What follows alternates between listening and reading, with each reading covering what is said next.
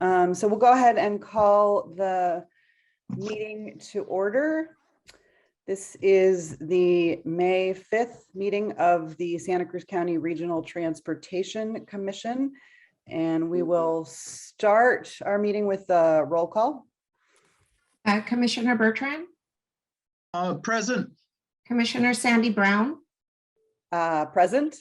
Commissioner Johnson. Here.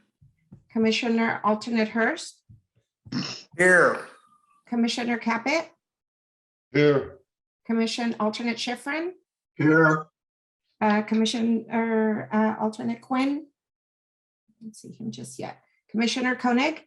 Here. Commissioner McPherson. Here. Commissioner Kristen Brown. Present. Commissioner Parker. Here. Commissioner Rotkin. You're on mute, Commissioner Rotkin. Sorry, here. Sorry. And Commissioner Olenek from Caltrans. Here, thank you. Okay. We will now move on to oral communications. Oral communications is a time for members of the public to address the commission on items that are not on today's agenda.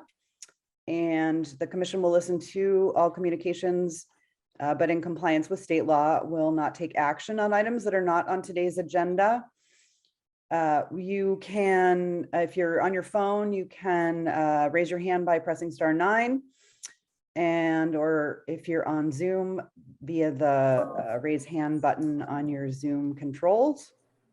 And speakers are requested to state their name clearly so that it can be accurately recorded in the minutes of the meeting.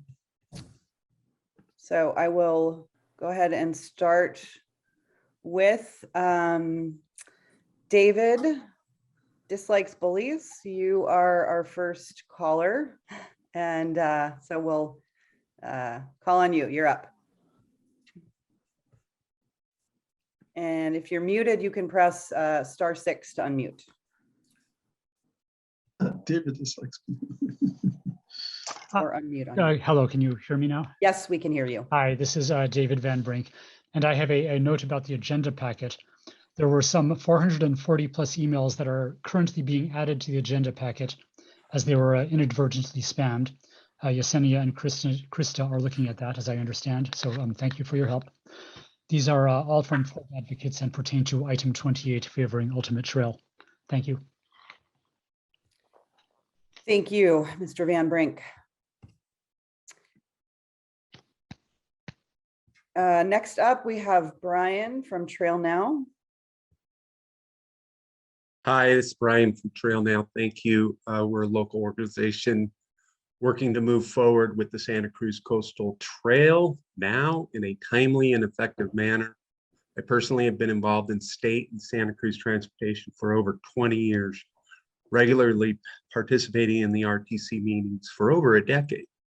You know, many of you know that I was in a serious accident a month ago, broke my neck, broke my back, fractured 9 ribs, and bruised my ribs. I'm doing well, and thank you all for the well wishes.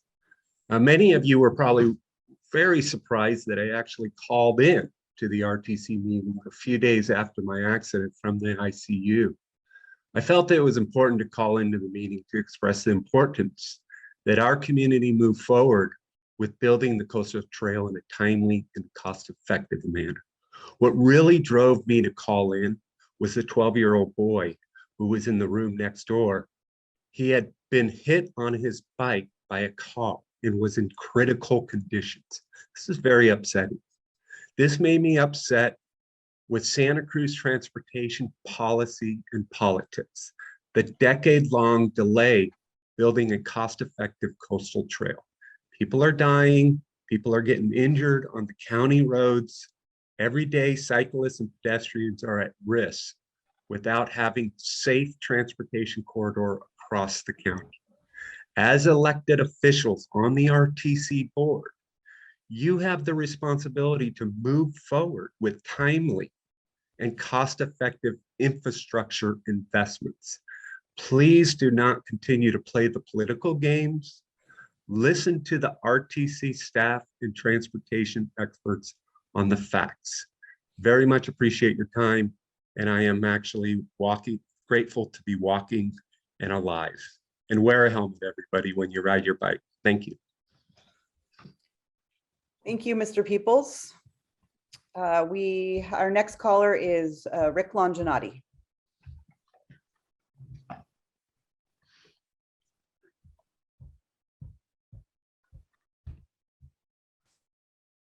And Mr. Longinati, if you are muted, you can unmute yourself on your Zoom controls or with *6.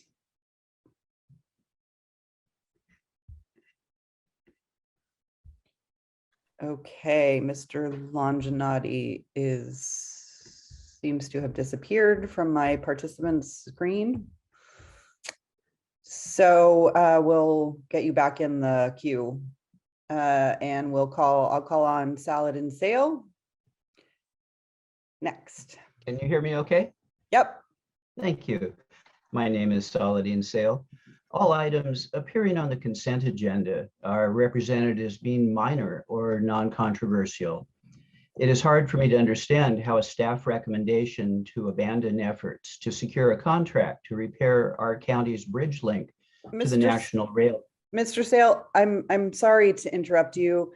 We do want to hear your comments. That is an item on our consent agenda, and that I'm intending to pull that item. So you will get an opportunity to speak about it when we get to that. We're still on oral communications.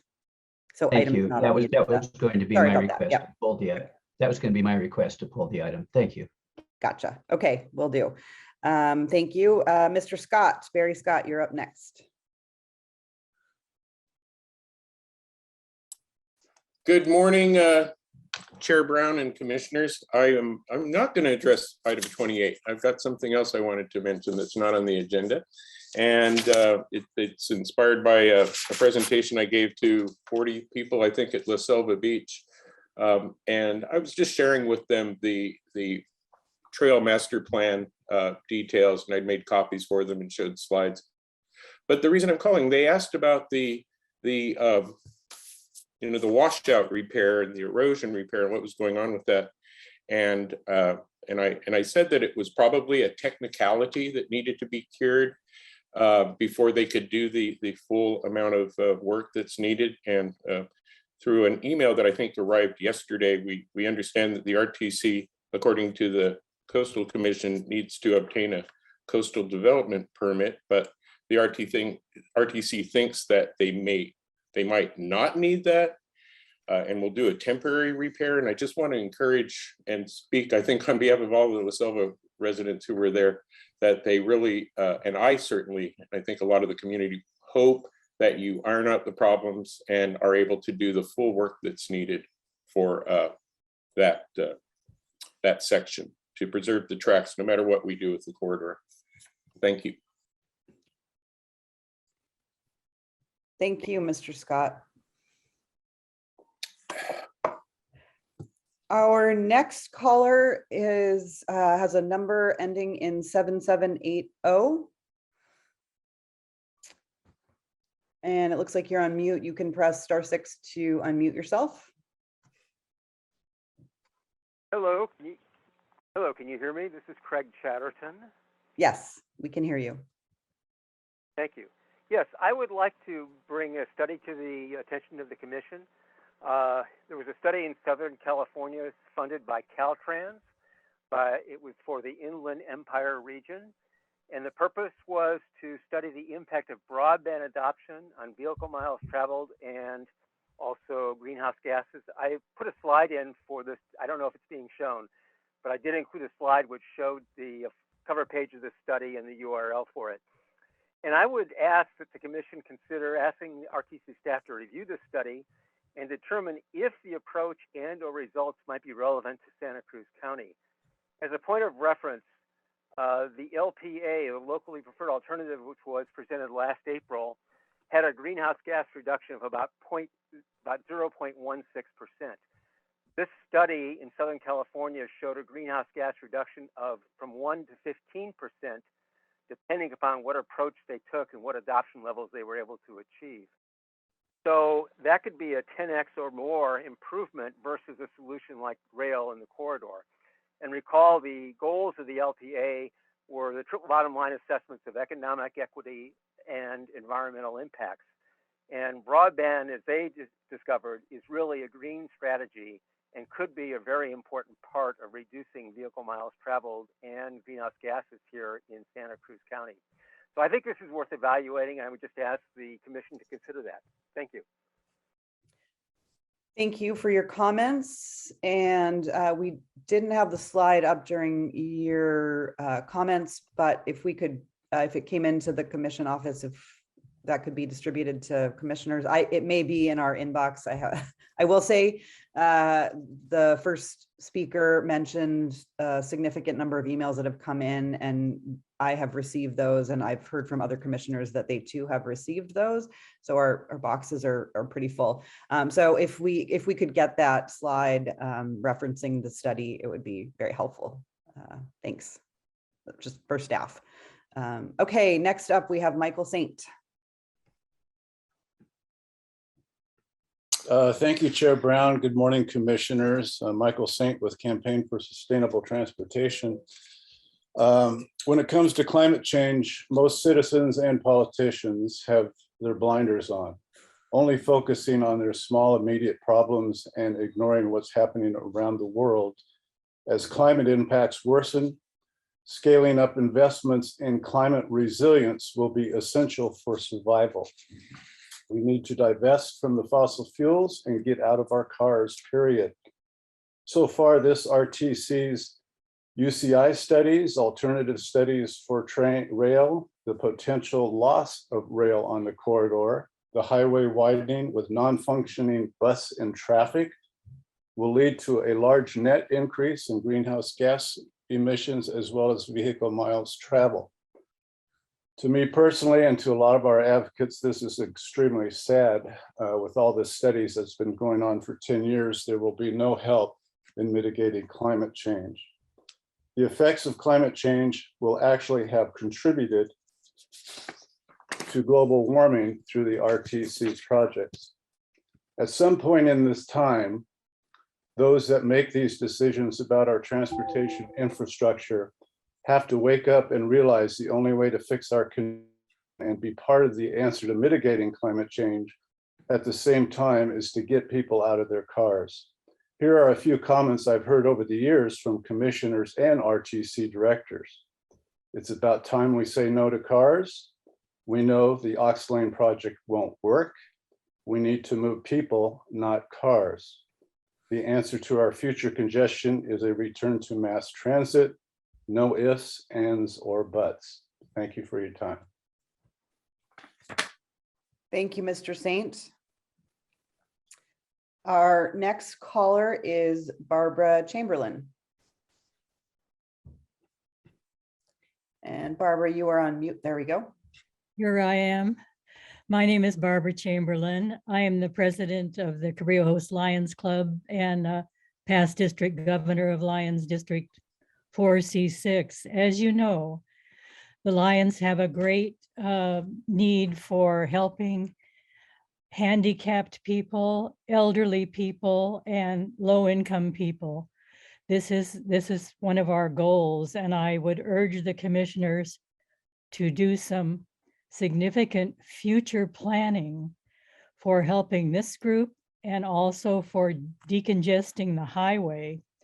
And there's only one way to do that, and that is with alternate transportation. And there's a lot of things going on right now with different types of trains, and a significant help for this group, this is large group, is to make sure that there's a way in the future, maybe it might take a long time, I realize that, and I may never see it, but the future would be to have some sort of connection by rail from Watsonville to maybe Santa Clara, go to the airport, things like that. There's a significant need for that right here in the county. Any new improvements to the highway would only add to the congestion. And I do feel very sorry for people who are stuck in the commute traffic right now. I think the commissioners could, with significant and innovative future planning, help this group of people and also help the workers of this county who have to drive over to San Jose every day. Thank you very much for your help. And if you have any questions, do contact me. Thank you, Ms. Chamberlain. Our next caller is Judy Gittleson. Hi, good morning, Chair Brown and commissioners.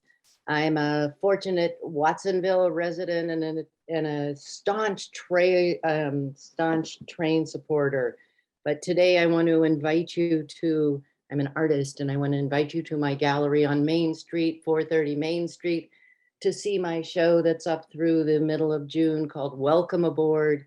And it's showcasing the history of the Pajaro Valley and the importance and usefulness of train in the Santa Cruz County. It's been a force for good, and I really want to encourage all of you to support the train and to fix the tracks and public transportation. In Watsonville, we could really use a very good rail system to connect our people with the world and to bring the world to Watsonville too. So I welcome you to come to Studio Judy G in Watsonville. Thank you for your work. Thank you, Ms. Gittleson. Our next caller is Robin Belkin. And it looks like you are muted. Can you hear me? Yes, we can hear you. Okay, this is Robin Belkin. I've lived here for the last 30 years consecutively, and I also went to UCSC, coming from Southern California, where I wanted to get away from all the congestion. I would just like to say also, as a trained coach, that in terms of making decisions, it's always helpful to stay focused on your mission and your purpose. And my understanding of your mission and your purpose is to work towards sustainable multimodal transportation and improving the quality of life for those that live here. And I understand that greenhouse gas emissions and traffic congestion and global warming are all critical to that end. So in terms of the ultimate versus interim trail, I strongly urge you to support the ultimate trail. And from what I can tell, you've already chosen that based on all the exhaustive studies you've done. And I hate to see you lose focus on your mission and on the work you've already done, which I thank you for. I understand. Ms. Belkin, I'm sorry to interrupt you. The question of interim versus ultimate trail configuration is on our agenda today. So you will have an opportunity to speak about that during that item, which is scheduled for 10:30 a.m. Oh, I'm sorry. So wrong time. So yeah, if this is for items not on the agenda, general comments. So item 11, pulling from the agenda, does that qualify? We'll be doing that right after oral communications. Okay, my apologies. Thank you. No problem. You'll hear from me again. Bye. Okay, thank you. Okay, our next caller is Tina Andreata.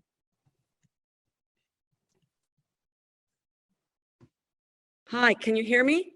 Yes, we can. Good morning. Hi. I would like to read this. California Transportation Commissioner James Galametti, quoted in the Santa Cruz Sentinel on July 1st, 2010, regarding the granting of $10.2 million to the SCCRTC from Proposition 116 funds to purchase the Santa Cruz Branch Line rail corridor and the right-of-way from Union Pacific. Here's his quote.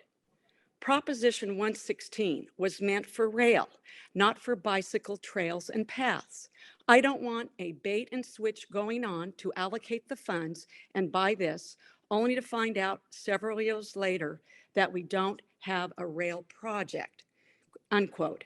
And let's continue forward with the state rail plan. Let's connect, Santa Cruz County to Capitola, Aptos, La Selva Beach, Watsonville, down to Gilroy and to the rest of the state rail plan. I really think you need to shelve the trail only. I call it the trail to nowhere. Thank you. Have a good day. Thank you, Ms. Andreatta. Commissioner Rotkin. Yeah, I can't see how many people are lined up. I just want to make a comment to encourage the chair to, I'll say, support the chair in making a quicker decision when people call in and are making comments, whatever side they're on, that are really about the item that's on our agenda. I know you're doing your best. It's not easy to chair these things, but it's pretty clear sometimes after the first 3 words that a person can't help themselves but talk about our number 28 item. And I would really strongly encourage you to cut them off quickly. Thank you. Thank you, Commissioner Rotkin. I am trying to monitor that. It's a little bit challenging to when we move from the general comments about rail and trail or. I would just say, so at this point, if people are commenting about the virtues of rail, and I'm a rail supporter, if they're commenting about the virtues of rail, it's about item 28, and you could feel free to cut them off. I think is one. I'm only one commissioner, but that'd be my encouragement. So, well, thank you for raising it, and hopefully for members of the public, you've heard the the request, and I agree. Please do try to make your comments during oral communications about items that are not on the agenda. We do have time, and we'll get there probably more quickly if we move through our first items on our business agenda. So I'll go ahead next and call on Gina Cole and ask you to again speak to items not on today's agenda. Okay, it looks like Gina, Ms. Cole has dropped off. So I'll call on Equity Transit next.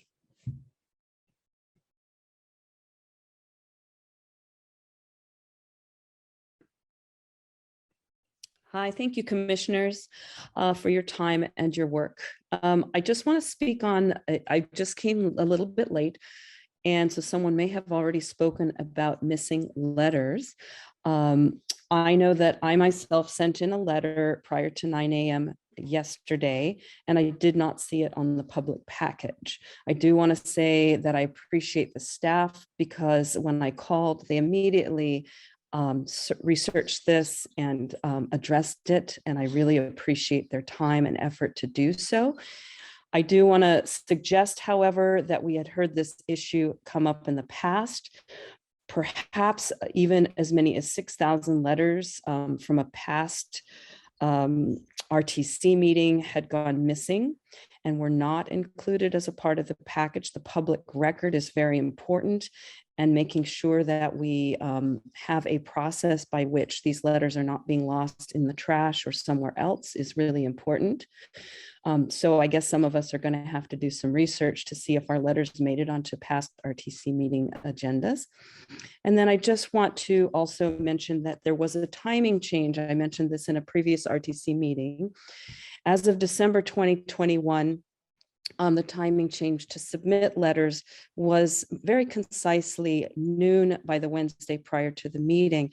And then as of December 2021, it changed to a more complex situation where items on the agenda were accepted prior to 9 a.m. Items not on the agenda were a Monday, some weeks prior to the meeting. And that makes it very difficult, especially if we want to ensure that our comments are on a specific agenda. Thank you for your time.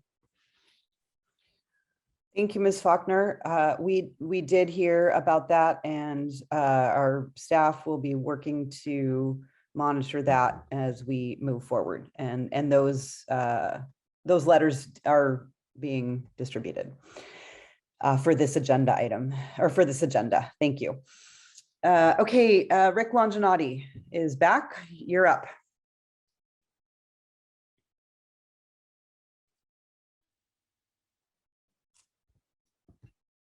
Mr. Longinati, we can't hear you if you're speaking, so just make sure you're unmuted.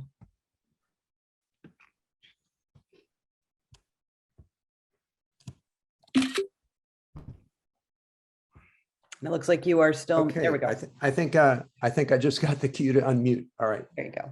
Thank you, commissioners. Good morning. So my name is Rick Longinati, and I'm with the Campaign for Sustainable Transportation. And tomorrow there's a lawsuit that is being heard in Sacramento Superior Court from that's our organization and the Sierra Club sued Caltrans over the Highway 1 EIR. And if we just can assume that there may be a ruling in our favor that the EIR is inadequate, I want to talk about what happens next. Our organization has a pretty simple ask, and that is that instead of building auxiliary lanes and running buses in those auxiliary lanes where they'll be stuck in traffic, in the peak hour traffic, that we actually put some paint on those lanes and make them exclusively bus-only lanes. Everywhere else in the country where there's bus on shoulder, it refers to bus-only lanes. The only segment of the proposed project before you that is bus-only is at the interchanges. When you go over an overpass, the bus will have its own short segment all by itself. The rest of the time, the buses will be mixed with other traffic in auxiliary lanes. And that's not going to attract a lot of riders to ride the bus because, you want a bus only lane where the bus will be able to make time and really attract riders. If you can imagine the future where the Highway 17 Express starts in Watsonville, picks up passengers in Aptos and Soquel and heads over the hill, in addition to the existing service. You imagine the 91X going down the highway and making good time. You can really make good time when there's not congestion. And with a bus only lane, the express bus could really make good time. And for some people, that would.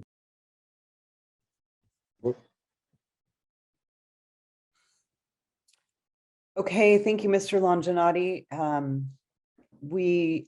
Your 2 minutes are up, and you can go ahead and send additional comments if you'd like, and I do have messages from you as well. So thank you for your comments. I'll call next on Gina Cole.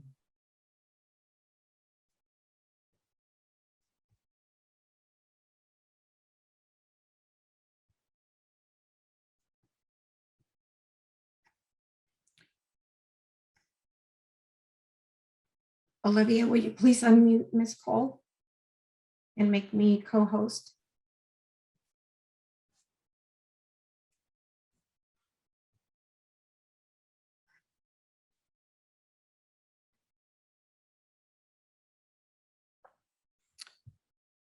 Okay, it looks like we have lost Ms. Cole for the moment. So I'll go ahead and call on our next speaker, Fern.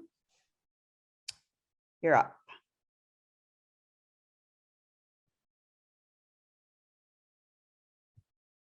And it looks like, so you're currently muted, Fern, if you could unmute yourself so that we can hear you.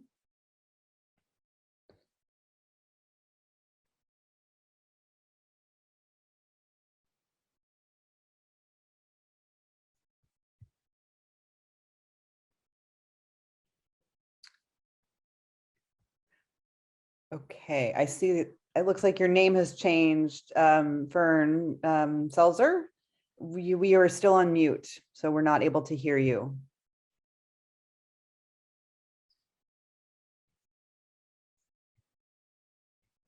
You can unmute yourself in the toolbar on your Zoom screen.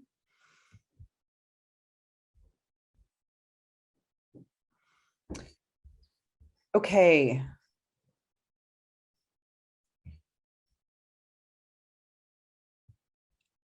So we're not able to hear you, and I think, and we are on a time schedule. We have a public hearing scheduled for 9:30. So I'm gonna keep us moving along. Before we move on to our public hearing, I do want to just ask if there are any additions or deletions to today's agenda. So there is one deletion. Item 30 is not needed today. That's closed session. Okay. And there are handouts for items 11, 26, and 28, and those have been posted to our website. And I know staff was working on getting the comments that unfortunately went into our junk email posted. As they are not junk, they are important public input. Okay, thank you. We are at our item 4 on our agenda, the beginning of the consent agenda. So items 4 through 22 are consent items.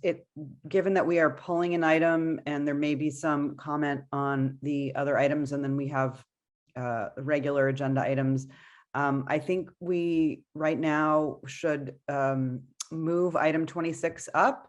We have a public hearing on 2022 unmet transit and paratransit needs.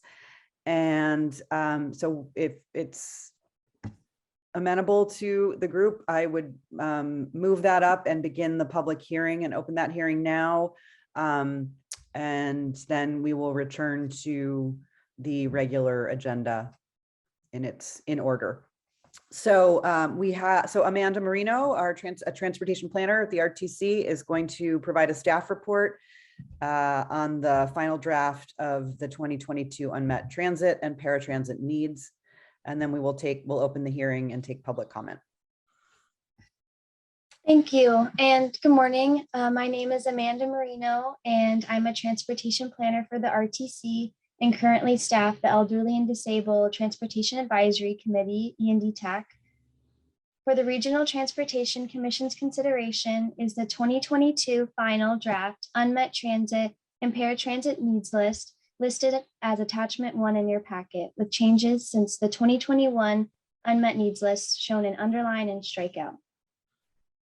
TDA statutes require that transportation planning agencies that use TDA funds for local streets and road projects to implement a public process, including a public hearing, to identify unmet transit needs of transit-dependent or disadvantaged persons and determine if unmet transit needs can reasonably be met.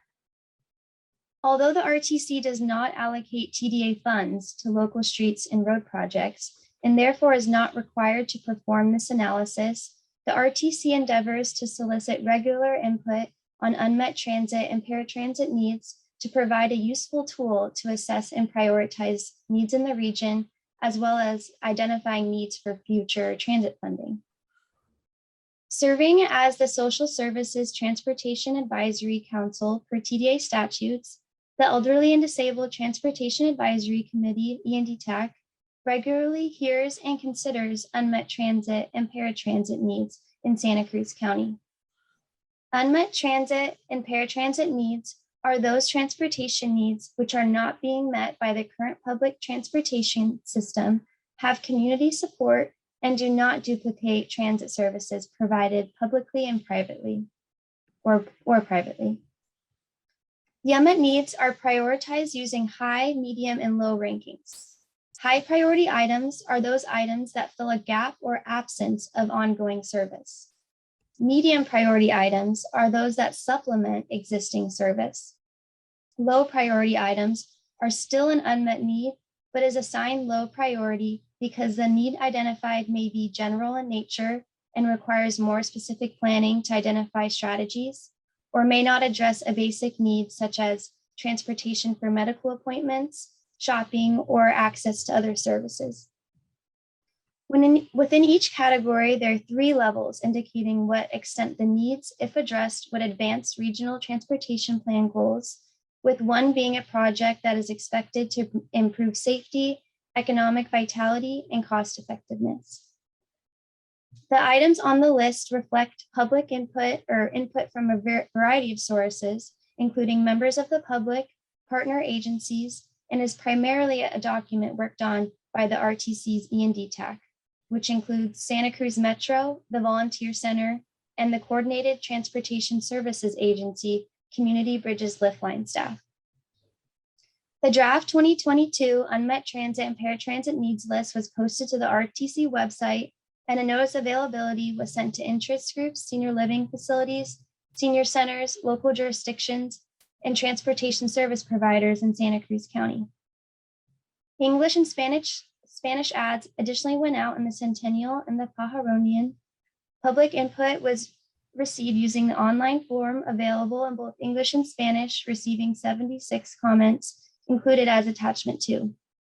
The RTC additionally attended the Pajaro Valley Chamber of Commerce and Agriculture's Business Expo with printed copies of the online form in both English and Spanish.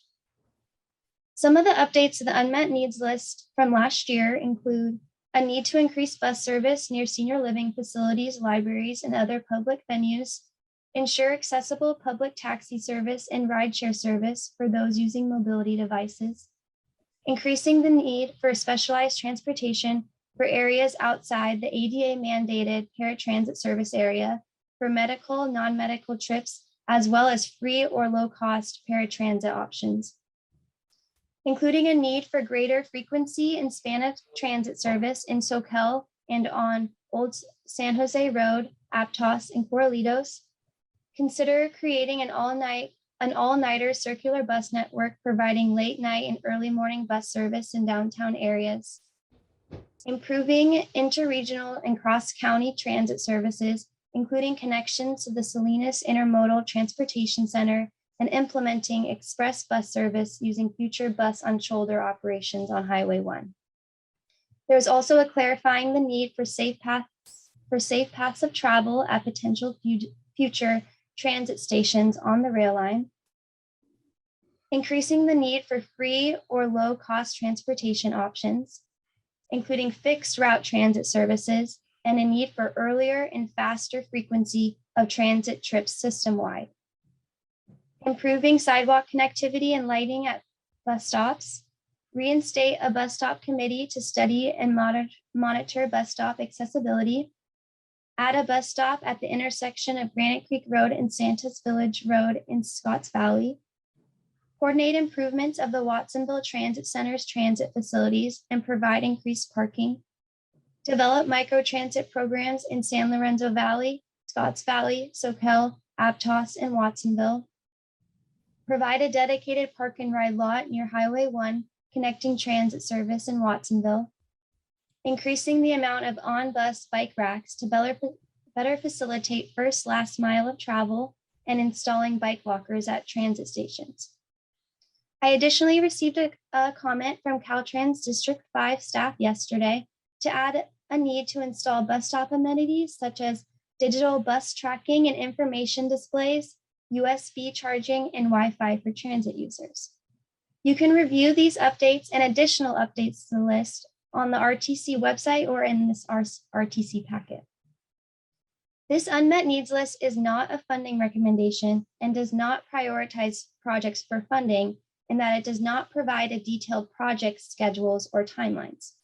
This list and public process is used as a tool to receive public input and identify projects to be considered in the preparation of both grant applications and for transit operators to use to identify transit needs for future funding opportunities, including RTC discretionary transit funds, such as state transit assistance funds, state of the good repair funds, and low carbon transit operation program funds, and more. Staff recommends that the RTC adopt the 2022 unmet transit and paratransit needs list with amendments as appropriate following a public hearing, and consider unmet transit and paratransit needs as funding becomes available. Thank you. Thank you, Ms. Marino. Appreciate your oral presentation, and commissioners have reviewed the packet, which includes the lists. I want to now open it up for commissioner questions. And before we take it out for public input, I see Commissioner McPherson. Yes, thank you, Ms. Marino, for a very thorough presentation. I might be getting ahead of ourselves, but there's the potential for a Kaiser medical facility being built over in the Live Oak area on Chanticleer. And it's yet to be decided, finalized, but I just wonder if this is a good time to say, if that should happen, we should pay attention to that, because being a member of Metro as well, it really complicates the bus route system for Metro. And I don't know how we might be able to, I think it should be pointed out that that's going to be a need. And it's a difficult situation for Metro to meet if that facility should be built. I don't know if this is the right time, but because it hasn't been constructed yet, but I think maybe we should pay some attention to it if it should happen, one way or the other. Thank you. Commissioner Rotkin. I just have a brief comment. The public needs to be aware that the number of bicycles that we carry on Metro buses is at its maximum right now. Every bus has a capacity to carry 3 bikes, up to 3 bikes. And it's not, we used to have the racks on the back, but people had problems with, because the driver couldn't see the bikes back there, people stealing bikes. And so we made a decision to move them to the front, but the current technology doesn't allow racks that'll carry more than 3 bikes. Much as all of us would love to have 5, or I've often been left behind by a bus holding onto my bicycle. I had to lock my bike up and quickly hop on the bus. But that's just some factual information for people that unfortunately there just isn't current technology that would allow more than 3 bikes to a bus. Thank you. Thank you. Commissioner Bertrand. Thank you very much, Chair. I noted in the report many things that were absolutely wonderful, and certainly a guide, as you said, for future grant applications, the considerations that are on far-reaching and also affects many other areas, not just seniors. So in all, it benefits the whole group around Santa Cruz County. You mentioned something in the report about doing a survey for needs, senior needs and such. I believe the Senior Council does an annual survey of senior needs. Is that something that this agency is working with them, trying to make sure that survey is well distributed and proper questions, et cetera? So that's my question. Not at this time. This is a separate survey that we put out just for the unmet needs list, but that is a really great option, and I'll take note of that for next year. Maybe we can integrate our surveys together and work together. Yeah, that'd be great, because many of the things that are on this list are definitely the things that the Senior Council addresses. You're right, maybe a slightly different focus, intense focus, I think. Thank you. Thank you, Commissioner Bertrand, and thank you, Ms. Marino. I'm also on the Area Agency on Aging board, and we do comprehensive surveys. So I'll try to connect you with the staff there to do that moving forward. Okay, we have, let's see, Mr. Olenek, did I pronounce that right? Yes, thank you. Good morning. I You're just up. wanted to emphasize the importance of this unmet transit needs process. We monitor transit planning, and we monitor this process under the statutes of the TDA. And the comment that Amanda offered, I was going to call on Madeline Jacobson of our team, of our transit staff team, to kind of emphasize the importance of adding certain features, implementing key improvements that we're all really trying to move the needle to help shift driver behavior from vehicles to things like transit and other sustainable modes. So if it's okay, Madeline, if you wouldn't mind raising your hand real quick and just kind of emphasizing our point about the technology. All right. I believe you can unmute yourself, Ms. Jacobson. Thanks. Excuse me. Thank you, John, and good morning, commissioners. Supporting our statewide goals to help bridge those gaps in broadband access, District 5 would encourage consideration in the unmet needs list an item to install transit amenities such as Wi-Fi for transit users or digital bus tracking and information displays and USB charging when feasible as additional amenities to existing or future transit stops. And so appreciate documentation in the unmet needs list of this opportunity to bridge those broadband gaps. Thank you, Madeline, and thank you for the time. She's our District 5 transit planner, so going forward, we're glad to be available to help with any questions. Wonderful, thank you. Okay, Commissioner Quinn. Oh, great. Thank you, Chair Brown. Terrific report. And mine's a question regarding, given the rapid expansion of the elderly population and the disabled, I'm just curious as to the process to piggyback the Cruz onto existing buses and looping back to Mr. McPherson's comment. There's certain places we know the elderly and the disabled go with alarming regularity. Dominican Hospital, the Sutter Place, the rehab facility over on Frederick. How do we piggyback the individualized transportation onto the existing hubs to try to move as many people as we can? Thank you, Commissioner Quinn, for the question. Can I ask a question? Please. Of Robert, I'm not sure exactly. Robert, I'm asking just to repeat what you said, but I'm trying to understand what specifically you're asking for. I don't quite grasp it. Thank you. Yeah, it's a planning. How do we, a lot of the Cruz is very individualized, and it needs to be. People need help getting in and out of the vehicle. But once they're in, the individual vehicles are under leveraged. And there are places where they have buses that can handle a numbers of wheelchairs when they're pre-scheduled and they know they're going, say, to Dominican or Sutter. And do we have the ability to cluster the rides or leverage larger vehicles to scale the individualized transit that paratransit needs? So you're talking about shared use of these vehicles in some way, if I understand. So yeah, I will say that that's already something that we are trying to maximize at the Metro and at Santa Cruz Metro. And perhaps our staff could give you more detailed response from Metro, could give you a more detailed description of what we're involved in now and you could talk with them and be clear about things you think that are missing in our current operations.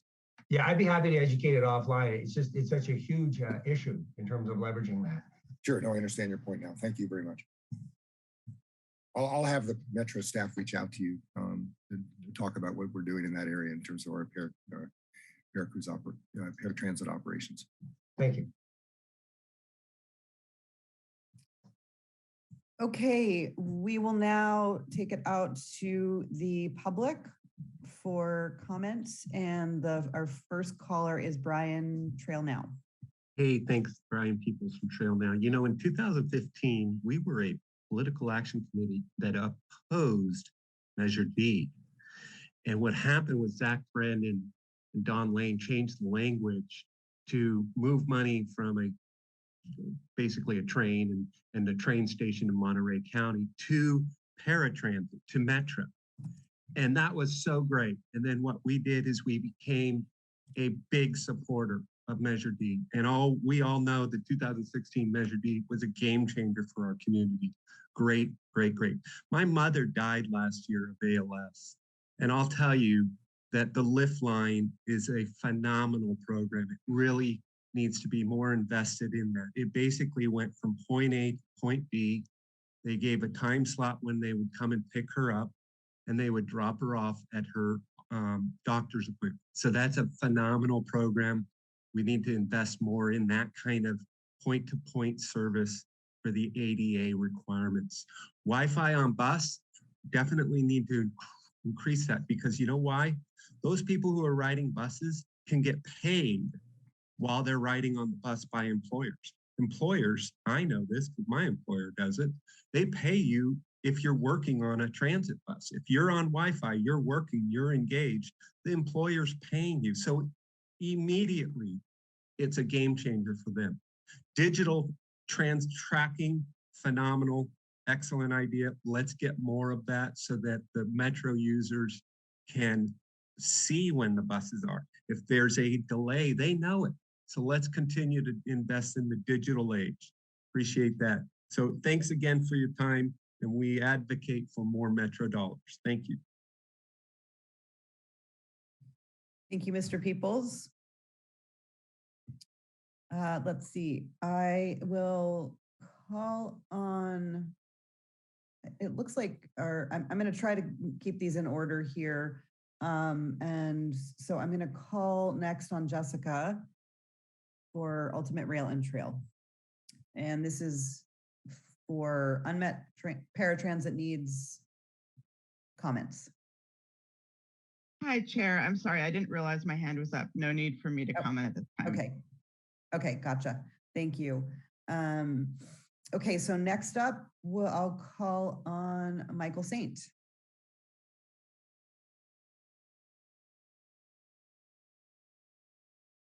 Thank you, Chair Brown. Just a couple of quick comments. I totally agree with all those things that the presenter presented. If we are going to increase that type of travel, of course, vehicle miles travel increases, I would highly recommend that we either put someone involved in this issue and have them follow up to make sure that we can try to get electric type vehicles to do this extra driving, mainly for greenhouse gas reductions. Also, is it possible that we stop using the term bus on shoulder? Very misleading, as it is with the Ox Lane project.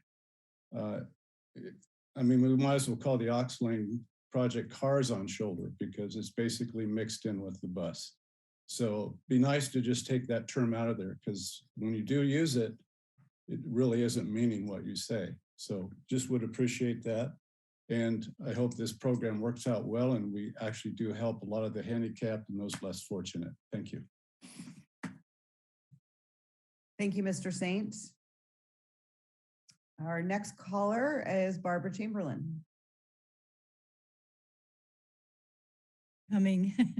Hello, I wanted to comment on the taking elderly and people who are needing treatment to appointments. And it's a massive job because every person has a different time appointment at the hospital or at a facility where they're going to do tests. So you may have a real problem there with transporting a lot of people at once because they all have a different time appointment. Thank you very much. Thank you, Ms. Chamberlain.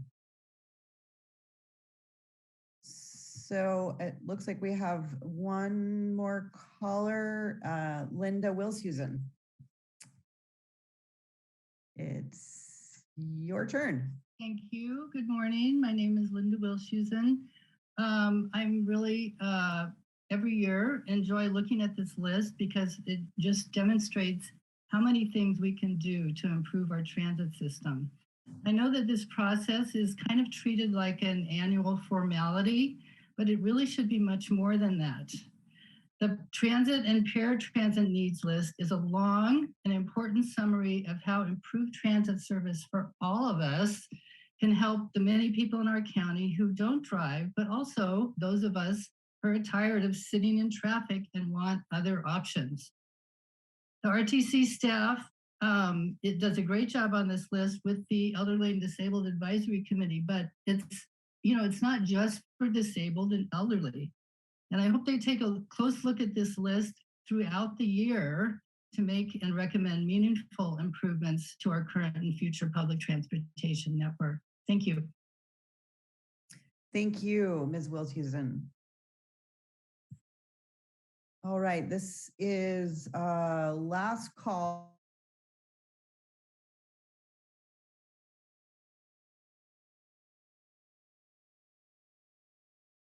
Frozen, Sandy.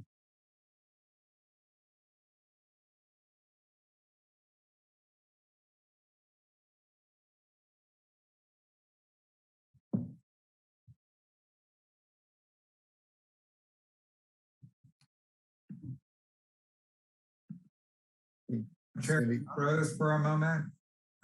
We didn't hear what you last said. Oh, I'm sorry. So I'm sorry, I don't see any additional hands up. And so we'll bring it back to the commission for deliberation and action.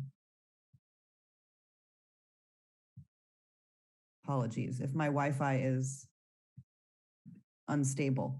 I see, okay, Commissioner Rotkin. I'll move the staff recommendation and add that the broadband issues that were raised by the state person from the state who spoke be added to that list. Second. Third. Fourth.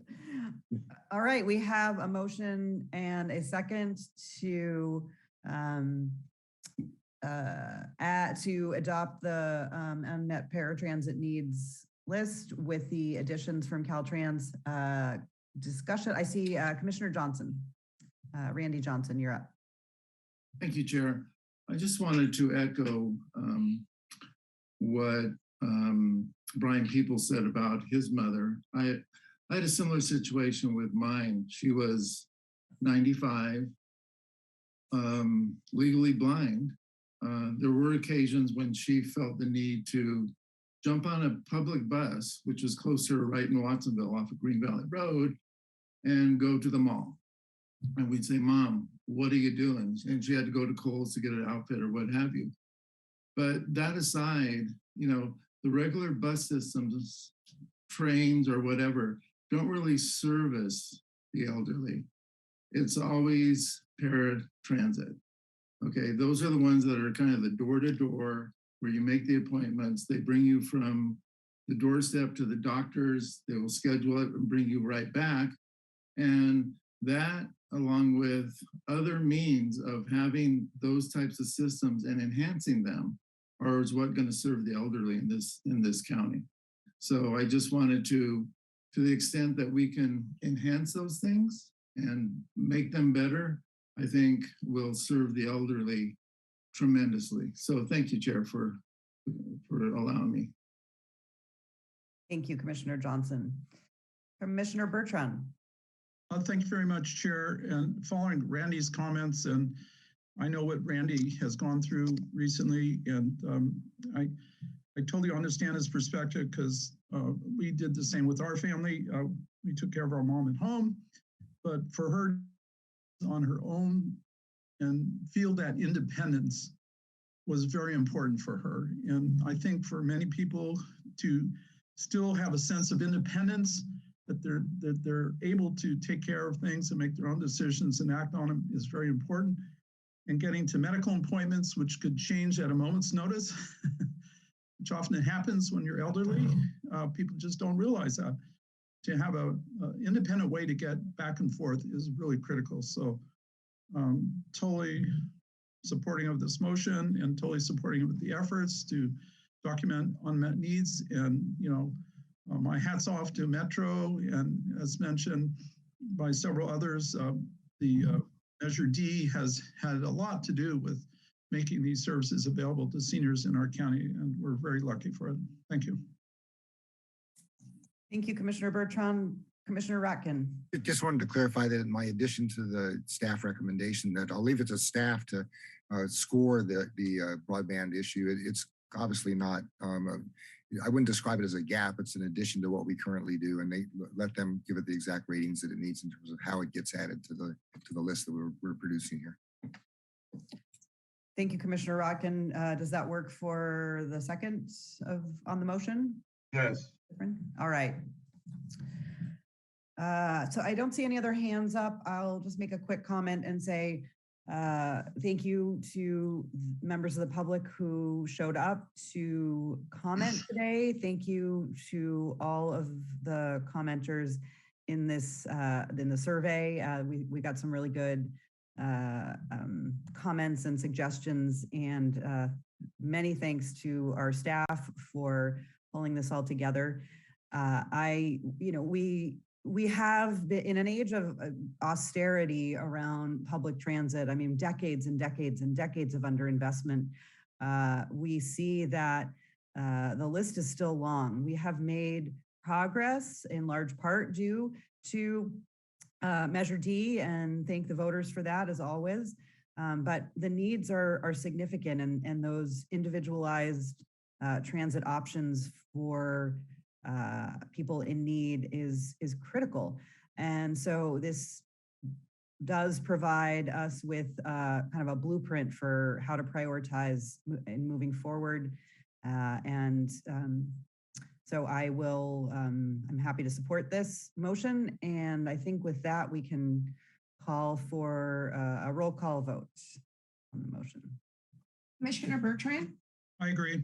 Commissioner Sandy Brown, Aye. Commissioner Johnson, Aye. Commissioner Alternate Hurst, Aye. Commissioner Caput, Aye.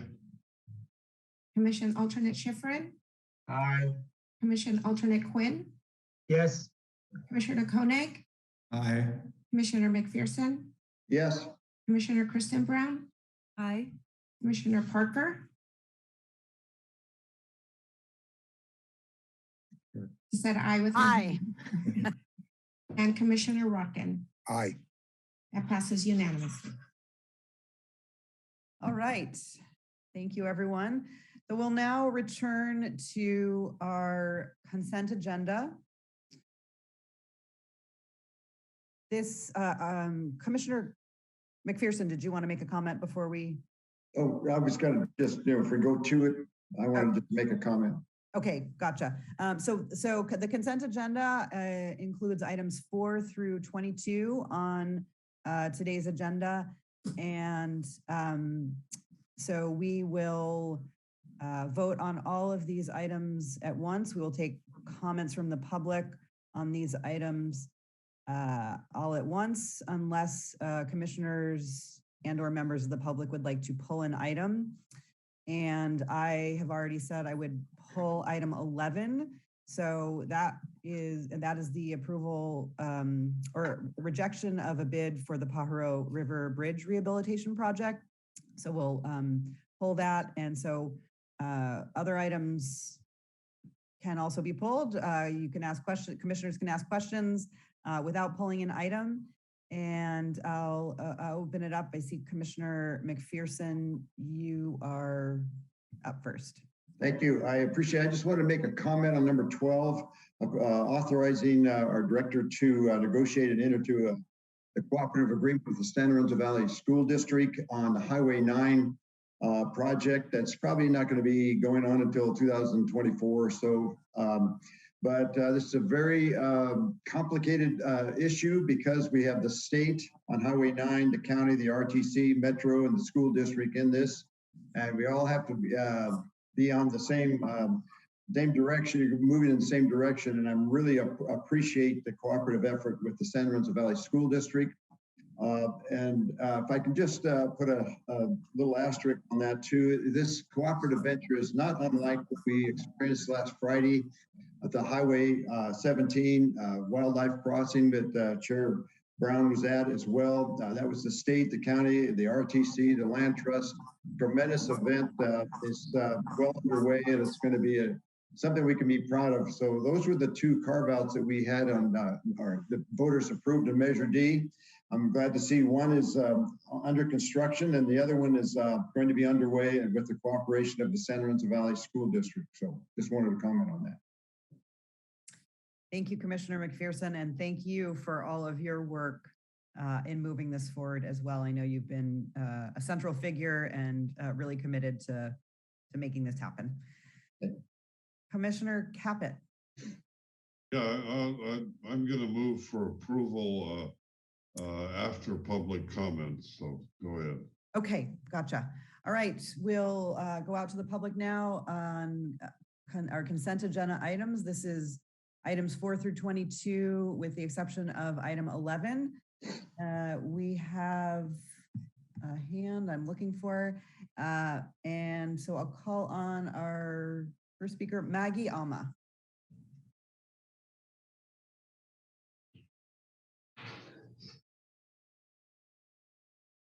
Miss Alma, you are up and you should be able to speak. If you need to, press unmute on your screen, on your Zoom screen, so we can hear you. It looks like Community Bridges needs to give her the opportunity to speak.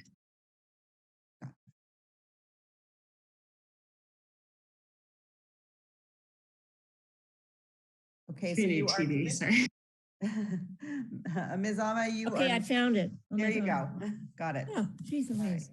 Hi, thank you, commissioners and chair. Okay. I'm chair of the climate committee for the local Sierra Club. I'm hoping I'm talking about the right item at the right time because I'm going to be talking about keeping the tracks. So I'm just asking this up front. Ms. Alma, we are on the consent agenda, so that we will be talking about the rail and trail configuration as item 28. That will be coming up Okay. after consent. And a Okay, few other thanks. items. I'll come back. Okay, great. Thank you. Okay, we'll now return to the commission for motion and action. Mr. Caput. Okay, yeah, I'll make the motion again. Second, to approve everything but number 11 on the consent agenda. Right. Okay, we have a motion and a second to approve our consent agenda with the exception of item 11, and we'll take a roll call vote. Commissioner Bertrand, I approve. Commissioner Sandy Brown, Aye. Commissioner Johnson, Aye. Commission Alternate Hurst, Aye. Commissioner Caput, Aye. Commission Alternate Schifrin, Aye. Commission Alternate Quinn, Approved. Commissioner Koenig, Aye. Commissioner McPherson, Aye. Commissioner Kristen Brown, Aye. Commissioner Parker, Yes. Commissioner Rotkin. Aye. That passes unanimously.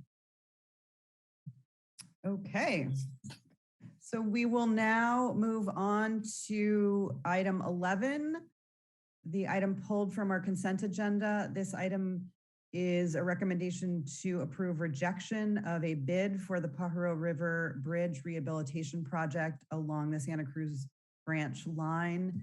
And I will ask staff to give us an update on this item. Thank you, Chair Brown. This is Sarah Christensen. I'll be giving the staff report on item 11. So staff recommends rejecting the bid for the Pajaro River Bridge Rehabilitation Project along the branch line. Staff advertised this project in March and opened bids on April 25th. We received one bid. Staff considers the bid prices to be unreasonable. In other words, we consider this a bad bid.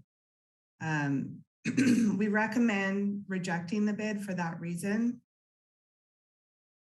I just wanted to shed a little bit of light on the potential reasoning for the one bid. This is really specialized work. This is a railroad bridge. It's considered somewhat of a small project. So a lot of the bigger contractors and outfits are not really going to be attracted to this kind of project. And unfortunately, because it is so specialized, a lot of the contractors that do this type of work are out of state. So they're probably very busy as well. The reasoning for the high bid prices, I just want to give a little bit of context. We are in an inflation market. We have been seeing high bid prices.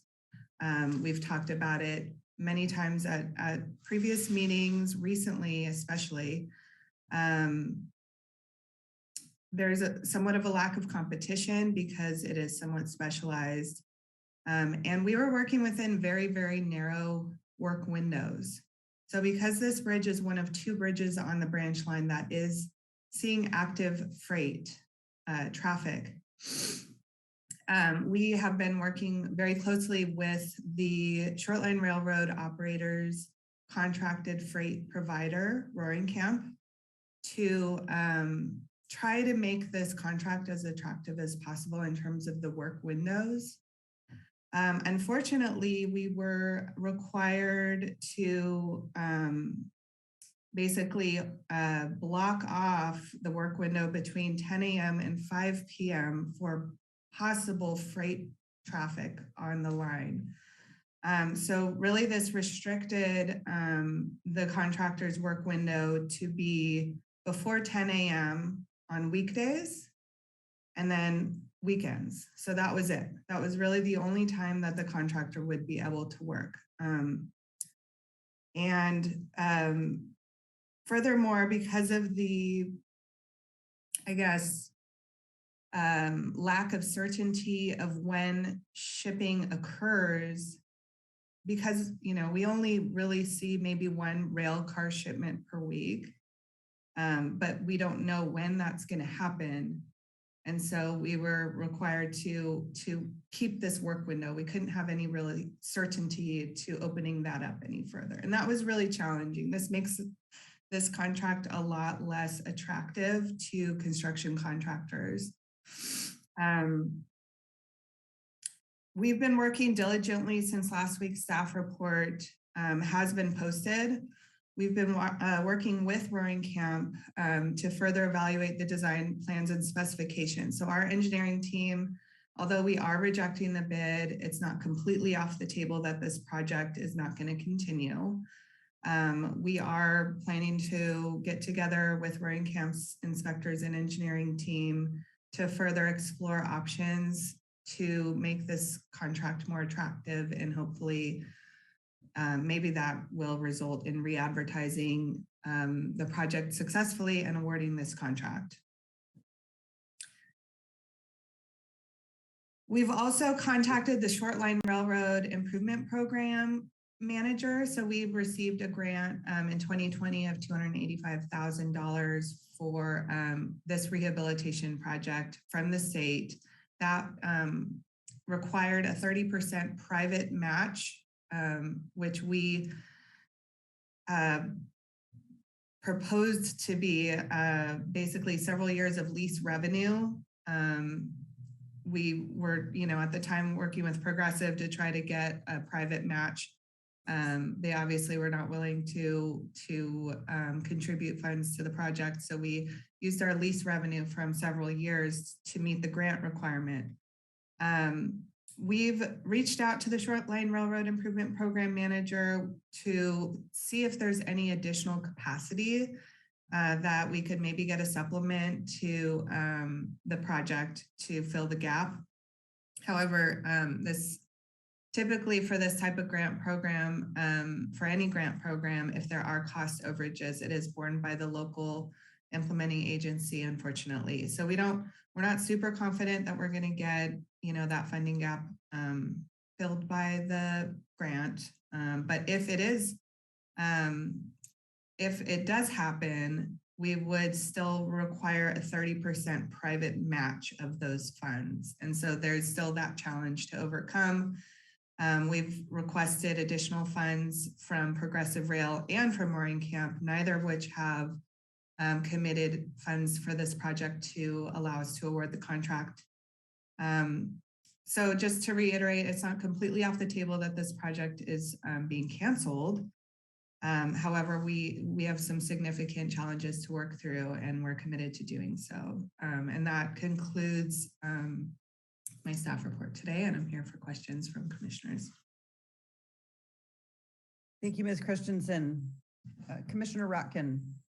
So Sarah, I take it that the staff recommendation is modified from what it was, which makes total sense to me. We reject this bid, but the part of the staff report that says we would return the money would be changed, and that subject to conversations with Roaring Camp and the official holder of the contract, St. Paul Pacific, that discussions will take place. We'll figure out if we could perhaps reduce the scale or in some way value engineer the project, talk with them further about their contributing to the match issue that you raised and so forth. It's important, I think, for the public to hear that that's the staff recommendation.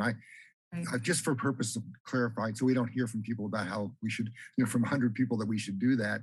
I'm going to put a motion on the floor, which I understand we wouldn't vote on until we hear from the public, but that be our recommendation, that we reject the bid, that our staff be directed to continue discussions with Roaring Camp and the shoreline holder to see what possibilities might be for rebidding this in a different configuration. When you do that, I'll second it. Thank you, Michael. I'm going to do it now, actually, and then make the motion, and then again we'll hear from the public about what they think about this item. Okay, I'll second that, and I do have a comment. If I could just reflect on the value engineering comment of this contract. Staff did actually get a lot of comments and questions from bidders, including the work window issue, a great number of things that the contractors were wanting clarification on. And through that process, we actually scaled back the scope of the project, and we implemented what's called alternative bid items. And so we basically scaled it way down to like the base bare bones minimum of what the grant would pay for and what would be allowed by the grant program. And then we added, this is like the must have, and then the nice to have, and then kind of like the really nice option. So we had a couple of bid options there, and we did so as a strategy to try to get this contract, to try to get competitive bids on this contract, but unfortunately it did not come to fruition. So just want to add that note. We've been working very hard to make this as attractive as possible already, but are still committed to any other ideas that are on the floor from the operator. Specifically, the work windows would be really helpful. Right. Well, if I could just comment, I'm not an engineer, and I'm not going to second guess Sarah Christensen on this question. I did talk to Milani Clark from Roaring Camp about this. And again, I'm not going to take her word for it. I think we have to depend on our engineering staff on this issue, but she believes that there is a project that could be, and she talked to some of their, again, they haven't bid on this project, so it's not final information. And that's why I'll simply leave it to our staff to have discussions with Roaring Camp about it. But the number one, that a lot of these kinds of construction projects do happen when trains are still running. And we'll have to figure, again, I'll leave it to our staff to figure out to what extent that's feasible or what she's talking about. And then beyond that, there is a project that would be a lot less than what we were thinking. It's not just fixing what we're doing here, but actually doing some much less work on the bridge, but still would extend its life with safety for an additional 20 years or something. So I'm hoping that your discussions with her would enter those questions. You'd figure out what viability is there to her ideas and so forth. I'm in no position to judge whether they're something we can implement or not. But that was the basis for my motion, was that those discussions might lead to something we could actually spend the money on rather than simply returning it to the grantor. Thank you. Okay, I just want to make a quick comment here. It looks like Director Preston, you have your hand up, so I want to call on you next. Before that, I just want to make a comment. I'd like to stick with our customary and in the case of motions, required process for taking questions right now from commissioners and then taking it out to the public. We do have 2 members of the public who would like to speak on this, and potentially more as that happens. But then to come back with comments and deliberation and official action on the motion that's kind of ready to go. Yes. I have a point of procedure. Mm-hmm. I think it's setting a bad precedent to make a motion before we've heard from the public. I think it's fine to express an intention to make a motion. That's fine. I'll withdraw my motion, Andy. We should hear from the public before, so that they at least can think we are listening to what they have to say and might be influenced by it. So I'm fine with expressing the intention, but I don't think it's good procedure to make a motion. Have a motion on the floor before we hear from the public. So I appreciate Commissioner Rodkin withdrawing his motion. I assume it's okay with the second as well. Thank you, Commissioner Schifrin. Yeah, that was essentially how I was taking the suggestion or proposal for a future motion. So I'll call it. It sounds like we do have hands up, so I want to call on commissioners for questions. If you have comments only, please reserve those for our post public comment period. Commissioner Bertrand. Thank you very much. So I remember when a car went on the bridge and did some damage. That happened some time ago. But just for my sake, and I guess the public, I'd like to know what kind of fixes are being anticipated. And also critically, I'd like to know, how does this affect the operational use of the bridge? Is this something that, we certainly wouldn't want anything to go over if it's a damaged bridge to that extent? Or is this something that in 2 or 3 or 10 years is going to be much worse and we're trying to address it ahead of time? So those are my questions. Yeah, so the bridge is actually periodically being repaired on an ongoing basis as it is. So just maybe 2 months ago, rowing camps, they replaced a crushed cap. So it's one of the transverse pieces that the piles basically attached to underneath. So they actually swapped out the cap, and that, you know, that type of repair on an ongoing basis as needed, we anticipate would continue. This bigger kind of rehabilitation project was not for critical repairs. It was more like, you know, we got this grant. It would be nice to kind of preserve the life of this thing. And, you know, but it's not a huge, you know, it's not going out of service if we don't do the repair. It's not going to be a huge heavy burden on the operator, I don't anticipate, because they do this, they're used to this type of repair. And just the scope of work in general was replacement of timber members, such as caps, repairing piles, replacing stringers, ties, and then some really minor repair on the steel section. So this bridge is made up of a couple of different types of bridges. So it's timber, and then it's steel, and then it's timber again. And so there's some repairs to the section loss of the steel structure as well. And that was all kind of in this project. And that's what we got the grant for. So hopefully I answered all of those questions from Commissioner Bertrand. Yeah, you did. And it's nice to hear that Roaring Camp and Progressive, I guess, is still doing repairs. Surface Transportation Board does require the carrier to do repairs. And it's also good that RTC is attempting to jump in and help make even further repairs. So I think the community should appreciate the fact that we're actually trying to help out so we could continue the servicing to Watsonville, which I think is very critical for jobs in Watsonville. And this end of the line from 7 to the end of the line that connects to the main route, I guess. Thank you very much. Thank you. Commissioner Parker. Hi, good morning. A couple of questions, and if I could, Sarah Christensen, thank you for your details. I'm going to ask for a couple more. When it regards to the making it most attractive as possible to give most options with that, could you detail those for us wow, what's the best one? What's the mediocre one? What's the bare minimum, let's get by one? So I think you're referring to just, you know, strategies to make construction contracts more attractive for bidders.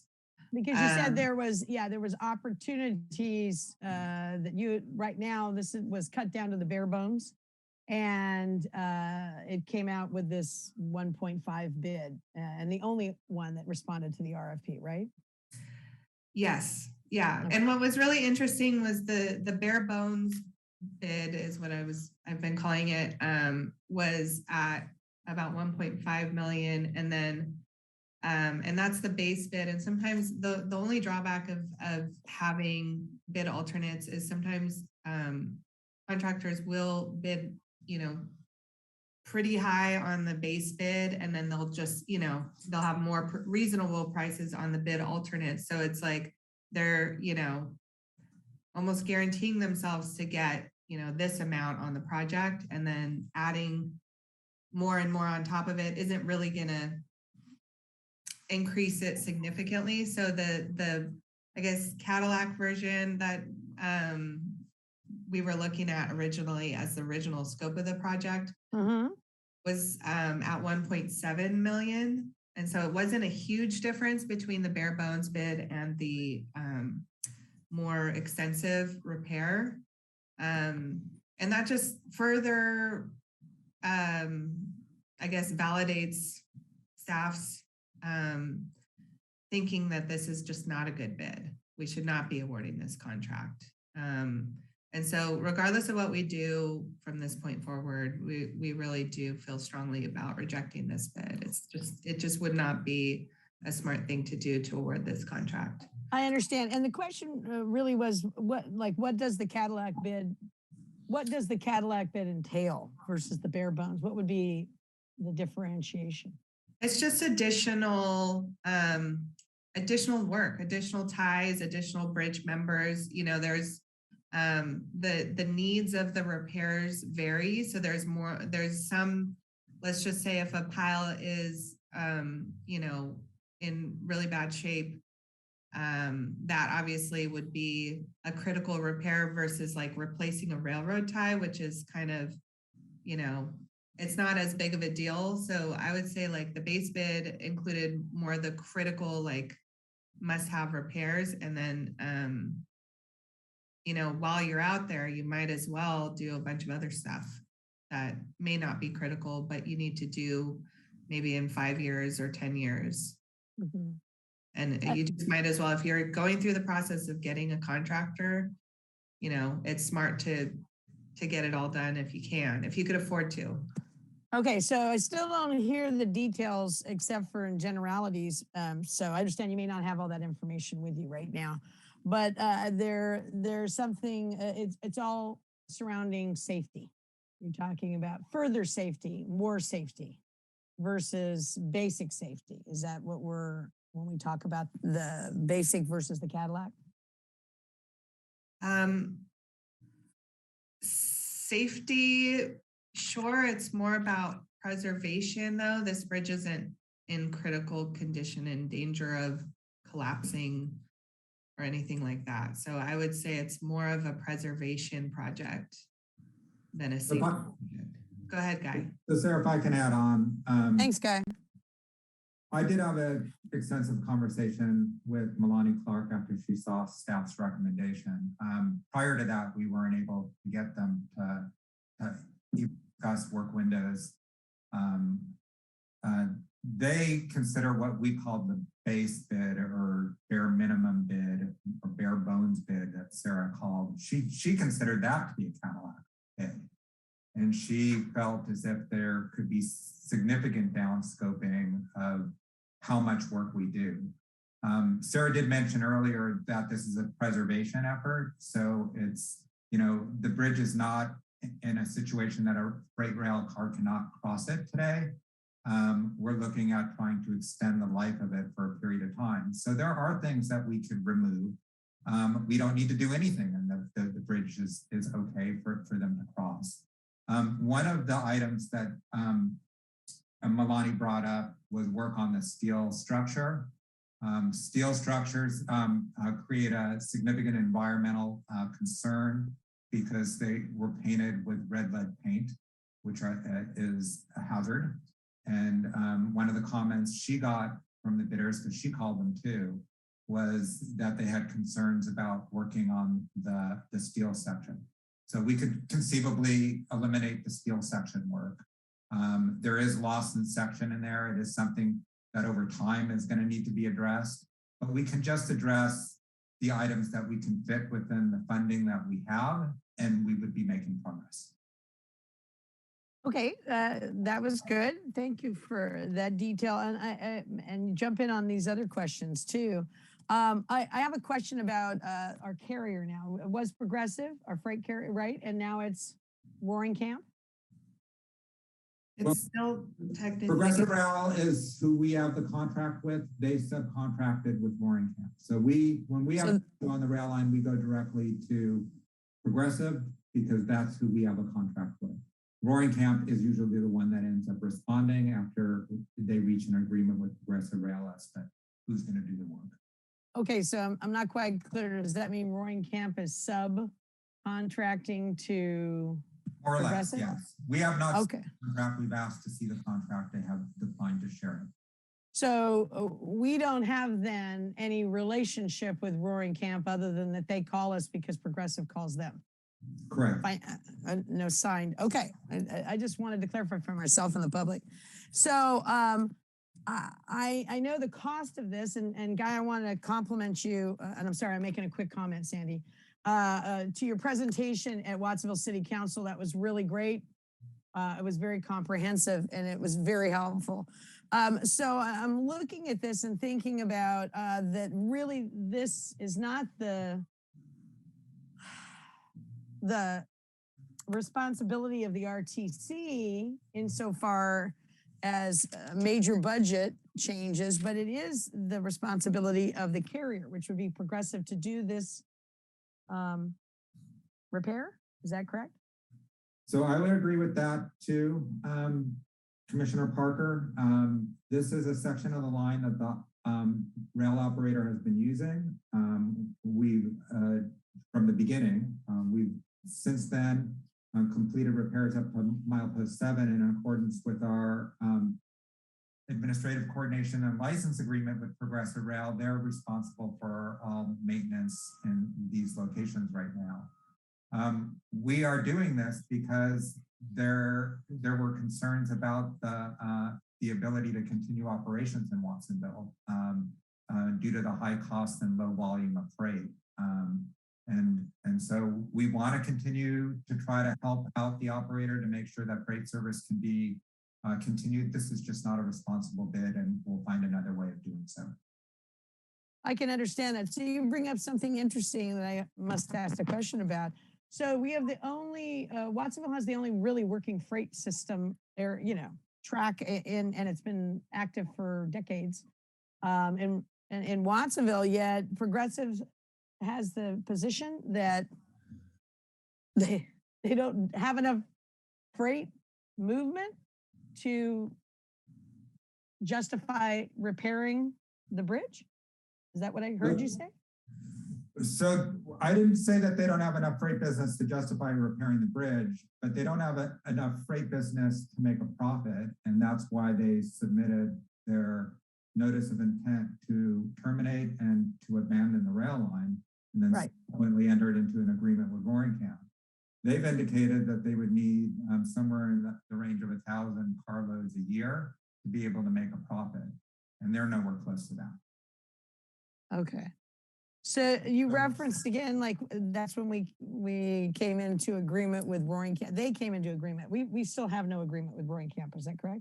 That's correct. So we're kind of, okay. So maybe I should ask the question about Progressive. How long until Progressive finalizes its abandonment?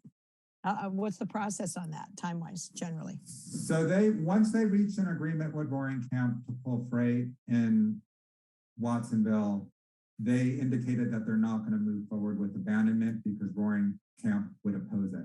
So Roaring Camp stepped in. Progressive said, okay, the bleeding has stopped.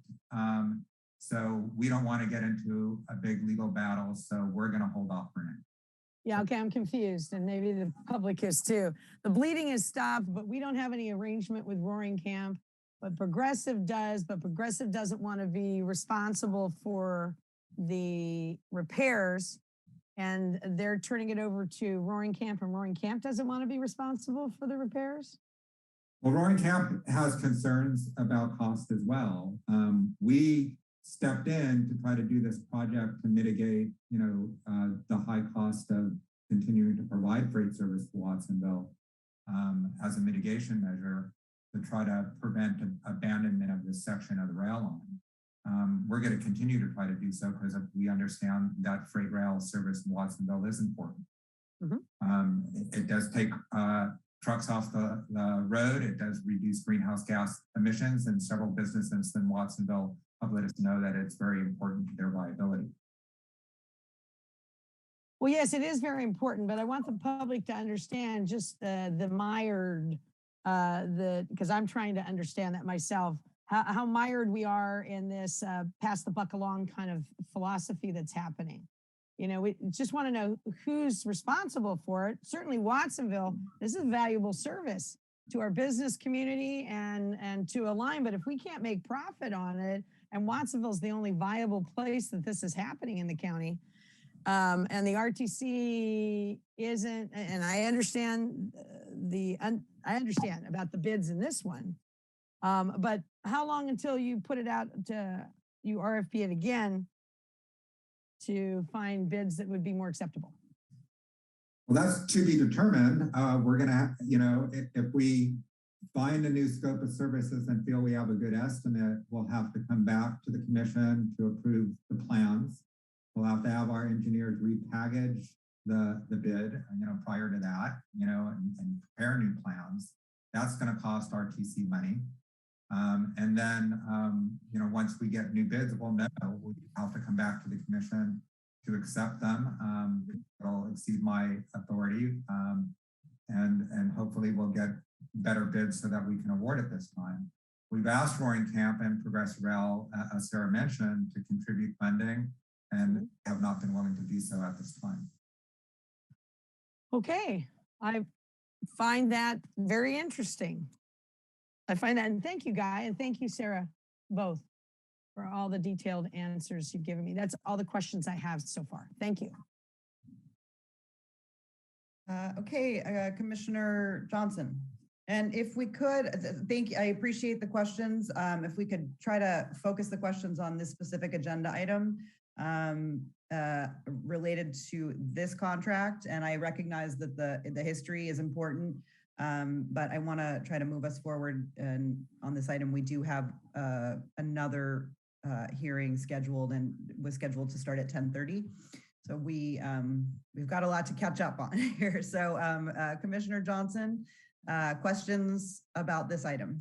Thank you, Chair. I was reading in the staff report, staff contacted St. Paul and Pacific Railroad, as well as their contracted freight provider, Watsonville, to request additional private funds to award this contract, which was declined. And that was the private match that they asked Progressive.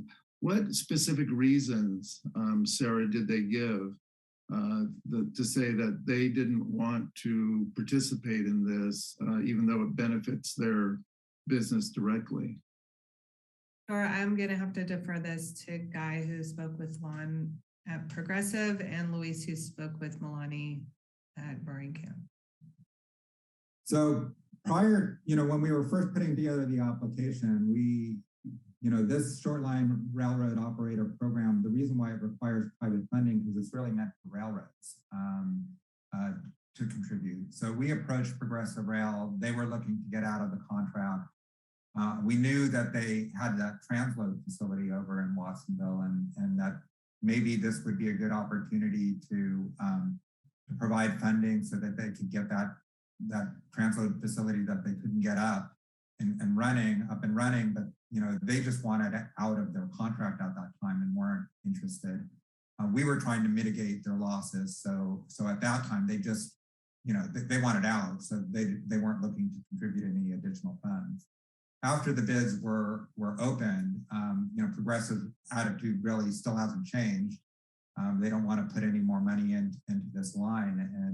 And Roaring Camp, was just hoping that we would be able to come up with any sort of difference and a plan to move forward. It's an expensive level of repairs. Okay. Well, thank you. Thank you. I have comments later, but per the chair's request, I'll save them till later. Thanks. Thank you. Appreciate that. Commissioner Schifrin. Oh, I'm sorry. I guess I didn't take my hand down. I have no questions at this time. All right. Thank you. Commissioner Hurst. Thank you, Chair Brown. This bridge is a critical lifeline for economic and transportation services. My question is, how many what's the status of pedestrian use or active transportation use on this bridge? And who inspects it? When has it been inspected? Those are to start with. Okay, I'll take those as well. So this is not suitable for pedestrians to walk across. It has a maintenance walkway made out of timber.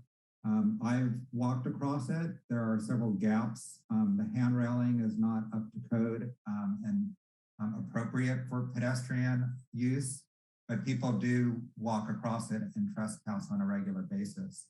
I think a pedestrian bridge across the Pajaro River would serve Watsonville quite well, and in fact have worked with the Transportation Agency of Monterey County to include a new pedestrian bridge that would be safe and adequate for pedestrians as part of their transit and intercity capital rail project application for a new Pajaro station on the rail line, which would be very valuable. So connecting Pajaro, which has maybe a population of around 3,500, to Watsonville that has a population of 65,000 to that train station, and that Watsonville could get there by foot or by bike would be extremely valuable and important.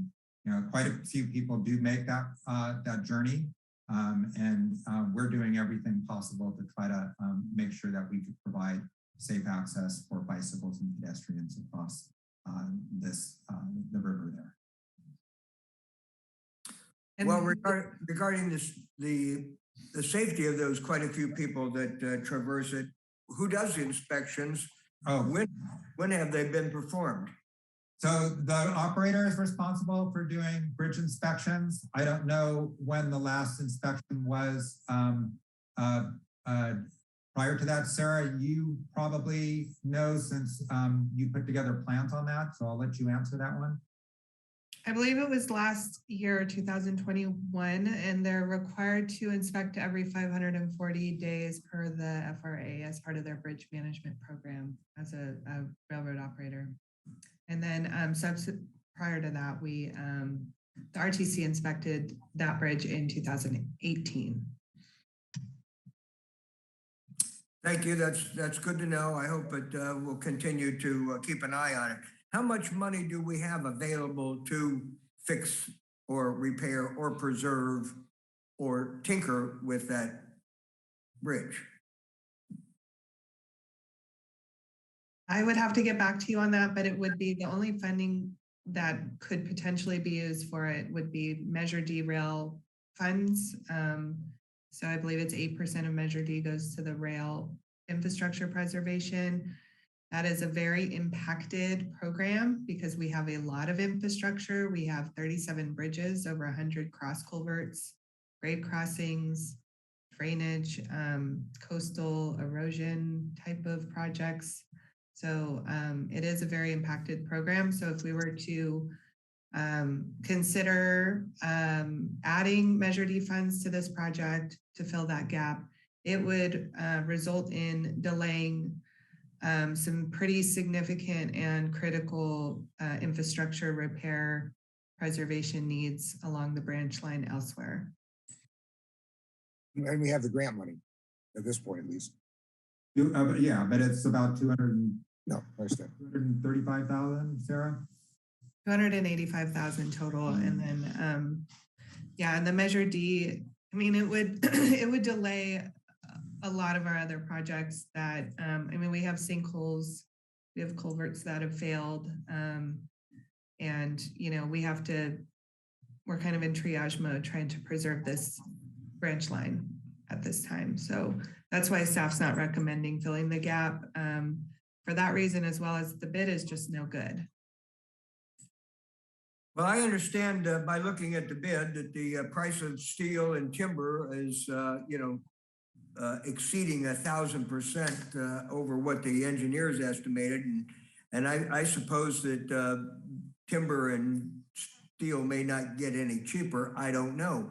This wouldn't be an isolated situation. The price of steel and timber and cement and everything else is going to affect all the other projects too. So we need to figure out a strategy to handle all these overbid projects, because none of them may get done if they're all overbid. So why don't we figure out what we can do with what money is available and make the necessary preservation and extension of safety and whatever other dress up can be afforded within the allocation, and make sure that this critical choke point, because a lot of other things depend upon this bridge. So my suggestion is that we rebid, go back, figure out what we can afford, and then implement those things with the critical link of this bridge. Thanks. And so we do plan on doing that, Commissioner Hurst. So we appreciate your comment. Well, let's don't walk away from the bridge. Thank you. I'm gonna jump in here as chair and say, I'd like to complete our questions and take it out to the public. The number of individuals who are waiting to comment is growing, and we are now cutting into our time for agenda item 28. So I just want to make sure that we focus on questions here and I'd like to complete this agenda item before we skip to item 28 and then go back to the rest of the agenda. So Commissioner Caput, questions from you for staff? I'll make it quick. I want to tell Sarah I appreciated her report very much. I know she worked hard on it. I'll be voting no on this because I lack confidence in the RTC actually going through with any bid that benefits the bridge in South County. Thank you. Commissioner Quinn. Mr. Preston, should the bridge fail contractually, ultimately, who's responsible for paying for it to get fixed? The way our agreement is in place, the rail operator is responsible for all maintenance on the rail line section. They would be. There is a provision in the contract that if they cannot move forward and fund the repairs, that they can ask RTC to do so. And if RTC is not able to do so, that the avenue to exit the agreement is abandonment. And so is it fair to say that is your sense that they're bluffing you and not helping, or they don't feel it's a viable business proposal? I take Progressive Rail at their word that they're not able to make money on this line, and so they don't want to sink any more money into it. Thank you.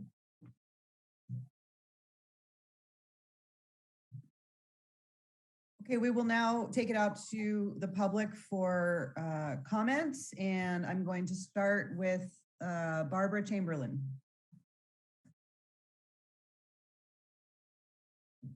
Thank you. Do you hear me? Yes, we can. Am I there? Thank you for all the work that's been done on this. It looks like extensive investigation has been done. I think one shipment a week you could move to probably know when that's happening. I do believe there should be a lot more rail shipments. Probably our country suffered by sending everything by truck and or most things by truck, but to increase the traffic or the business of rail shipments would be ideal, of course. I just have a couple questions and I don't need any answers because it's just ideas that I'm throwing out. This work, I guess, cannot be done by a general road contractor. And also,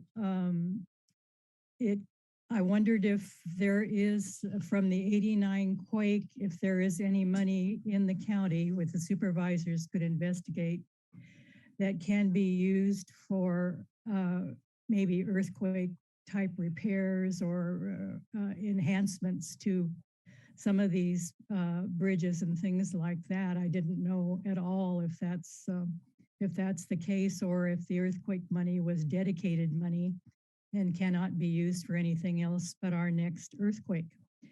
So thank you very much. I believe that anything you can do to repair that bridge or keep it, it sounds like it's still usable. So I don't know if you could encourage the carrier to do more shipping into our area. I think it would benefit the county tremendously and would ease some of the truck traffic that comes through the county. Thank you very much. Thank you. Our next speaker is Brian Trail now. Hey, this is Brian Peoples. You know, It's Progressive Rail is a private operator. They're responsible for it. I'm not sure why us taxpayers are paying for continuing to sustain this. They're saying that freight in the local Watsonville area is not sustainable. You know, a freight car a week, every once a week. We as a community, especially Watsonville, I think we need to step back and really look at this short distance that we're talking about from the Union Pacific Rail Yard. Trail Now has actually suggested that that be the location of offloading, loading of the freight. It would be amazing if we were to convert the Pajaro River Trestle into what I would call an access road for public access, for biking, for pedestrians, for emergency vehicles. So when we spend money as taxpayers, taxpayers use it. It's not exclusive to this single rail operator for the benefit. And they don't want to do business. They want to run as fast as they can because there is no freight in Watsonville. Those limited freight customers, there is no business. We've tried 3 different carriers. It doesn't work. So I think as a community, as the owner of this corridor, we should step back and say, hey, what about, it's only a half a mile. I think about a half a mile to the UP rail line. If we could establish trucking with vendors to go to the small businesses, you're still doing freight, but you have your loading and offloading at the Union Pacific. And then the community of Watsonville is going to be a game changer. Game changer. They're going to now have that Pajaro River Trestle as an access road. I can't imagine. It's going to be great. Thank you for your time. Thank you. Jessica, for Ultimate Rail and Trail, you're up. Hi, Chair. Thank you. And good morning, commissioners. I'll keep this brief. When the Regional Transportation Commission purchased the rail corridor, it was with the contractual obligation to bring the whole corridor up to freight rail standards and then turn maintenance over to the operator. So since the RTC hasn't been able to do that, the freight capacity on the line is obviously underutilized. There would be a lot more ability to carry freight on the line. The freight operation would be a lot more profitable if the whole line was up to snuff. And I know that Roaring Camp has identified a lot of freight rail customers who would like to have freight rail service, but they are behind the repaired, part of the line. So I think it's a little bit unfair to say that freight isn't profitable when the RTC hasn't brought the rail line up to standard. Thank you. Thank you. Our next caller is Barry Scott. Thank you. I want to thank the RTC for working with Progressive and Roaring Camp on making repairs, and I support Mike Rotkin's recommended motion to continue to look for solutions that are affordable and work for all parties involved. However, after listening to Mayor Parker's comments and Dr. Quinn, I want to speak to the responsibility over the first 7 miles. Progressive sent a notice of intent to abandon long ago, more than a year ago, and it was part of a bargaining ploy. They have no intention of leaving. They are continuing to work with Roaring Camp and providing freight service. But I have in front of me the letter that Director Preston sent to Progressive Rail, claiming to have completed phase 1 of the work on the first 7 miles of the line, after which it becomes Progressive's responsibility. And I want everybody to understand there's no evidence that the inspections have been done over those 7 miles. There's no evidence that Progressive Rail agrees to this declaration that the work is done and that phase 1 is completed. So honestly, I challenge this claim that that Progressive now is responsible for all the repairs. I'd like to see the RTC provide evidence that phase one was duly completed. Outside of that, I'm happy that the RTC is working on solutions to make the required repairs to this bridge. Thank you.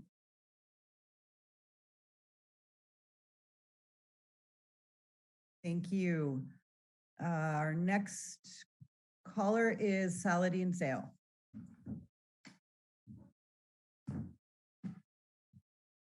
This is Saladin Sale. I support Commissioner Rotkin's announced motion in support of staff's continued effort to contract for this repair project for the many reasons just stated. Especially noteworthy to me was Roaring Camp's reported assertion that even staff's current scaled down, unquote, project description represents a Cadillac repair. Seems worthy of further investigation and communication. Are we, in fact, dealing with something equivalent to the estimated $6 million cost to build the rail trail over the San Lorenzo River, which ultimately came in at $500,000 once the engineers really had a look at it. I would also like to respectfully ask Chair Brown to assure that during today's public hearing on item 28, the raise hand option remains open throughout the public comment period to allow all who wish to speak to do so. Students will be leaving class to speak to their future today and may not all be able to arrive to raise their hands at the very beginning of the comment period. Thank you. Thank you, Mr. Sale. I will just quickly respond to that and say I was not aware that the ability to raise hand is not open during the entire course of our agenda items. So I'd like to just ask our partners at Community Television and RTC staff to make sure that that is happening. So everybody is able to indicate their interest in speaking. So thank you for the heads up about that. Our next caller is Equity Transit.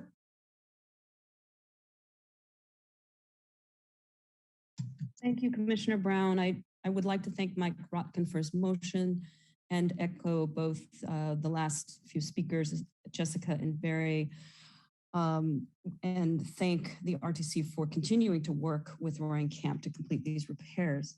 I would like to just quote from the ECL, which is our contract with Progressive, section 5.1, initial rehabilitation and repair projects. Phase one of this agreement, the commission agrees to pay for or cause payment for repairs to the freight easement property, including all damaged bridges, overpasses, trestles, culverts, and track necessary to allow railroad to operate the freight easement to mile 0.7. During phase two of this agreement, the commission will pay for or cause payment for repairs from mile 0.7 to mile 31.39 up to class 1 track classification within the next 3 years following grant of the license to provide transportation service, providing that if the commission fails to make the required repairs from mile 0.7 to 31.39 within the 3 years, the requirement for service provided, et cetera, et cetera. My point being is that we actually have a contractual agreement to complete these repairs. And as Mr. Scott mentioned earlier, there's been a one-sided letter from the executive director stating that he feels that the RTC's obligations have been met. However, this has not been confirmed by the other related parties involved in this conversation. So claiming to complete phase one, there's no evidence of the inspections being done or that there's agreement. Thank you very much. I just want to mention that in terms of energy efficiency and environmental transportation, rail is the most energy efficient, taking 1 gallon of fuel to move 1 ton of freight 500 miles. Thank you very much. Thank you. Our next caller is Rosemary Sarka.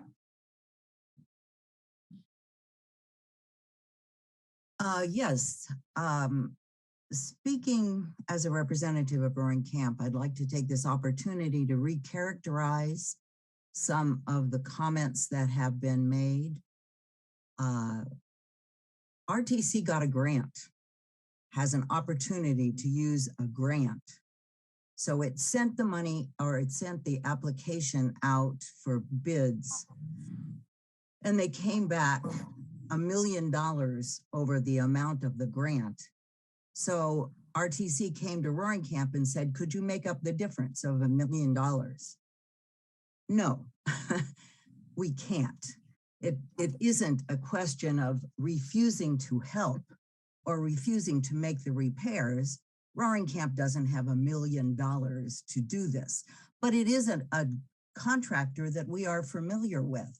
We went to him and said, how is this so expensive? They said there are a bunch of over-engineering opportunities here that we're not interested in. We don't need those things. The bridge is perfectly passable, and Roaring Camp has already made $10,000 worth of repairs to the bridge. So I think the idea that we're sitting back saying, no, we're not going to make the repairs is completely inappropriate. We are working with the contractor, and we thought we were working with RTC to actually come up with a good bid that would come underneath the amount allotted. Thank you. Thank you, Ms. Sarka. Our next caller is Dees1. Can you hear me? Yes, we can. Yeah, I wanted to raise my hand for the next agenda item, and I wasn't sure how to do that. So I don't have a comment here. I just need to wait, I guess, till the next reset of this. Thank you. Yeah, just raise your hand again when we move to the next item, and you can get up to the top of the list. Okay, Mr. Ryan Sarnataro, you're our next caller.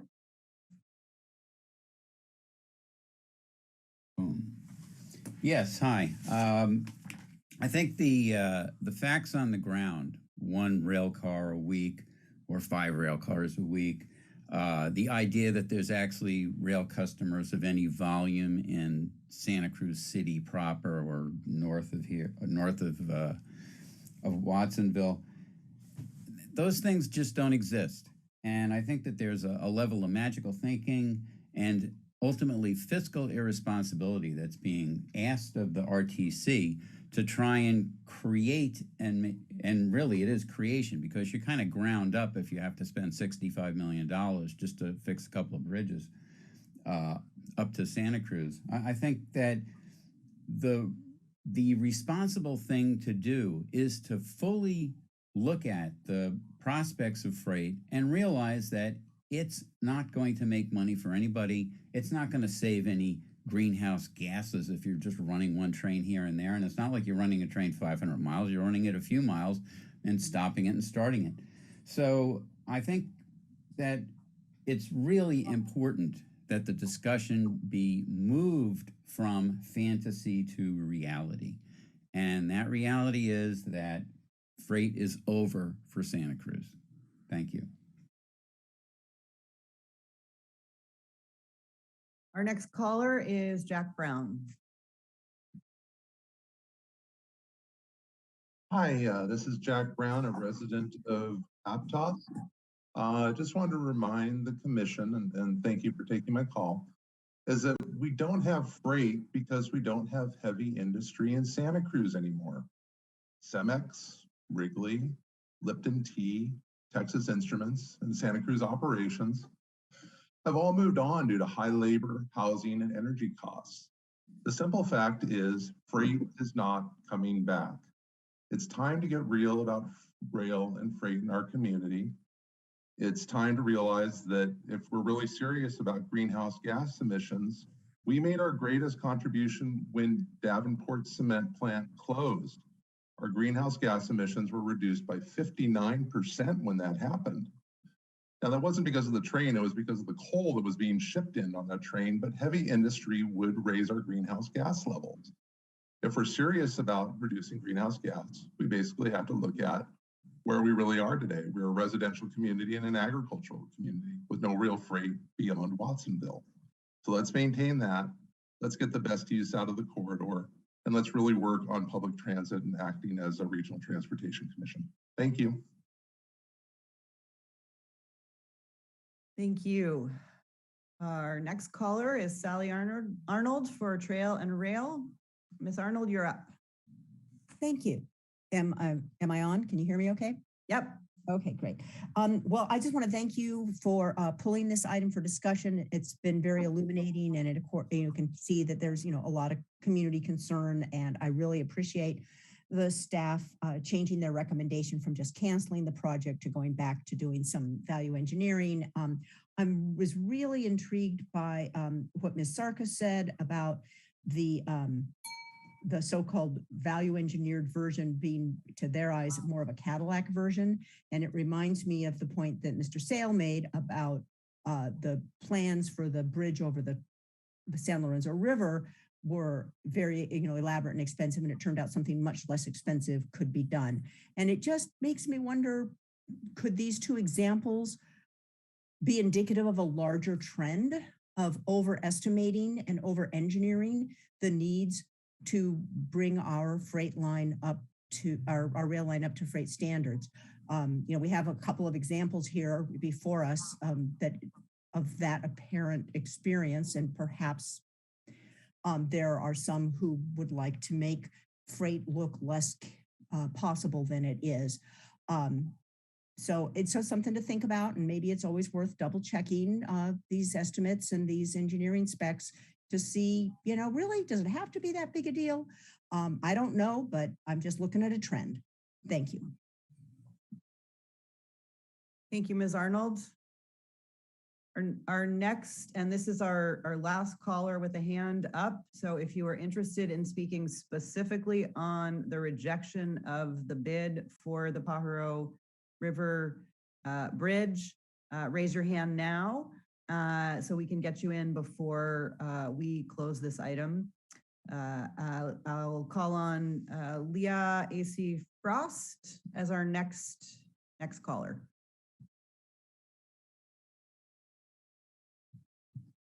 Thank you very much.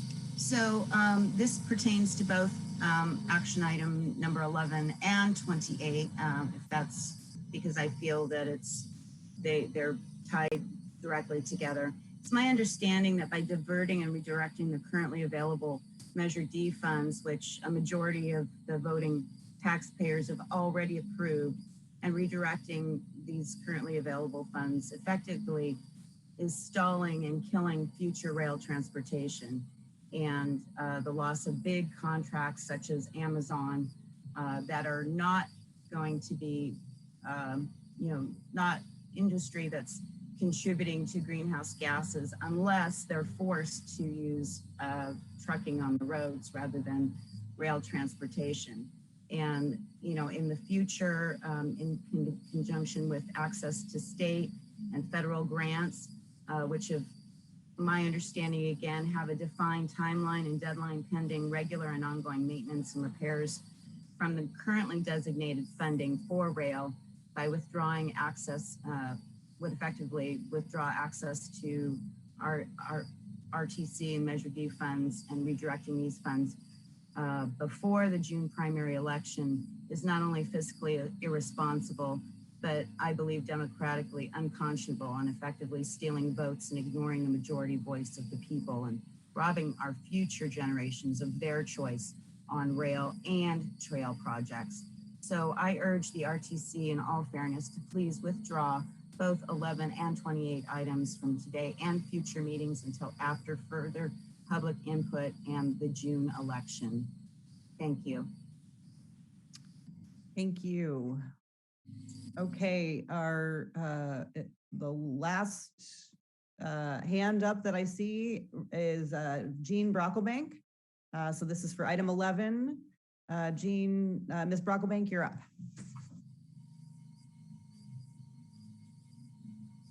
Hello, I think I have successfully unmuted. Is that correct? You are correct. Thank you for taking my last comment here. I came in a little late to the meeting, but I have been listening for the last 40 minutes to everything that has been said. I support the rejection of the bid for the Pajaro Bridge that was received by the RTC. Thank you. Thank you, Ms. Brocklebank. I'll now bring it back to the commission for action and deliberation, and action. Commissioner Rotkin. Now you may make the motion. And I appreciate Andy's correction. I should wait for a motion. I think that is the proper way to handle this. So I will move that we accept the staff recommendation to reject this bid and direct staff to continue their negotiations or discussions with Roaring Camp and other parties about ways we might still be able to make use of the grant that we've received to make repairs that will be useful for the bridge. And I have some brief comments if the motion gets seconded. I'll second it, and I have some comments after your comments. So my comments are as follows. First of all, this was in response, I think, to it was Barry Scott's comments. I don't think I'm not an attorney, but I don't think, but some of this is based on what I've heard from our attorney. I don't think there's any question that for the first up to milepost 7, that we have made the repairs under the contract necessary to shift the responsibility for repairs to this to the operator. They're operating on it. It's running. They've accepted it as repaired sufficiently to run. There's not a question about us having a legal obligation. So I want to compliment our staff and thank them for stepping up, getting the grant, doing what they can to see if they can make this bridge last longer. That's the issue we're talking about here. I will add just briefly that it's not a matter of the steel cost in the bridge, it's the paint issue. In order to maintain the steel part of the bridge longer, my understanding from the report is that you have to strip off the existing paint and then repaint it. And that leads to possible toxic contamination, which makes the work very expensive. How do you strip off the paint and not have it drop in the river or become an environmental hazard or something? And that's one of that may be a big part of the cost, and simply not doing that part of the repair might bring the cost down. I'm not going to, again, direct staff. I have total confidence in Sarah Christensen, our engineering staff, and the engineering staff to figure out, what might be still useful to extending the life of the bridge and still affordable within the money that we've got. I also want to say that I don't think the suggestions that we somehow immediately, shift whatever small amount of money we have in Measure D to get this project up at a higher level would be a big, big mistake. I think our first obligation is to do what we're legally required to do in the contract, which is to do our best to get the rest of the line above milepost 7 into operating condition. And we have conditions there where if we don't fix them soon, they get way more expensive. This not like this bridge, which will still continue to be operable and need some repairs. But these washouts and stuff, if you don't fix them, they end up becoming disastrously expensive and quickly so. So I think that's where we should be spending whatever Measure D money we've got. I commend our staff in trying to do what they can on the Pajaro River Bridge, even if we don't have a legal obligation to spend any more money on it. It's great that they got the grant and they're willing to try and work with Roaring Camp. So I'm not deeply appreciative of the public comments suggesting that our staff are on this item somehow involved in a conspiracy to undermine the possibility of rail or so forth. I think they're doing the best they can to maintain the existing freight service. And I'm sure Lowellhurst is not the only person who appreciates that, that freight has possibilities. But I don't think this item's about the discussion about the long-term prospects for freight one way or the other. I think we have some freight service going on, and I appreciate our staff doing what they can to maintain the possibility of that existing freight over this bridge. And I'm sure they'll do their best to work with Roaring Camp to get whatever can be done to fix this thing up. And I don't think we're asking Roaring Camp to fix this bid at $1 million more than we've got and they've got or anybody else has. We're just asking if they might be able to help with the local share of whatever piece of this might still be missing. And they've expressed a willingness to talk about that. So let's talk about that. So that's the basis for my motion. Thank you very much. Thank you. We'll now call on Commissioner Bertrand, our second on the motion, for comments. Thank you, Chair. First of all, I'd like to thank the public for their emails, many emails requesting that this item be pulled. I think having pulled it and seen the discussion, especially comments like Ari and others, Mike was also very good just recently, educates the public as to, what situation the RTC is in. I think it's been said multiple times in the course of this discussion that, from Milepost 7 to the UP, that's been operational by either Camp or Progressive before that, and they accepted it as such. There's been multiple inspections before we even bought it. I mean, inspections after inspections, okay? And once you become the operator, you now have the feds on your back. Surface Transportation Board requires inspections. They do, as far as I know. So no one is going to operate a line that's unsafe. So that's my second point.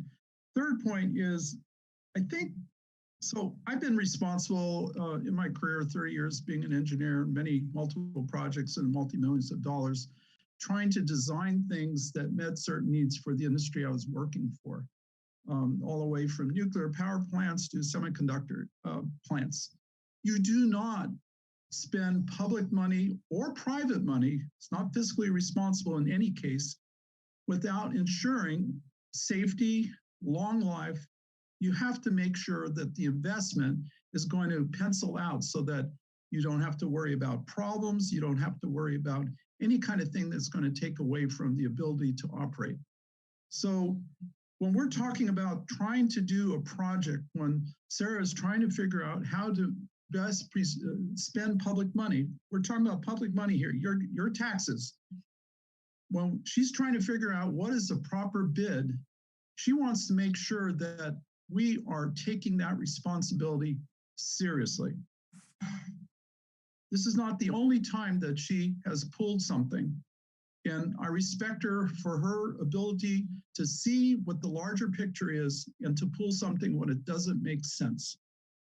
So we can move forward. And that's why I supported Michael's motion. We can move forward. We won't get something that will preserve the bridge as best as we know now in the longer term, as Guy mentioned, which is our aim, but it will keep it going, and it will keep it going when it's still safe. We won't approve of anything if we're not going to get to that point.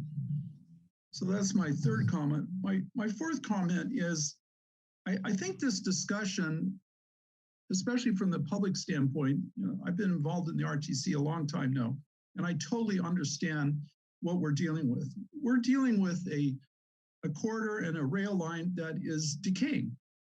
It hasn't had the maintenance. It hasn't had all the issues that should be taken care of. Plus, we have onslaughts. There's a whole collapse of the bank in one area because of ocean issues. I mean, there's multiple things on our rail line that require extensive expenditures of public funds. And as Measure D is constructed, we do not have that money. So as Sarah mentioned in her presentation, it's triage. And as Michael talked about, we're doing something so that we don't have worse expenses later on. We're trying to make sure that we cobble together whatever money we have to deal with the issues that are right before us right now, so that in the future, we might have something that the public decides that they want. Basically, we're trying to preserve a line for future use. So I think it's important for the public to understand that the RTC staff is working very diligently to try to preserve the line, trying to do what it can with the limited resources we have at this point, unless the community puts in a new tax, to provide for future use of the rail line, be that as whatever it may be. Thank you.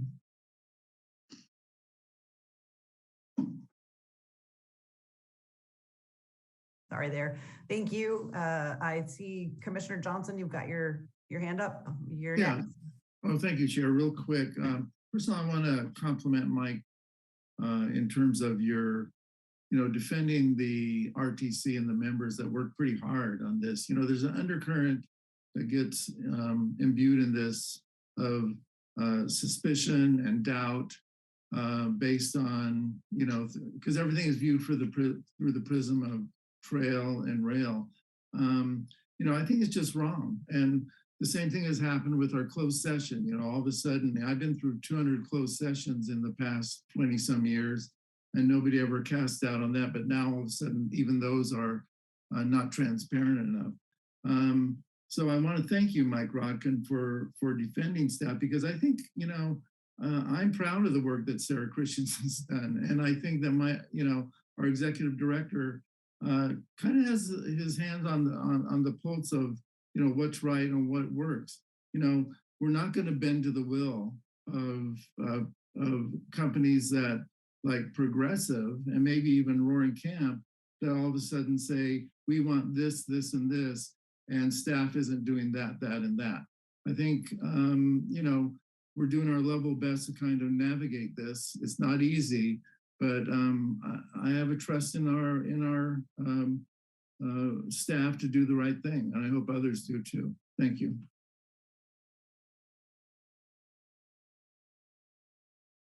Okay, it looks like Commissioner, we have two more commissioners ready to speak.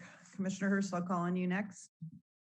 Thank you very much, Chair Brown. I too have infinite trust and confidence in the RTC staff, but let's make sure that we do have full transparency. And I haven't seen where the inspection for phase one has actually been completed and agreed to and signed off on. So I'm thinking, as the owner of the line, we still have a responsibility, and we have a responsibility for safety, maintenance, and moving forward. And this is a critical choke point where other materials can't flow if for future repairs unless this bridge is adequate.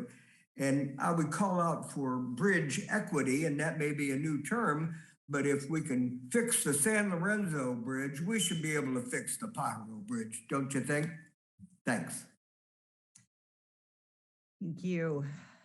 Commissioner Parker, you're next. Yes, thank you. I'll try to make it short and sweet. Maybe not sweet, but short. But this is the sweet part. I have absolute confidence in our RTC staff and clear confidence in their answers. And if they don't give us the answers because they don't have that material right with them, they find the answers and they bring that back. And I do find it,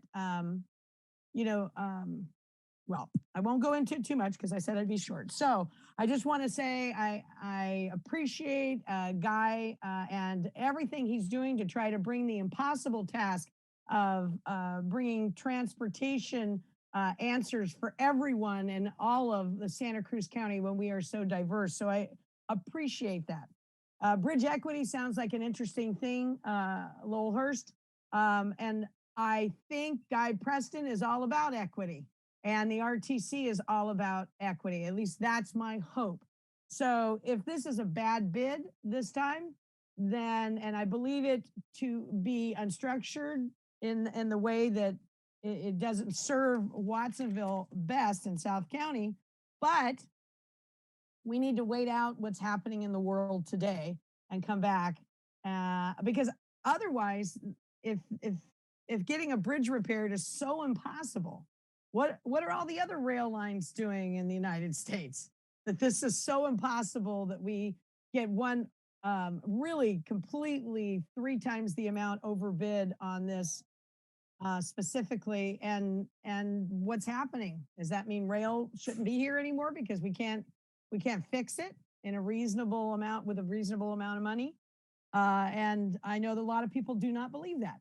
So I believe that the RTC and Guy and our staff are going to get down to brass tacks with Progressive and with Roaring Camp, who likes to roar, but I don't see, I want to know what that $10,000 repair was on the bridge too. That would be something interesting to listen to. But I really do want to say thank you, RTC staff, for your thoroughness and your transparency at all times. Commissioner Schifrin. I have a more skeptical response. While I normally have a great deal of respect for RTC staff and have been consistently supportive of them over time, I think it is a legitimate issue as to whether there is over designing of improvements. I think this is certainly it would be desirable to plan and rehabilitate for the long term. But when the staff is essentially pushing to rip up the tracks, which is the outcome of an interim alternative, it seems, and one of the reasons is it's not financially feasible to upgrade the tracks. I think it does raise a legitimate question about what is the design that's going into these improvements that we supposedly can't afford. So, you know, I'm not an engineer. I'm not criticizing the staff on this particular item. I support the staff recommendation. I support the motion. I think it's reasonable, but I think, you know, it doesn't make sense to look at this with blinders. We've had a lot of discussion, or at least I've heard a lot of discussion today that's tried to generalize from this particular project to the entire line. If we're going to do that, I think it's legitimate to raise some questions about where the staff wants us to go and whether you know, we should have some concern about the cost estimates that we're getting to justify the infeasibility of upgrading the line. Thank you. Thank you, Commissioner Schifrin. I will make just a very brief comment here before we call for the vote. So I was concerned about this item when I read the agenda report because it included asking us to approve canceling the project entirely. Having heard now that the intention is to reject this bid and try to find a way forward to make necessary repairs at a scale or level that maybe financially feasible, makes sense. I support that because one, I mean, we're talking about there's money on the table, and in a time of you know, austerity and scarcity, to return funding that has been granted to us to do critical work does not make any sense to me. And so returning to the table to try to figure out a way forward makes sense. I have many other things I would love to say, but I'm going to just, in the interest of time, leave it there. And I'll call for a vote. It looks like Commissioner Rotkin, you have another comment before we do that. Just brief, because it's still hanging in the air that somehow we may not have met our legal at least from a couple commissioner comments, not met our legal obligation to bring the line back up to serviceable level. Steve Mattis should correct me if I misunderstand this, but I believe when the operator accepts the line and runs their trains over it, whether or not they sign a contract or, you know, we've got some agreement that it's done or whatever the heck, by the act of using the line, they've accepted their obligation to now be responsible for repairs as they operate it. Do I misunderstand that reality? I mean, again, so I think our staff is doing the best they can, being generous and trying to figure out how we can contribute to maintaining it, but I don't believe we have a legal obligation to do so. The contract, the ACL provides that that RTC will do the repairs from milepost 1 to 7. It does not require anything further beyond that. There was official notice given to Progressive when those repairs were completed. So it is our position that they're responsible for the maintenance from milepost 1 through 7. Thank you. Okay, and hopefully any other discussion on resolving that, hopefully that's resolved, and if not, we can place that as a different item. That's not what we're voting on right now, and so I'd like to call that vote and try to keep us moving through the agenda. So could we get a roll call? Yes, Commissioner Bertrand? I approve. Commissioner Sandy Brown? So I hate to do this, Sandy, could you simply restate the motion that I think Mr. Rotkin made about a half an hour ago and it's twisted a little bit? Can we just get it refreshed before we vote? Sure. I can restate, it's a fairly simple motion, which is that we accept the staff recommendation to reject this bid and direct staff to continue discussions with Roaring Camp and possibly other parties on ways we might restructure the bid so it would lead to not having to give up this grant, but rather use it in some way to help repair this bridge. Thank you. All right. And I second it. Yesenia, back to you. Commissioner Bertrand, I approve. Commissioner Sandy Brown, Aye. Commissioner Johnson, Aye. Commissioner Alternate Hurst, Yes. Commissioner Caput, No. Commission Alternate Schifrin. Aye. I'm sorry, I didn't hear your vote, Commissioner. Aye. Thank you. Commissioner Alternate Quinn, Approved. Commissioner Koenig, Aye.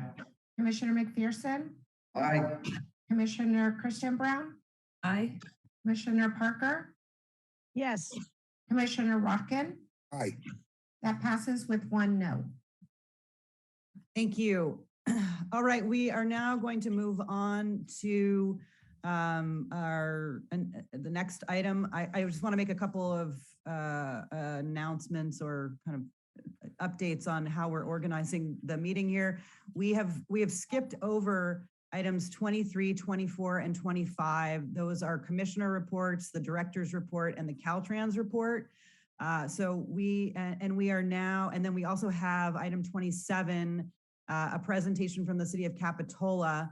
And with apologies to our staff and staff from our agency partners, I'm going to ask that we move those items to be heard after item 28. That's a public hearing that was scheduled to begin at 10:30 a.m. And I know we have a lot of people here for that item on Measure D 2016 Highway Corridors and Active Transportation 5-year program of projects. So we will hear that item next. I'd like to take just a couple minute break because I think this item is going to go on for quite some time. And so I want to give people an opportunity to just a bio break or, you know, whatever you need to do, stretch your legs. And we'll come back. Before we go, I see Ms. Para, you have your hand up, and so I want to call on you.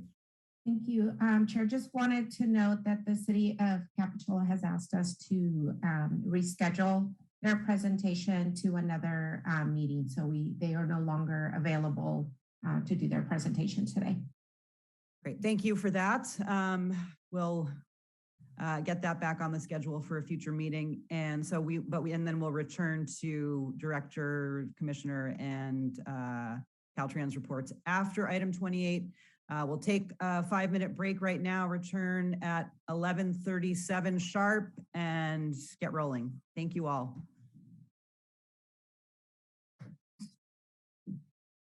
If commissioners could turn your screens back on to let us know you're here, we will go ahead and get started with our next item. So this is item 28. We have a public hearing on Measure D, Highway Corridors and Active Transportation 5-year program of projects. We will receive a staff report first. And I'm not sure who's leading us on this. Sarah. Thank you, Thank you, Madam Chair. I will start the presentation, and Sarah and Grace will also contribute. I want to start off by stating that staff fully understands that this item is highly controversial. It's controversial not only in that the commission and the public are divided on the best use of the rail corridor, but it is also controversial with respect to the timing of making any decision ahead of information that is not yet available. I'm referring not only to the June 7th election, but also the availability of the environmental impact reports under consideration or under development. Our community believes in both the democratic process and has a culture of environmental consciousness that we must respect. The purpose of today's public hearing is to approve 5-year programming for 2 categories of 2016 Measure D funding. The programming of funds will allow RTC and its partner agencies to apply Measure D funding to grant applications for the next round of the state's Active Transportation Program, or ATP, on June 15th, and the state's Solution to Congested Corridor Program and local partnership programs this November. RTC has the unique challenge of deciding how to program these funds to best position our region for an unprecedented opportunity to make our transportation system less congested, safer, more environmentally friendly, and more inclusive. But we must take advantage of this opportunity, but we shouldn't do so without all the information needed to make an informed decision and before our citizens have the opportunity to be heard. Therefore, today we must find a path forward to both allow programming of Measure D funding to occur while not committing us to an action that might be construed as predetermining an outcome. Staff is therefore offering an alternative recommendation as a potential compromise to move forward with necessary programming. As with any compromise, there will be aspects that may not necessarily be desirable to all parties, but may be needed to ensure that agreement can be reached. Staff's alternative recommendation is as follows. Of course, to hold a public hearing and also consider public and RTC Advisory Committee input as presented in the staff report and that we'll hear today. And part 3 is to adopt a resolution to program Measure D highway corridor and active transportation revenues at the higher amount. This would be the amount currently shown for scenario 2. However, and this isn't the important part, RTC will not specify a scenario preference. Programming at the higher level will allow maximum flexibility for grant applications and that it is easier to adjust costs down than up, but this approach may still be undesirable to those looking towards a commitment to the less expensive option or scenario 1. Part B is to commit to financing if needed to meet the funding commission commitments. Part C is to amend the fiscal year 23 budget to reflect programming. And part D would be to advance discussions to Rail Bank, the Santa Cruz branch rail line, as a measure to reduce RTC's financial exposure for either the interim or ultimate trail. The intent of this provision is to hopefully reach an agreement with our freight operator and Roaring Camp, the Rail Bank, with provisions to protect the long-term viability of Roaring Camp Rail.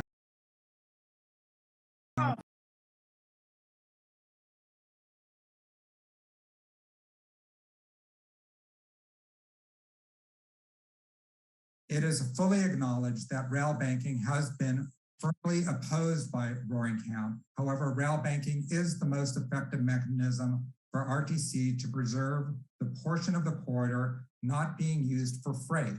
And this provision of staff's alternative recommendation has been worded to acknowledge that rail banking reduces RTC's financial exposure for either scenario presented in staff's written report.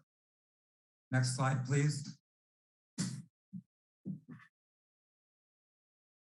In November 2016, over 2/3 of Santa Cruz County voters approved a 30-year half-cent transaction and use tax, or sales tax, for transportation projects and programs. We'll refer to this as Measure D 2016. Almost 30% of funding is directly allocated to our 4 cities and the county for what is known as neighborhood projects. There are carve-outs for $10 million for Highway 9 and the San Lorenzo Valley, and $5 million for the Highway 17 wildlife crossing. 20% of revenue is directly allocated to Santa Cruz Metro and community bridges for bus and paratransit services. On the left side of the pie chart are 3 regional project categories. 25% of Measure D revenue must be spent on highway corridors, which includes improvements such as auxiliary lanes, bus on shoulder improvements, bicycle and pedestrian overcrossings, transportation demand management programs, and safety and congestion relief programs. 17% of Measure D revenue is for active transportation improvements, specifically the Coastal Rail Trail. This category includes not only the design and construction of new coastal rail trail segments, but also ongoing rail corridor property management and preventative maintenance, including oversight, encroachments, drainage, vegetation control, and other rail corridor needs. Fund can also be used to maintain the trail segments themselves once constructed. Finally, 8% of Measure D revenue is designated for the rail corridor preservation and analysis of options. This is the funding that we are using to preserve and maintain rail-specific infrastructure, such as track, ties, and rail bridges. The funding may also be spent to analyze corridor uses, including environmental and economic analysis. However, Measure D revenue do not include funding for any new train or rail service. Although 2016 Measure D provides significant funding to deliver investments identified in the expenditure plan, it is insufficient to fully fund most projects. Consistent with the measures ordinance and long-range strategic implementation plan, in order to expeditiously deliver programs and projects and to competitively position projects to leverage other grants, most agencies utilize some measure revenues to serve as a match to other grants and or focus some funds on pre-construction phases in order to get projects shovel ready or more competitive for grants and other funding opportunities. Each agency receiving measure revenues is required to annually develop, update, hold a public hearing on, and adopt a 5-year program of projects that identify how they plan to use Measure D revenue in the upcoming 5 years. The Regional Transportation Commission is responsible for developing 5-year plans of regional expenditure plan categories and projects. The RTC planned on adopting 5-year plan updates for all regional project categories in the fall. However, updates for fiscal year 23 through 27 for the active transportation and highway corridor categories are being presented at this meeting to allow RTC to commit Measure D funding for grant leveraging opportunities and to make funds available due to cost overruns. Next slide. This will now be presented by Grace Blakesley. Good afternoon, commissioners and members of the public. As you can see on this slide, segments of the Coastal Rail Trail are in various stages of development, and some segments are completed and open to the public. To date, Coastal Rail Trail projects have largely utilized Measure D funds to complete or advance pre-construction activities and to leverage state and federal grant funds. The focus of today's meeting is funding for construction segment 7, phase 2, from Bay, California to Pacific Avenue, and development of segments 8 through 12 from Pacific Avenue in the city of Santa Cruz to Rio Del Mar in the unincorporated area of the county of Santa Cruz. Segment 7, phase 2 is ready to be constructed, and segment 8 through 12 are in the preliminary design and environmental phase. As part of the project development for segments 8 through 11, public input on the schematic plans was solicited in March and April. Segments 8 through 11 can be viewed in the pink color in the middle of the slide, and segment 7, phase 2 is shown near the middle of the slide in red. These trail projects are primarily within the existing rail right-of-way and do not include new passenger rail service, but provide options for preserving the rail line right-of-way for future passenger or freight service. As described in prior reports to the RTC, preliminary designs are being developed for the ultimate trail project, which would be constructed next to the existing rail line alignment, and an optional interim trail phase where the trail is built on the existing track alignment. Each environmental impact report is analyzing the potential impacts of the ultimate trail configuration and the interim optional phase, and the interim trail as an optional phase because the phase is not required to construct the ultimate trail. If the interim trail should be constructed and later the rail line reactivated, the trail would need to be relocated. The Measure D 5-year plan also continues the existing program funding for segment 5 as a grant match and segment 18 phase 2 development. There are still segments of coastal rail trail, primarily between Rio Del Mar and the County of Santa Cruz and the City of Watsonville, that have not been initiated.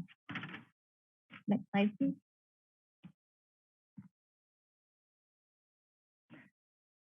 As I mentioned, segment 7 is ready for construction. Bids received April 21st, 2020. Bids were received April 21st, 2022, following your last meeting. The low bid plus a 10% contingency is $11.9 million. Construction is scheduled for fall 2022, so this year. And funding for construction comes from a state active transportation program cycle 4 in the amount of $8.6 million, local city as Santa Cruz Measure D in the amount of $2.15 million. And today you will be considering the City of Santa Cruz request for regional Measure D active transportation funds in the amount of $1.15 million to close the funding gap for construction. Next slide. Cost estimates have been prepared for segments 8 and 9, led by the City of Santa Cruz, and segments 10 and 11, led by the County of Santa Cruz, and segment 12, led by RTC. The City and County of Santa Cruz presented these cost estimates at public open houses for their respective projects in March and April. To provide the most up-to-date information, the cost estimates for segments 8 through 12 were reevaluated and updated as needed to reflect the cost for materials and labors as shown in segment 7 phase 2 bid prices. The updated cost estimates are shown on this slide. These costs are shown in 2022 dollars and are expected to increase with escalation between now and when the projects are constructed. The costs that you see here include the cost for construction as well as the cost for preliminary design and environmental work, which can range from 10 to 20% of project costs. Measure D has played a key role in funding pre-construction costs for these projects and making them more competitive for grant funds. As noted in the slide, the interim trail cost estimate includes funding to rehabilitate and repurpose the Capitola trestle. The ultimate trail cost does not include the replacement of the Capitola trestle needed for passenger rail and trail.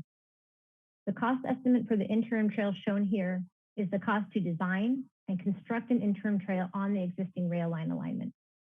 At prior meetings, we have also shown the cost to demolish the interim trail and rebuild the rail for freight, as well as final design and construction of the ultimate trail configuration. These additional costs reflect the interim nature of the phased approach. By adding the two costs you see here together, you can come fairly close to that total cost to complete the interim trail and then construct the ultimate trail. The cost estimates for the ultimate trail are to construct the trail next to the rail line alignment. And in some locations, this requires relocating the existing track, and the cost to relocate the track in some locations is included in this project cost. Track relocation would be constructed to serve freight. We are often asked about the cost per mile for the trail, and the answer is that it varies. This is because the structures required to complete a particular segment often play a significant role in determining the cost and need for structures, and the type of structures vary across the 32 miles of the coastal rail trail. This variation in cost per mile is true for both the interim and the ultimate trail. In general, however, current cost estimates indicate a cost of $6 million per mile for interim trail or $16 million per mile for ultimate for segments 9 through 11. Segment 12 is significantly higher because the project is primarily comprised of bridges, which are very costly. At our last meeting, we were asked to provide information about the amount of funds that would be allocated if Measure D regional funds were distributed by trail mile. This would be approximately $3.9 million per mile once corridor maintenance was taken off the top. It's important to note that this would be total funds per mile, including any maintenance costs programmed. Keep in mind, these costs will continue to be refined as the projects move into final design, and project sponsors will look for opportunities for cost savings and updates to unit costs. We will also be updating the project fact sheets with the most current cost estimates this month. Next slide. So these projects are well underway. Currently, City and County and RTC are preparing preliminary design and environmental documents for segments 8 through 12.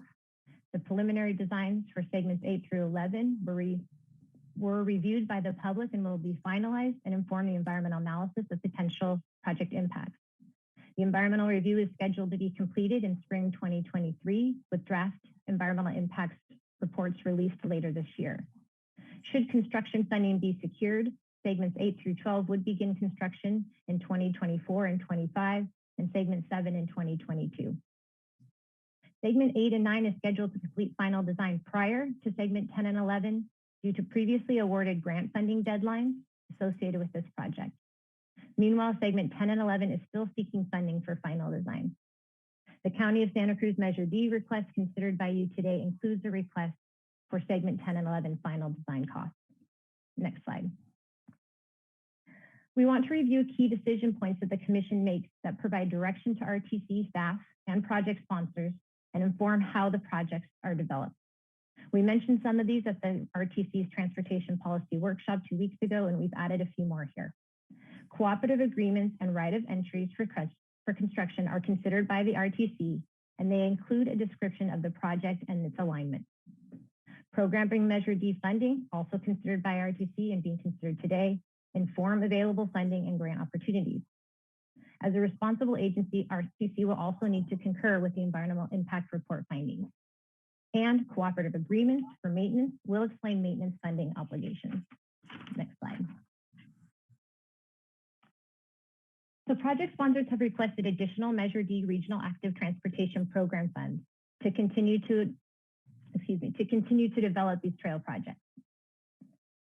The City of Santa Cruz is requesting an additional $1.15 million in Measure D active transportation category funds. As mentioned in an earlier slide, construction bids received on April 21st exceeded the available funding of $10.6 million by approximately $2.15 million.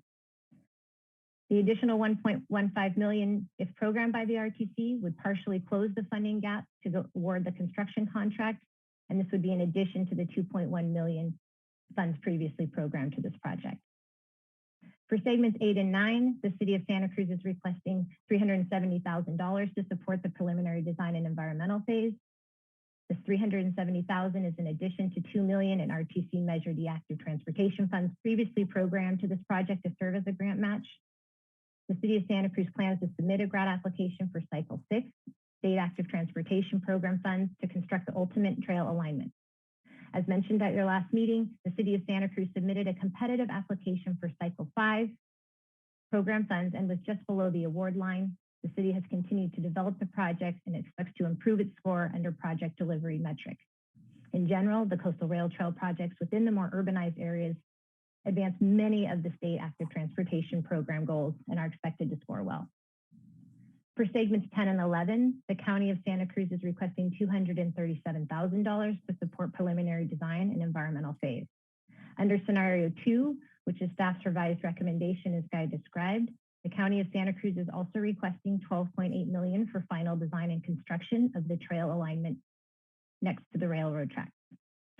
Since the RTC's Transportation Policy Workshop 2 weeks ago, the Measure D active transportation funds requested by the county for scenario 2 increased by $3 million to reflect the most recent material and labor costs submitted for the segment 7 phase 2 project. If approved, a total of $17 million in Measure D regional active transportation funds would be programmed to this project. The County of Santa Cruz is also planning to submit a Cycle 6 active transportation plan grant application to fully fund segments 10 and 11, and approval of this Measure D funding request would provide a 20% match. Lastly, segment 12. Since development of segment 12 is combined with the Highway 1 State Park to Freedom project, staff has split the cost of the project according to what is allowed by Measure D expenditure plan, and a portion of segment 12 is funded by the Highway Corridors program due to the bicycle and pedestrian overcrossings of Highway 1.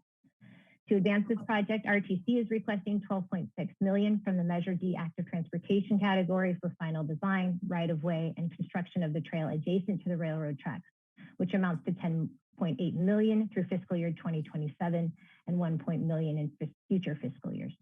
The balance of the segment 12 funding plan is a combination of Measure D highway category funds and state and/or federal funds. Next slide.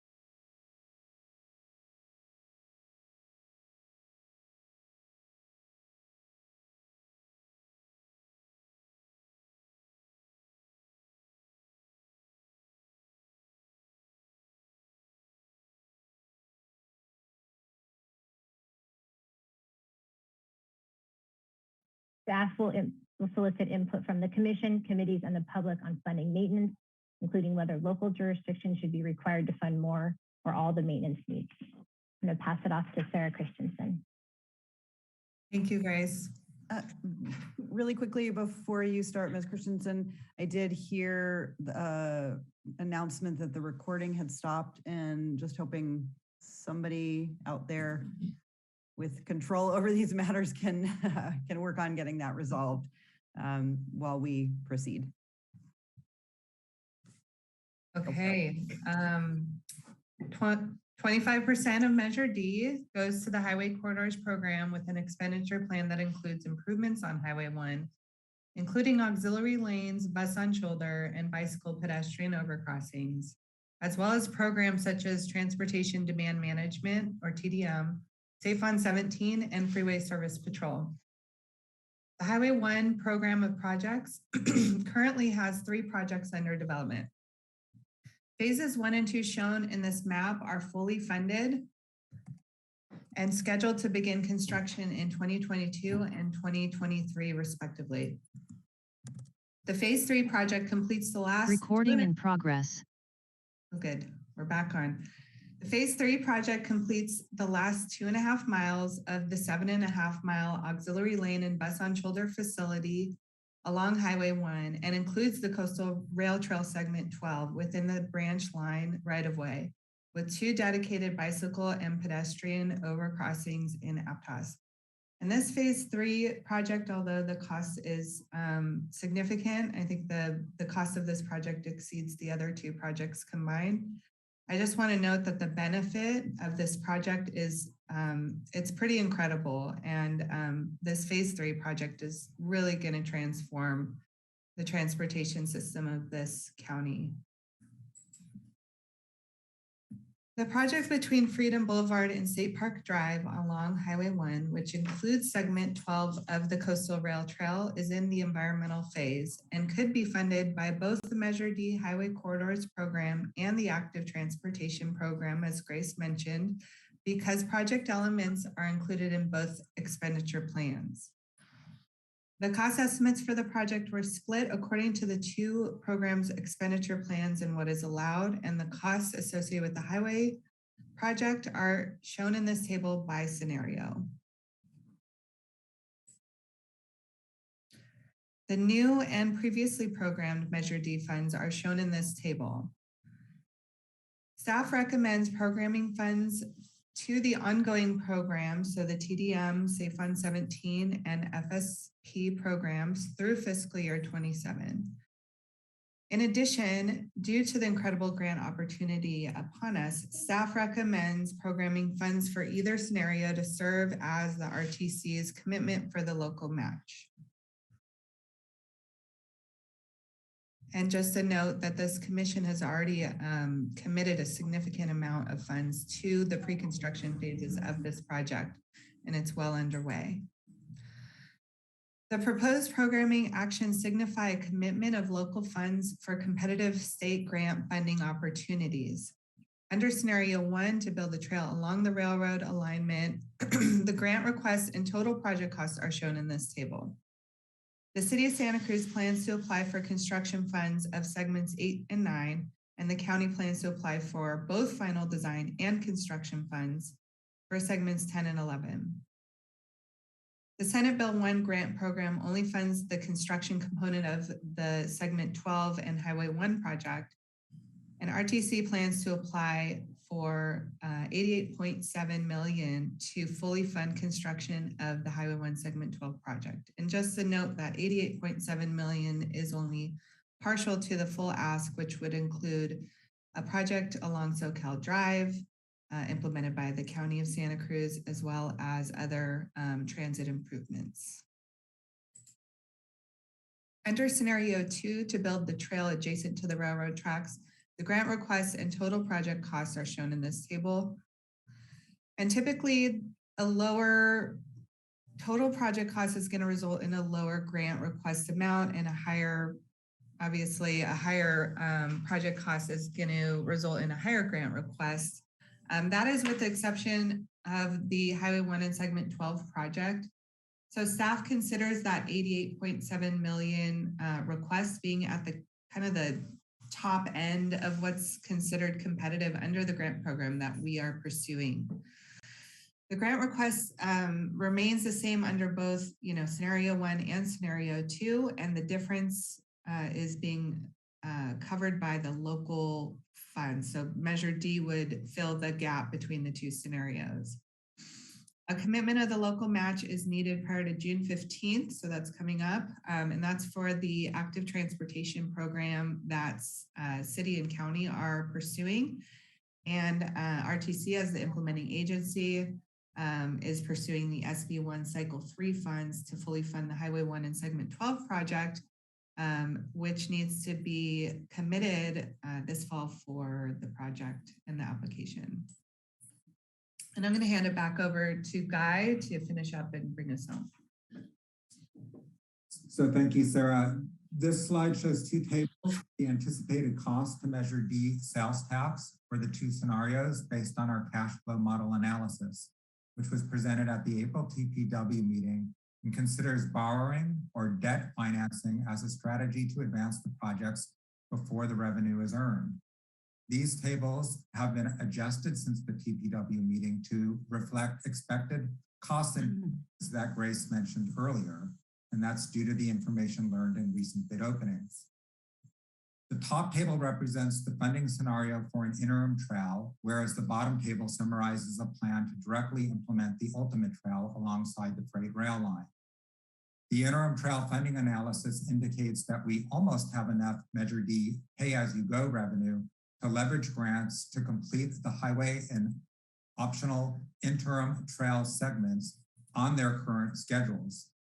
There would be a need to borrow for approximately $7 million. The table also shows that what we call future capacity. Future capacity is the revenue that we currently project that we will still earn and have available to fund other eligible program expenditures after funding these scenarios and any debt service incurred. This funding would not be available in the short term as we would be programmed to near capacity for the next 5 years. Future capacity will build gradually from about fiscal year 28 to the end of the sales tax measure in fiscal year 47. In the second table, the ultimate trail funding analysis shows that we would not have enough Measure D pay-as-you-go revenue to complete the ultimate trail unless we financed or borrowed money. For this second scenario, we calculated that approximately $77.9 million would need to be financed. Due to the higher cost of the projects and the need to pay debt service, the future capacity is notably less. But as the table indicates, we do have the ability to finance and fund for the projects currently under development for scenario 2. Part of staff's recommendation is to commit funding to financing if pay-as-you-go revenue is insufficient to meet all funding commitments. Financing would be dependent upon future events and the timely delivery of projects. Beyond financing, it is also important to consider what's left to judge whether these funding levels might be an overcommitment of resources considering future potential programming needs. Although the highway auxiliary lanes and initial bus on shoulder improvements could be funded with either scenario, there are other highway congestion or safety improvements that RTC could pursue, dependent upon capacity. Is the remaining highway capacity enough? Well, it depends on what you want to achieve. As for the trail, we should consider whether the future capacity is enough to advance the remaining 12.5 miles of trail.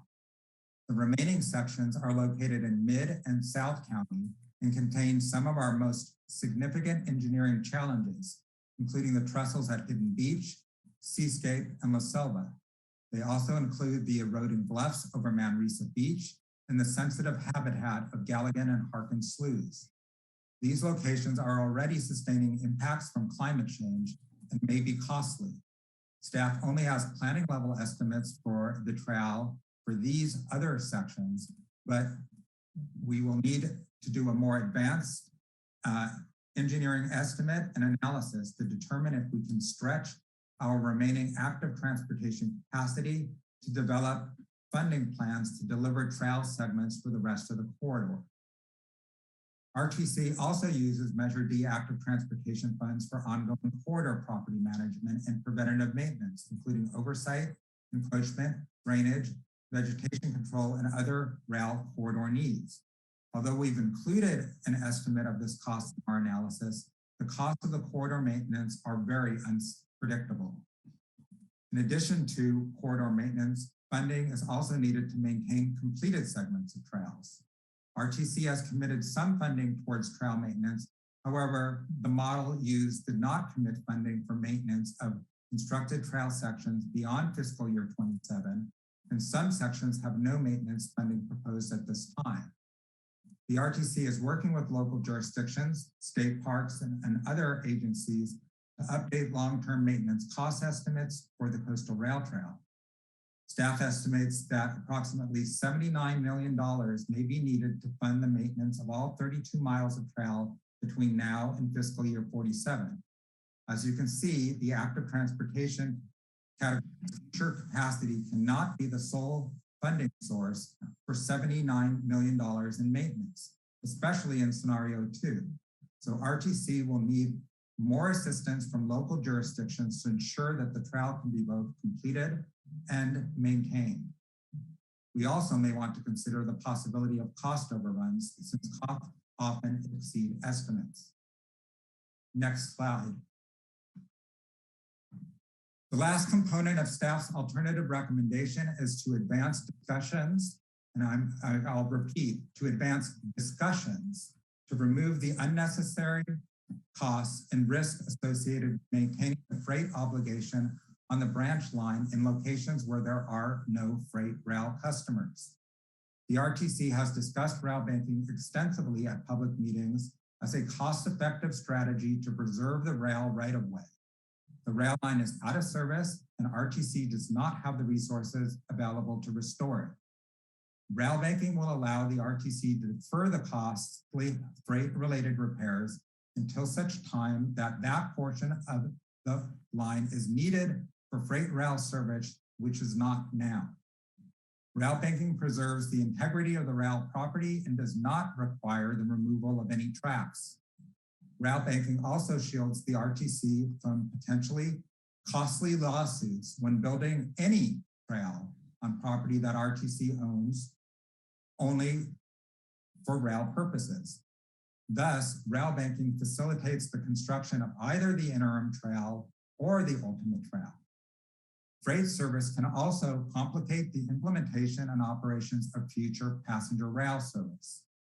At this time, rail banking is the most effective way to preserve the corridor. However, rail banking could take 2 to 3 years if Roaring Camp continues to oppose it. So staff recommends advancing discussions, an opportunity to address Roaring Camp's concerns. RTC did not cause this 150-year-old rail line to be out of service. Nonetheless, it is out of service, and both parties need to respect each other's needs and limitations. Roaring Camp is disconnected from the national rail work now, yet they're still operating. Over time, RTC acknowledges that being disconnected could have more serious implications, but RTC does not have the resources to restore the line at this time.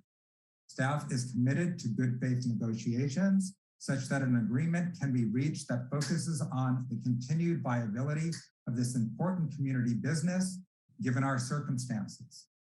Next slide. So the commission could choose one of the scenarios as put forth in staff's initial recommendation. However, staff feels that the alternative recommendation accomplishes the purpose of programming the funding needed to not miss this opportunity while not showing a preference before either the election or the environmental analysis. The alternative also seeks to address the obstacles caused by freight in the development of any rail trail project, scenario 1 or scenario 2, given RTC's limited resources and the condition of the rail line. The commission could also consider programming funds to only a portion of the trail projects currently under development or programming at lower amounts. With that, Madam Chair, staff is available for commissioner questions. After question, staff recommends you open the public hearing and receive valuable public input prior to commissioner discussion and action. Thank you, Director Preston and staff for the presentation. I want to make a couple of comments on how we will proceed regarding procedures and decorum for moving through this item. First, I just want to express appreciation to staff and the work that you all are doing to plan for and identify funding to meet our county's transportation needs under very challenging circumstances. And ask that comments and questions raised with respect to that work be mindful of that commitment and respectful of that commitment. Two, I want to recognize the high level of interest and strong feelings, perhaps that's putting it mildly, about future use of our rail corridor, and ask that all of our speakers on this issue, the members of the public and commissioners. Hey, how we doing? What was that? I think if we could mute people, those who are on, who are not up to speak just yet, thanks. So I just want to ask that all speakers on this issue speak to the substantive policy and programming issues at hand, avoid personal attacks. And so we'll proceed along the following lines as suggested by Director Preston. I will open up the floor for commissioners to ask questions at this time. Please reserve your comments for after the public hearing. And so after commissioner questions are asked and answered, we will open the public hearing, hear from as many members of the public who want to speak. And I'll if anyone's having trouble, I'm not sure how to make sure those comments are delivered, but I want to make sure, responding to a previous public comment about people not being able to raise their hands, that can happen. When that is completed, we will return to the commission, and that will be an opportunity for you commissioners to make your comments, and we'll have entertain a motion at that time. So with that, I'm gonna do my best to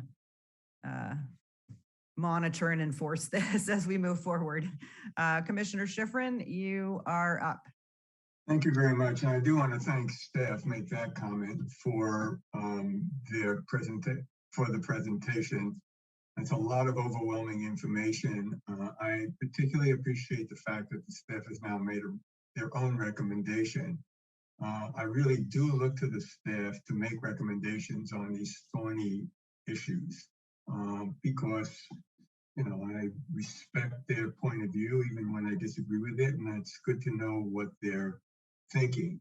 I do have a number of questions about the staff's alternative recommendation.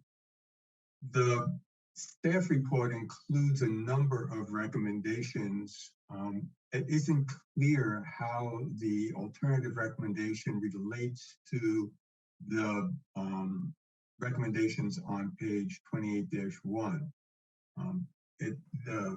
For example, the adopt a resolution to program scenario 2, but there are other parts of the recommendations, for instance, the programming of additional funding for segment 7, phase 2, is not a scenario 2 issue. So how are those two recommendations related? So both scenarios included the segment 7 costs. Both scenarios included the corridor maintenance cost and some trail maintenance costs. So there's really no difference. So basically we're programming at the highest level. So everything that was on the table, we're saying program the funding for it. Okay, great. That's a good, I appreciate that clarification. And could you clarify also under A, what, without specifying preference, does that mean that the programming will include both scenario 1 and scenario 2? And there'll be no preference for one or the other? It would simply be programmed at the higher amount, but we would remove the scenario 1, scenario 2 from the 5-year plan and just call it the programming for the Coastal Rail Trail.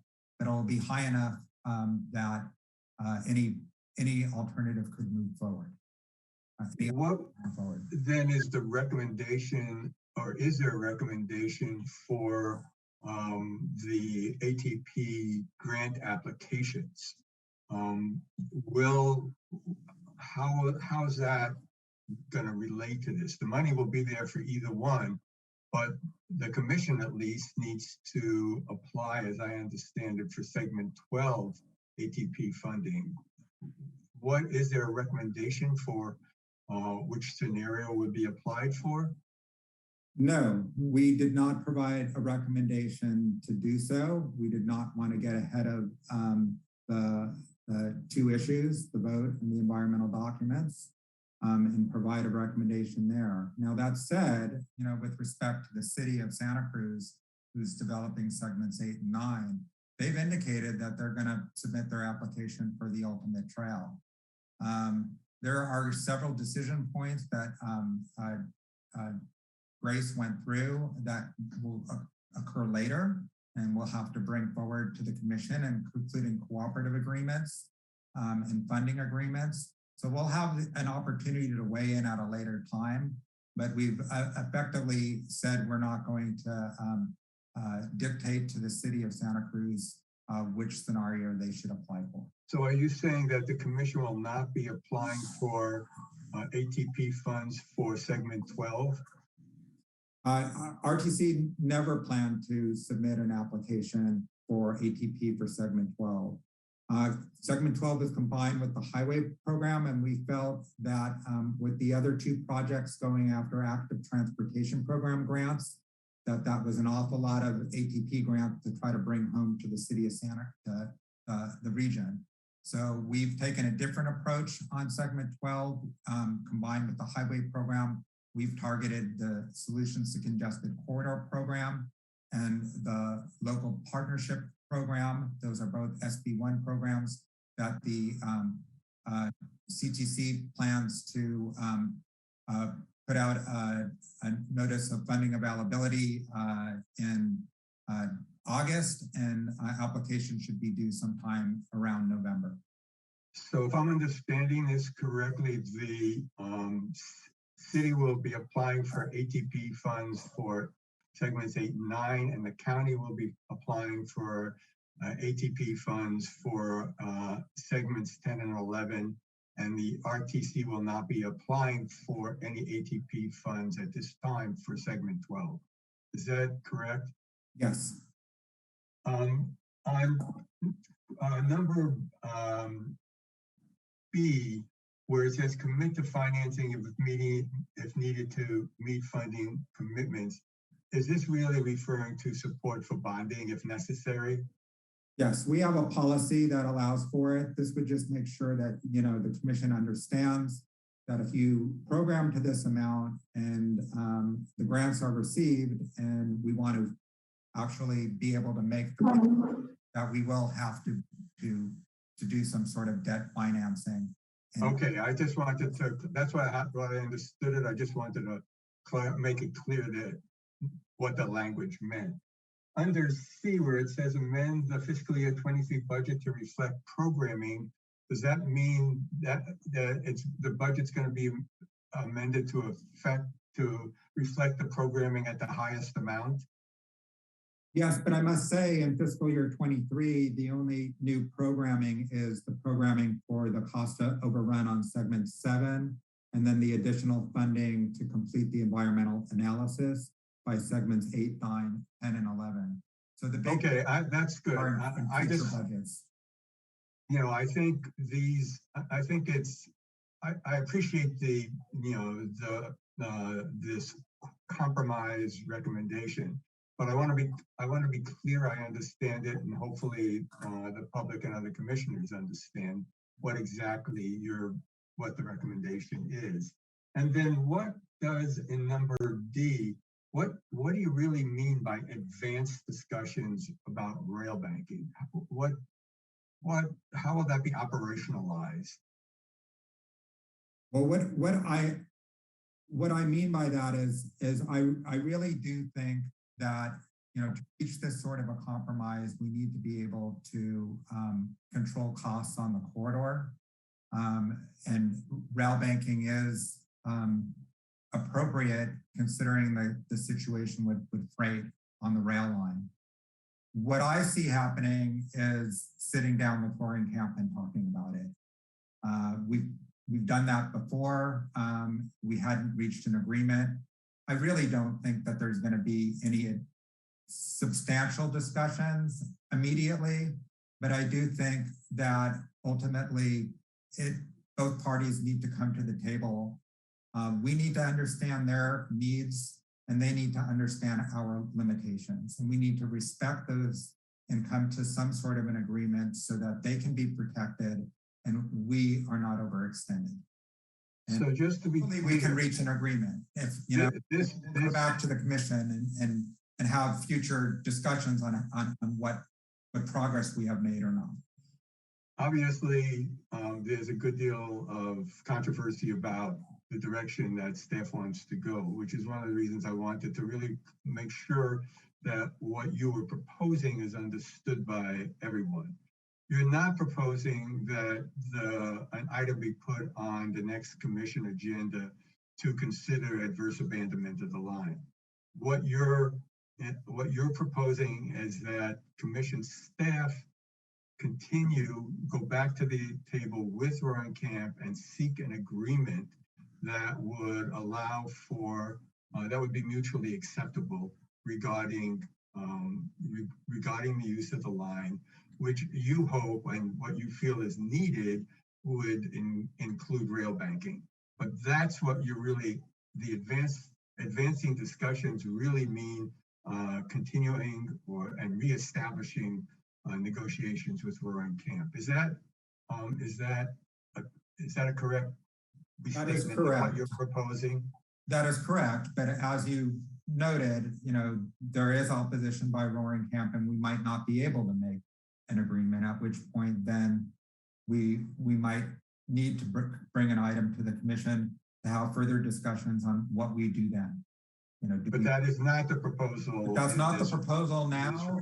That's not the proposal now, and maybe the commission says at a later time that that's you've done as much as you can. So there's no predetermination in terms of where this is going to go, other than there's an acknowledgement that more discussions are needed. Okay, well, thank you very much. I think you've answered my questions sufficiently. Okay, let's see, Commissioner Quinn, you're next. Oh, thank you, Chairperson, and thank you, RTC. My two questions are for better understanding. On the ultimate trail costs, are those costs specific to the trail alone, or do they include the cost of having it rail ready? And number two, in the ultimate trail, I'm understanding that the trail would in fact wind down through Capitola Village and not go over the bridge. So I just wondered if you could clarify those two questions. Yes, the cost estimates are for the trail only. They're not to rehabilitate the rail line or for passenger rail service. They're to build a trail adjacent to the existing rail line. There are a few instances where the rail does need to move over. There may be a few more even as we go because there's some narrow sections of trail that we've asked the county to look at more substantially to see if we can get a standard trail by there. So there could be additional changes coming, but the cost estimates are for the trail only. And as for your question regarding the Capitola Trestle, the scenario 1 or interim trail includes rehabilitation of that trestle and repurposing of the bridge so the trail would go over the trestle and not through town. But the ultimate trail will ultimately require replacement of that trestle to be able to serve both freight rail and a trail. And that is beyond the scope of that project. It would add significant cost to the project, and without a rail project identified, it really didn't make sense. It would have really blown up that cost estimate to something that was untenable. If the Capitola trestle is ever replaced, it'll probably be replaced as part of a future passenger rail project that would include a new bridge that could accommodate both rail and trail. Thank you. Commissioner Hurst. Thank you very much, Chair Brown. I too am pleased to hear of the spirit of cooperation and the hard work of staff on this. But we only have two options presented before us. I'm wondering if there could be a third option where the trail is proceeds where it can adjacent to the rails and gets built, and where it's problematic now that kind of waits for a later date. And that might mean that the whole line, the whole trail might not be connected at once, but the portions of it could be phased in. And then later, when planning and access and funding permit, it could be all connected. You know, I've been on a lot of trails that sometimes you have to detour or bypass, or sometimes you even have to turn around and go back.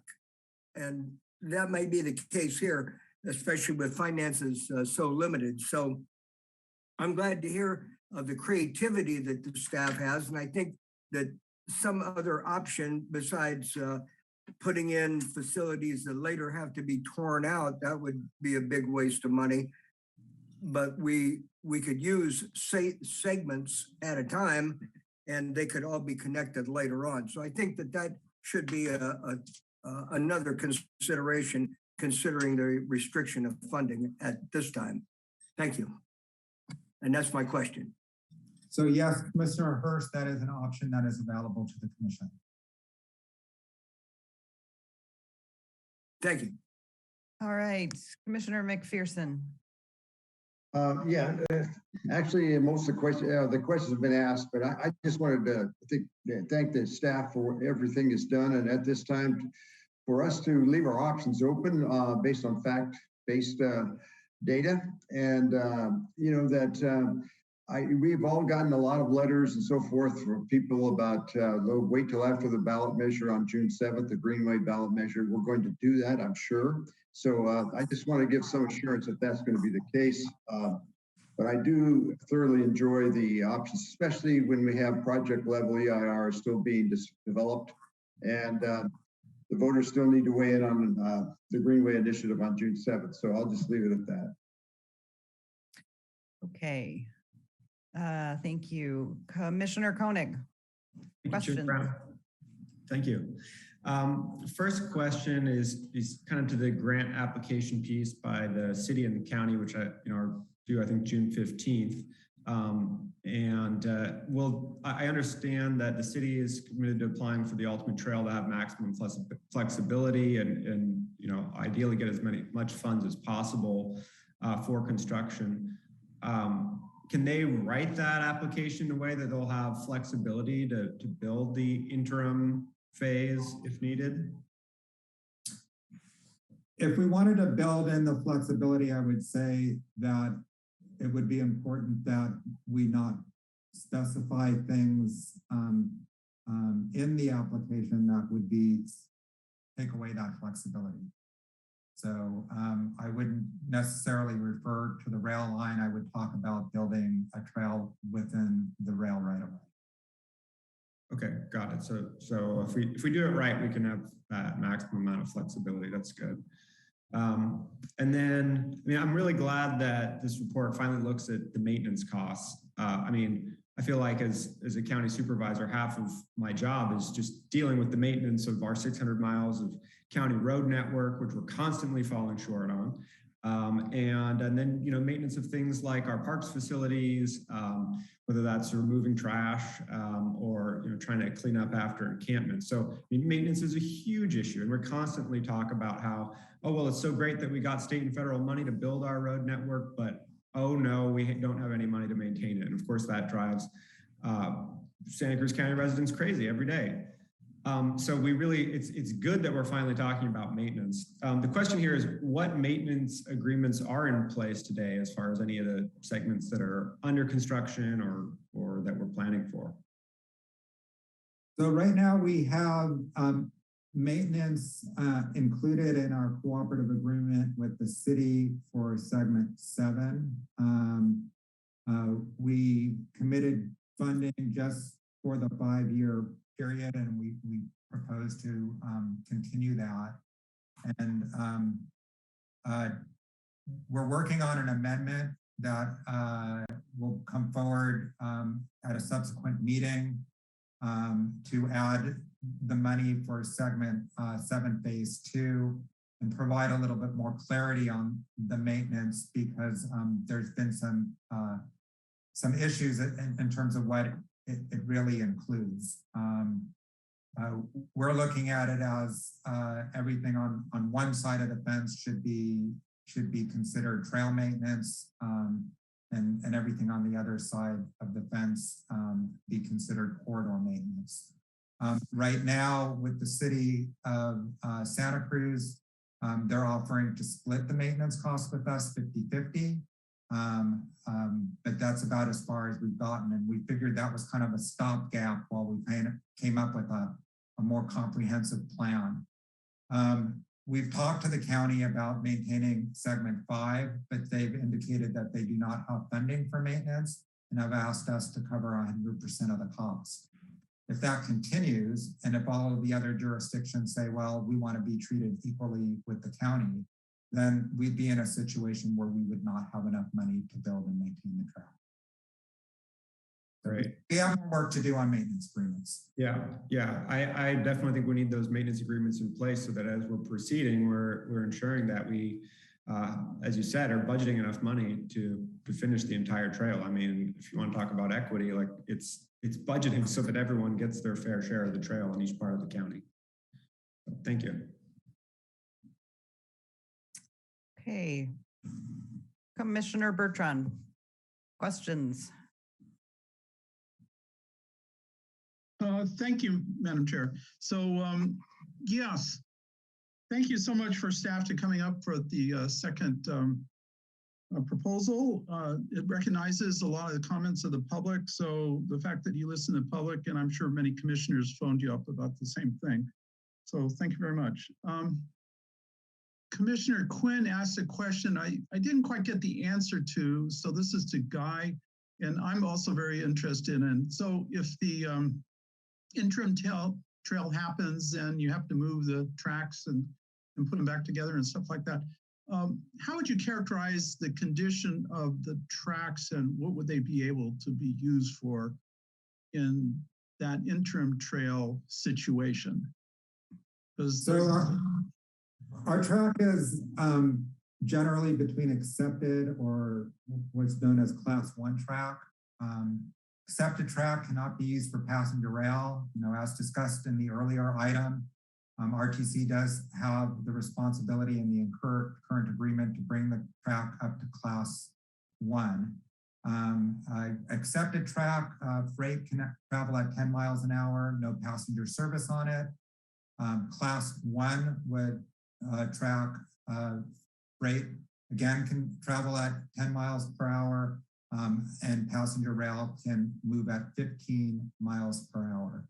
The areas that require track to be moved include portions of segments 9 and 10. And I've mentioned earlier, I think another section needs to be looked at in segment 11. And if we move the track over, we would be building it to class 1 standards. Thank you. Commissioner Schifrin. Yeah, I just wanted to ask one last clarifying question before we open it up to the public. Given how strongly people feel about the various alternatives, am I correct that the commission today is not making a decision on either alternative? Whether people are supportive of what's called the interim trail or the ultimate trail, all that's being considered today is the programming of money. And that, as I understand it, and you'll tell me if I'm wrong, and in the program, in the recommendation, in the staff recommendation at this time, the recommended money to be programmed would cover either option. So there's no need to have a big debate about which option we prefer, where we would like to go. And in addition, there is no decision today in favor or opposed to rail banking. All the recommendation is to have staff continue to work with Roaring Camp to seek a mutually acceptable agreement. If that's correct, I would hope members of the public would focus on this staff recommendation and really look at this as a, I guess I'm worried about 100 people telling us whether they either want one scenario or the other scenario, when that is really not before us today. What's before us today is, if I'm understanding it correctly, is simply programming money. And the recommendation is to program the money in such a way that it would cover the cost of either scenario. Is that correct?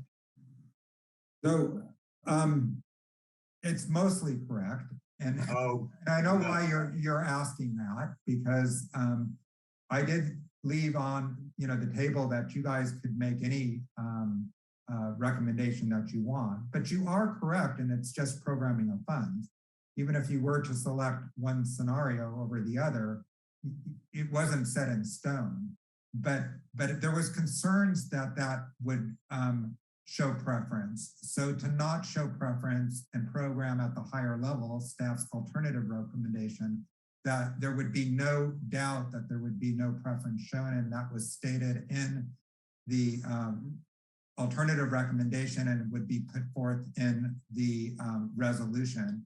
So if you go with the the compromise sort of this is a way to move forward and not show preference, then you are correct that there would be absolutely no doubt. But either way, you were correct in that we would always have had the ability to change direction.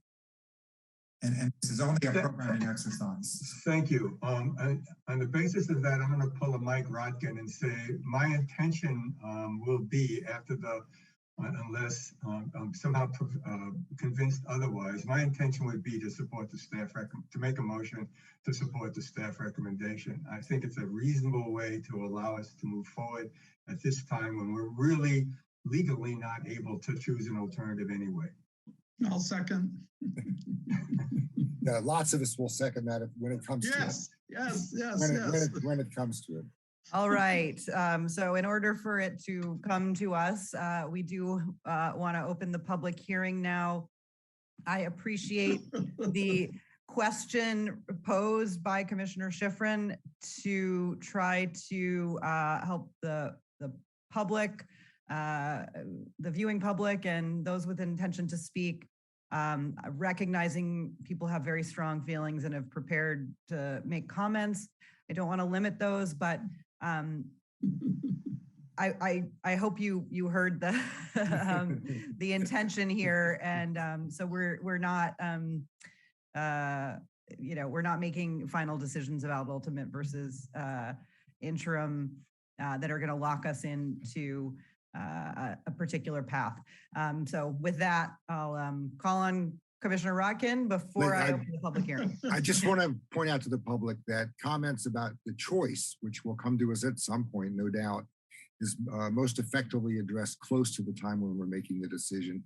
It's making strong arguments now when we're not actually making that decision today is kind of, I don't want to say it's wasting your time, but obviously we'll pay attention and we'll have some impact on what we think about things. But if you really want to be effective, you should wait till the meeting's happening when that choice is really before us to be most effective in making your comments count. That's my only comment.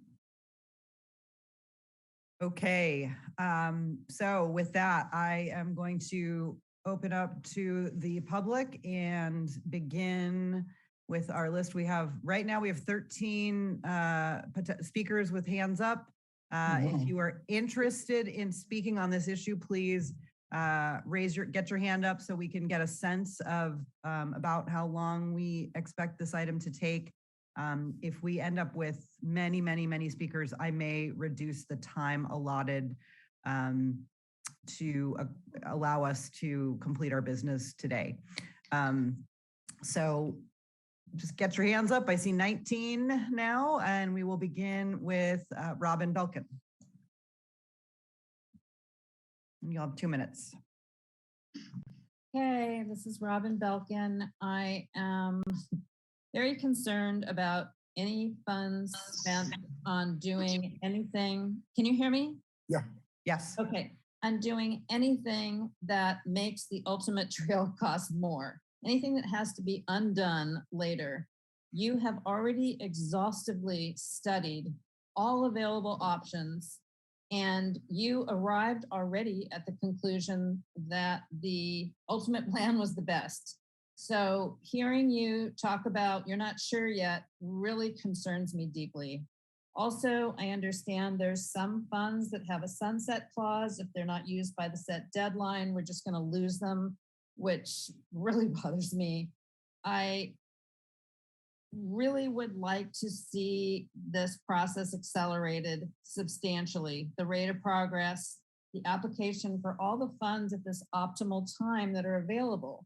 The state transportation funds, the federal and state gas tax funds, the 2016 tax measure funds from the former tax measure D for 30 years, the new $1.4 trillion infrastructure funds, and anywhere else possible.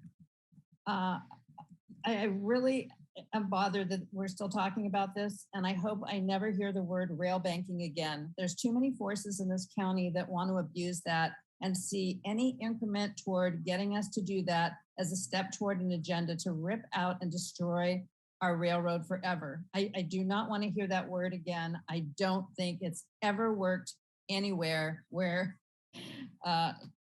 in the history of rail banking. So please stop. And I thank you for your work and your time. I really would like to see you move on with the ultimate plan. Blessed are those that plant trees under whose shade they may never sit. Thank you. Thank you.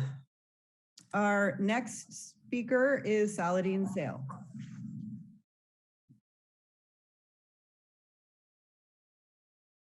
Hi, I'm M. Saladin Sale. Honoring Commissioner Schifrin's suggestion that we have a gentle person's agreement with regard to taking no action today with regard to rail banking, other than to encourage staff to continue discussions with Roaring Camp. I will spare you my larger passionate advocacy for rail and trail. Just want to ask that the guidance to staff in the alternate resolution that Executive Director Preston presented be clarified as to its intent, that it is just to continue discussions so that well-meaning souls don't take the suggested alternative resolution to mean something that it doesn't. I think that in the interest of transparency and clarity for those folks who mostly get their information from the pages of the newspapers or inflammatory content on social media, all of that just drives us farther apart. And what I've heard today is a real continued coming together. And this is, I think this is our path and our track that will bring us forward. So that's my suggestion, is to clarify what the meaning of, I believe that was part D of Executive Director Preston's alternative. Thank you. Thank you. Our next speaker is Brian Peoples. Hey, everybody, Brian from Trail Now. You know, when we supported Measure D in 2016, the expectation was that we would be the RTC would be very disciplined in the financial use of our tax dollars. And included in that expectation was the timeline that it would take to open the coastal corridor. We truly need to move forward, and that's a very important element when we talk about improving our transportation. We support rail banking from Watsonville to Davenport. We do not support spending an additional money for segment 7B. That is so overpriced. We really encourage you not to do that. And then we want you to think about putting a project as part of the 5-year program of projects that would have the entire rails removed from Watsonville to Davenport, even though some of it may be a simple dirt trail as you progress, because opening that up as a dirt trail will significantly make our community safer. And I want to remind you of the 12-year-old boy that was in the ICU with me, who was critically injured. And we're having those kind of instances. And that's why, you know, you're putting a lot of emphasis on the money part and the idea of having future rail. Let's really start to think about the time part. How long is it going to take us to open the coastal corridor? Because it's already been 10 years and people are going to die and they're going to get hurt if we don't have that coastal corridor opened up for active transportation. So just remember, people in, you know, I was very sad seeing the 12-year-old in there. Can't really talk about it, but thank you. Thank you. Our next speaker is Jessica for Ultimate Rail and Trail. Hi, am I unmuted? You are. Okay, this is Jessica Evans. Thank you, Chair. Thank you, Commissioners, for the opportunity to speak. So I just want to start by saying how much I appreciate the revised recommendation from staff. I can't tell you how strongly I feel that this is a huge improvement and is really important, showing the community that, you know, that staff does understand and respect that that, you know, it's important not to make recommendations before the environmental DIRs are done and when there's an outstanding issue in front of the community that the community is about to vote on. So I just really very much appreciate the revised recommendation. I encourage the commission to adopt the revised recommendation to program the Measure D active transportation and highway corridors revenue at the higher amount without specifying a preference between the two scenarios. Understanding that the decisions regarding those scenarios will be made after the IR is complete and the election is not an issue. And I support continuing the conversation with Roaring Camp, and I appreciate that we're no longer talking about pursuing adverse abandonment, but instead we're talking about having a conversation. And finally, I want to say I very much support the recommendation to fund segment 7. As a resident of the West Side, I look forward to segment 7 being finished. And that concludes my remarks. Thank you. Thank you. Our next speaker is Barry Scott. Thank you, commissioners. I am encouraged to see that the direction is to aim for the ultimate trail funding, and you know, it's reasonable to keep options open. So I thank you for working together. I thank you too for working with Roaring Camp and Progressive in all matters relating to the rail line, because after all, the RTC is a brand new to the business of maintaining, operating railroads, and it's great that you work with your partners in this.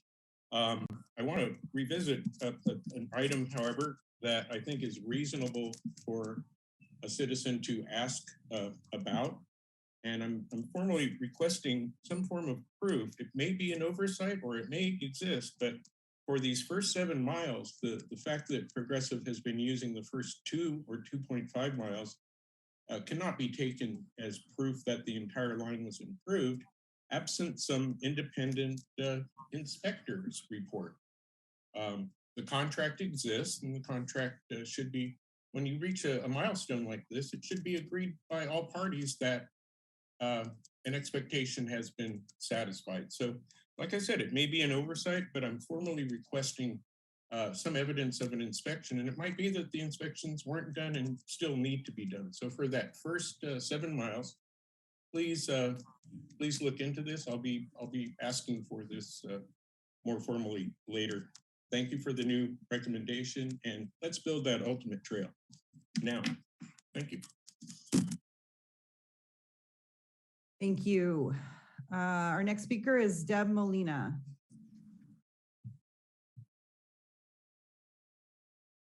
Commissioner Brown, we're having a little bit of technical there. Okay, they just got it going, so I'll mute the other speaker. Sorry about that. Thank you. The timer didn't run down the last person, so maybe that needs to be, is that what we're talking about? Yeah, okay, sorry. Hi, can you hear me? Yes, we can. Okay, hi. Thank you, RTC staff and members for all your hard work. It must be just incredibly difficult to put together all this information when you really don't know which way we're going. I want to say that I'm excited about the bus on shoulder. I think that electric buses can really get people where they need to go cheaply and efficiently and give South County a reasonable transportation option. I agree that rail banking is needed.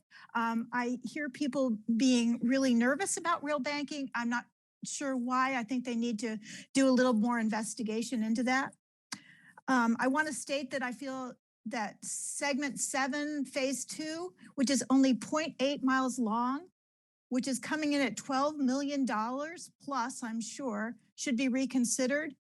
This is an extreme amount of money, and it's going to have major excavations, 30-foot concrete retaining walls, trees being cut down, and it just seems like a ridiculous amount of money when there is a railroad corridor directly parallel that could be used easily, cheaply, quickly. I overwhelmingly endorse scenario 1. To me, it's a clear winner. It's significantly cheaper, as we found out. But most importantly for me, it would provide a continuous trail and would not divert folks onto unsafe, busy surface streets. So yeah, thank you very much. And that's it. Thank you, Ms. Molina. Our next speaker is Paula Bradley. Thank you. I would like a clarification concerning the cost estimate for the interim trail versus the ultimate trail from the slides that were shown. I understand the proposed interim trail is only from the San Lorenzo River Trestle to Lee Road, not a 32-mile trail such as the ultimate trail. So if that's the case, I was thinking in terms of length, that interim trail and the ultimate trail are maybe the cost estimate per mile would be a better comparison. Thank you.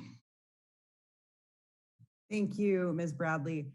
I will just say, while people are waiting to speak, I'm tracking some of these questions, and we will try to come back around and get answers to the kind of specific clarifying and technical questions that can be answered at this time at the end of public comment.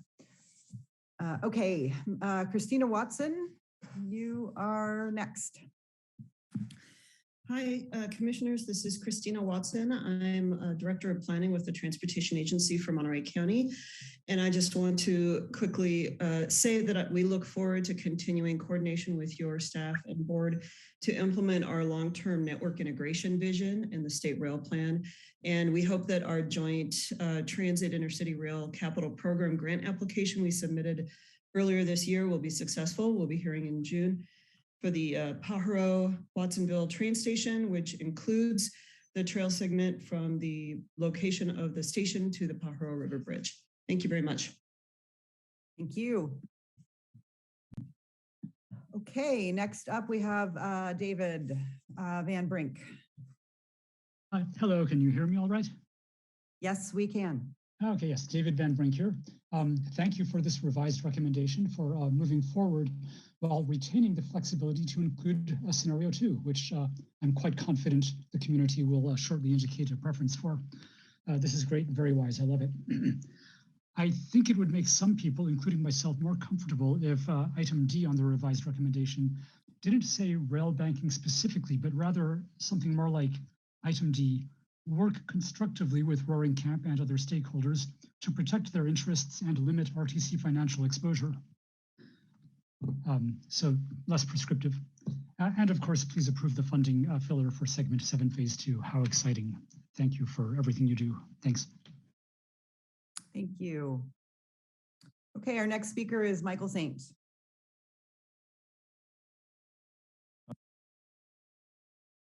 And Mr. Saint, you're muted.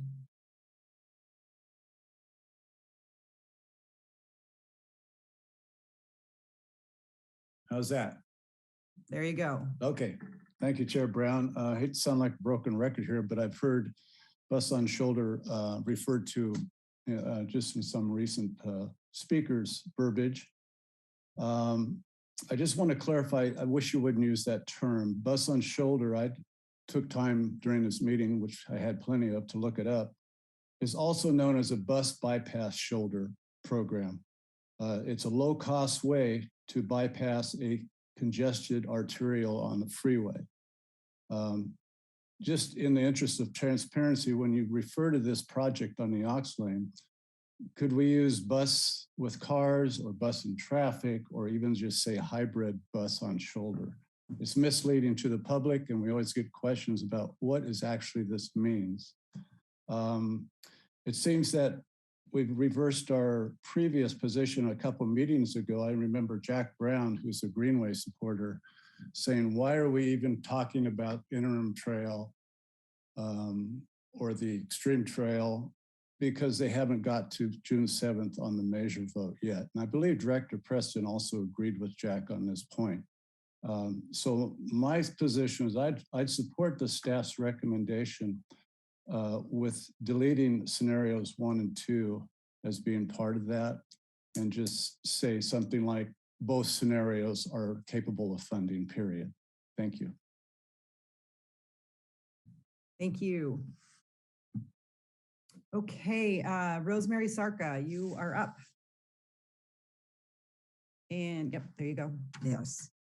So our intention at Roaring Camp was to use this opportunity to underline items from our letter to you, which you have in your file, and in particular in demonstration of our efforts to cooperate with respect to funding opportunities. RTC was successful in the 2020 SB1 cycle in obtaining funds for Highway 1 by applying a multimodal corridor program, which includes Highway 1 rail corridor and active transportation. So we encourage RTC to pursue that strategy in the 2022 SB1 TCP cycle by again including all 3 legs of the multimodal corridor program, rail, not just highway and trail. In the upcoming cycle for the 2022 SB1 Trade Corridors Enhancement Program, there's an important opportunity for funding connected with the California Freight Mobility Plan 2020. This includes $800 million in funding that specifically highlights the eligibility of projects included in the Freight Mobility Plan, and 2 specific projects already designed for the Santa Cruz branch line. $25,000 to upgrade the rail line to a class 2 condition at 25 million rather, and $22,410,000 to maintain and rehabilitate the railroad infrastructure. And this is in addition to possible grants on the federal level. On rail banking, we do look forward to some understanding of our position and why this is so important to us. And we hope that you will keep in mind the many comments you received in February about this issue as well. Thank you. Thank you. Okay, next up we have Jack Brown. Hey, thank you, Commissioner Brown. Just wanted to give my support to Guy Preston and the alternative resolution. I think it's a good place to be in between both polarizing sides of this issue and states it about as best as we can. And then I just wanted to give some commentary on rail banking. I recently spent 2.5 weeks in Washington, D.C., helping my mother who had knee replacement surgery. And my primary source of transportation during that time was using e-bike share while I was there.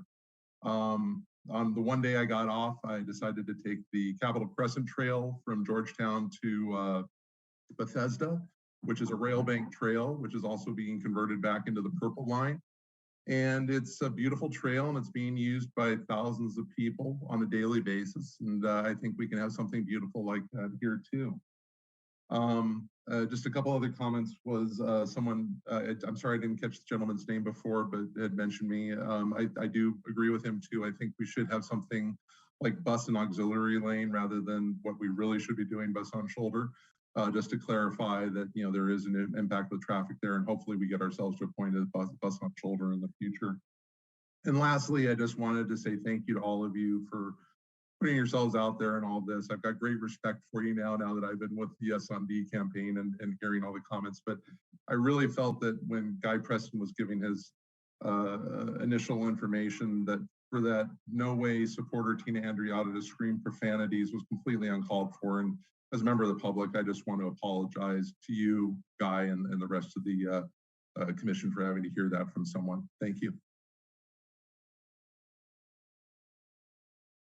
Okay, let's see here. So the hands are continuing to go up, and I've received messages from a couple of commissioners who do have to move on to other commitments today, and we do want to be able to vote on this before we finish our meeting. So I'm going to, and I'm sorry to do this, we've just had a meeting that's gone on quite a bit longer than anticipated due to a couple of items.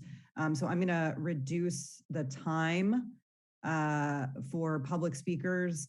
I kept hoping we were going to be through, and then the hands keep going up. So I want to reduce the time to 1 minute. I'm sorry about that. Given the circumstances, I think it will get us through the meeting more efficiently. And those of you who have things you want to say about, again, the decision between among rail and trail configurations, since we're not really making a decision about that today, you will have plenty of opportunity to do that when the time comes. And there will be multiple occasions, I imagine. So I'm going to reduce the time to 1 minute. I apologize, but just for the sake of completing our business today, we need to do that. So our next speaker is Faina Siegel.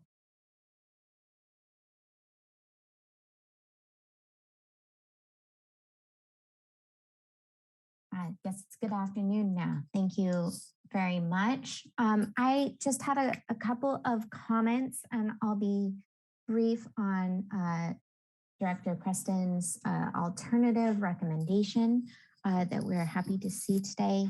And that is for Section D, I would have to echo the comments from Mr. Saladin Sale.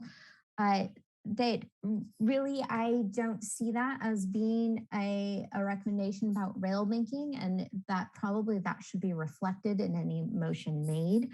And it really, you know, it's so important for us to include stipulations that protect both our tracks and our bridges from being torn out. We may need that, and it's silly to rip out infrastructure that is perfectly capable now, especially over segment 12. If there's not enough money, then we need to keep what we have at least available. Thank you.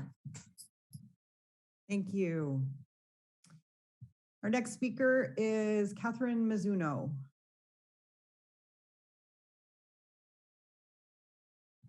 And if we could start the timer over, thank you. That's great.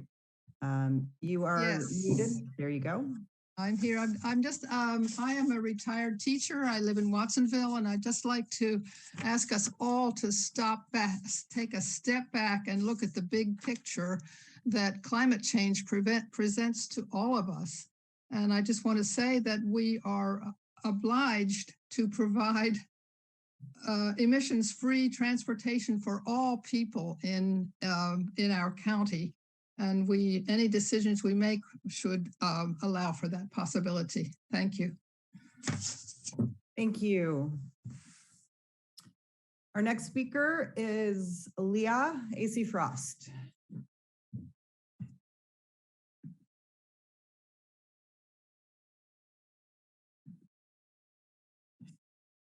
Ms. Frost, if you can unmute yourself, we're not able to hear you. Great. Okay, thank you. First off, I sincerely and respectfully want to apologize to all RTC staff for any perceived mistrust in their extensive and thoughtful and cooperative efforts and recommendations that I've heard today.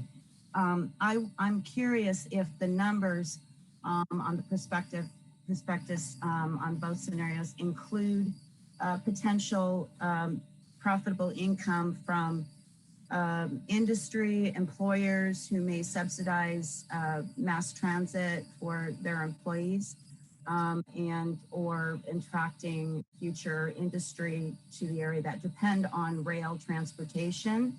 And also, you know, I really see this as a chicken and egg scenario with, you know, option one and rail banking being short-sighted and you know, penny wise, but in the long term, pound foolish. So I really do appreciate Guy Preston's recommendation and wholeheartedly support that. So thank you again for your time and your efforts, everyone. Thank you, Ms. Frost. Okay, next up, Kyle Kelly. Hey all, thank you so much. So I'm revising my comments. I'll be really quick. I just want to say that I support the staff's alternative recommendation. The only thing that I would possibly update, instead of saying that you're going to advance discussions to Railbank, to instead work constructively with Roaring Camp and other stakeholders to protect their interests and limit RTC financial exposure. That's all for me. Thank you all so much for your time and all that you're doing for this community. Thank you, Mr. Kelly. Next up, Equity Transit. Hi, thank you to the staff for revising today's recommendation. I also want to ask commissioners to ensure that neither adverse abandonment nor rail banking will be included in this motion. Research indicates that rail banking is not required to build the ultimate trail as we own the line. There are billions of dollars in funds coming available through state and federal rail infrastructure grants, more than has seen in the past 100 years. An interim trail ensures we miss these substantial funding opportunities, and other cities more committed to implementing rail, like Monterey, will receive our hard-earned tax dollars that we've already paid into these federal rail funds. And here's a letter quote from the state of California. In 2018, California State Rail Plan identifies Santa Cruz branch line as a key facility in the corridor for providing rail service through the region while providing connections to popular destinations, including San Francisco Bay Area, et cetera. Importantly, the locally approved alternative identified in the TCAA includes rail with trail option to further expand multimodal options and enhance utilization of the corridor for passenger rail operations and a dedicated trail. And we support that. Thank you very much. Thank you. Our next speaker is Maggie Ama.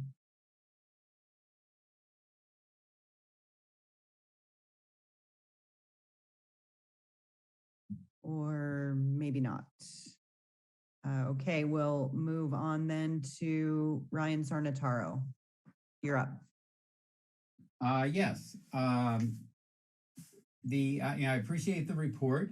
One glaring thing that's different about that report than what could have been reported is that there was no greenway option in there. There was no cost of actually moving forward with removing all the tracks, fixing everything up, no extra fencing, and properly preparing for the most greenhouse gas reducing use of that corridor, which is 2 paved lanes of traffic. In terms of the actual report, it was said that no trail can be built without rail banking. due to liability. And you just have to look at the SMART train up in Marin. And it was also said that Roaring Camp is going to be the reason why rail banking could be prevented for the next couple of years. So they are the impediment to a trail. Okay, next up we have Pauline Seals.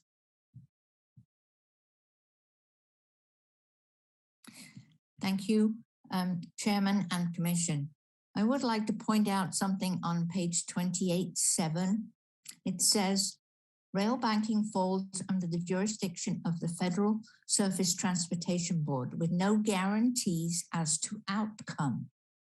Given the severity of climate change, which has already been mentioned, given the emphasis, the very necessary emphasis on clean transportation, this may never happen.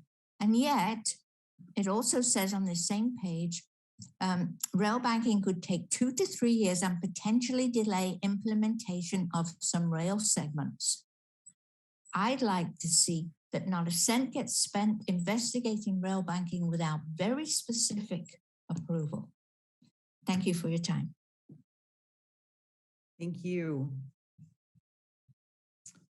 Our next speaker is Ann Kaplan. Greetings. My name is Ann Kaplan, and I'm a resident of Watsonville, and I want to thank the RTC staff for their careful expression of the importance of rail banking for either scenario 1 or 2, ultimate or interim. There's a lot of misinformation that's circulated about rail banking being the death knell for future rail development. This is inaccurate. I believe it's a fear tactic meant to confuse and disorient voters. So thank you to the RTC staff for clarifying that and for your excellent report and all of your hard work. Many thanks. Thank you. Okay, we have one more speaker. We have one more hand up. I'm going to do a last call right now for public comments. You folks will have 1 minute and then we'll return to the commission. The next speaker is No More CZU Fires. Things heard from the commission today. We're not going to make a decision. Preserve, reserve, further study. There is no freight. There's so little freight. We can't afford it. We have to end freight. You know, if y'all were a corporation, you'd go broke with reporting like Guy and Koenig brought today. They'd get fired and most likely sued for the appearance of trying to tank the company. Fire officials have told us we need to stay connected to the rest of the state to bring in water tankers. Were they invited today? No. The Boulder Creek Fire Chief got a phone call from a stranger on International Firefighters Day to tell them what's going on today on this vote, trying to end it again. Hear the same reporting every meeting from y'all. Where's the truth? Where's the accountability? It ain't hard.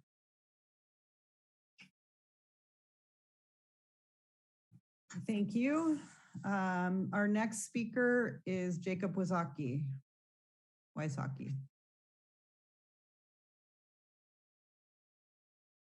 Go for it. You're unmuted.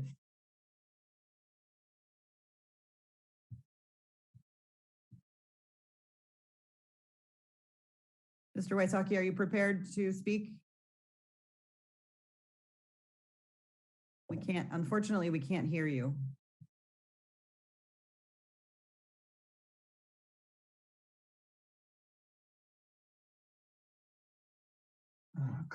Okay, I'm gonna call on Charles Hicks. Mr. Wysocki, hopefully you can figure out, it may be an issue at your end. We'll call on Charles Hicks and then return to you. Okay, am I being heard? Okay, great. I just wanted to, first of all, like a lot of other people, thank the RTC and for all of the efforts. You know, it's been kind of a real interesting meeting, and I enjoy all of your efforts.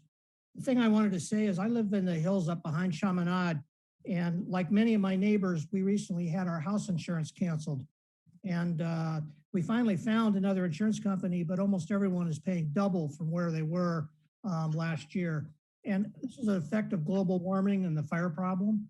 And so as I see it, we're going to start getting more and more density of people trying to move down into the town area and out of the hills. There's been several articles about this also. So I think that we need to be prepared and get our transportation systems in order because we're really going to need it. Thank you. Thank you.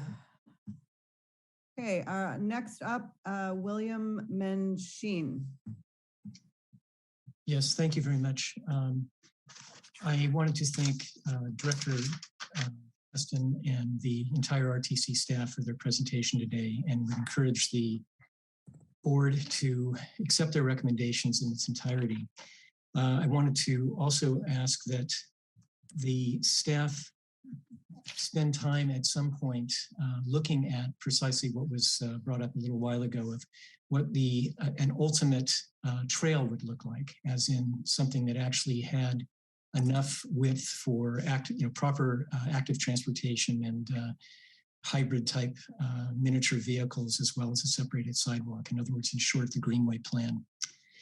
Also, I think that it's very important in the study of rail banking to look at how that impacts the phase 3 highway investment, specifically in how it might be a way or a strategy to remove the Aptos strangler that's posed by the pair of rail bridges there and be able to get to bus on shoulder and ideally dedicated bus transit lanes in the future on Highway 1. Thank you very much. Thank you. Okay, our next speaker is Maggie Ama. She already spoke. Okay, great. No, Hi. All right, I made it. There you so go. I have a couple of questions. One is, it's my understanding. Ms. Ama, we lost you again. You're muted. If you could unmute yourself. Trying to, can you hear me? Yep. Okay.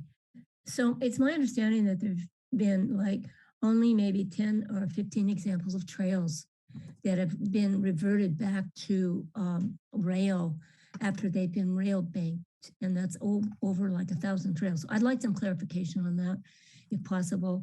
And the second question I have is, it's from what I thought that what the intention was to remove the rails and put in a trail, to take the rails out completely and put in a trail.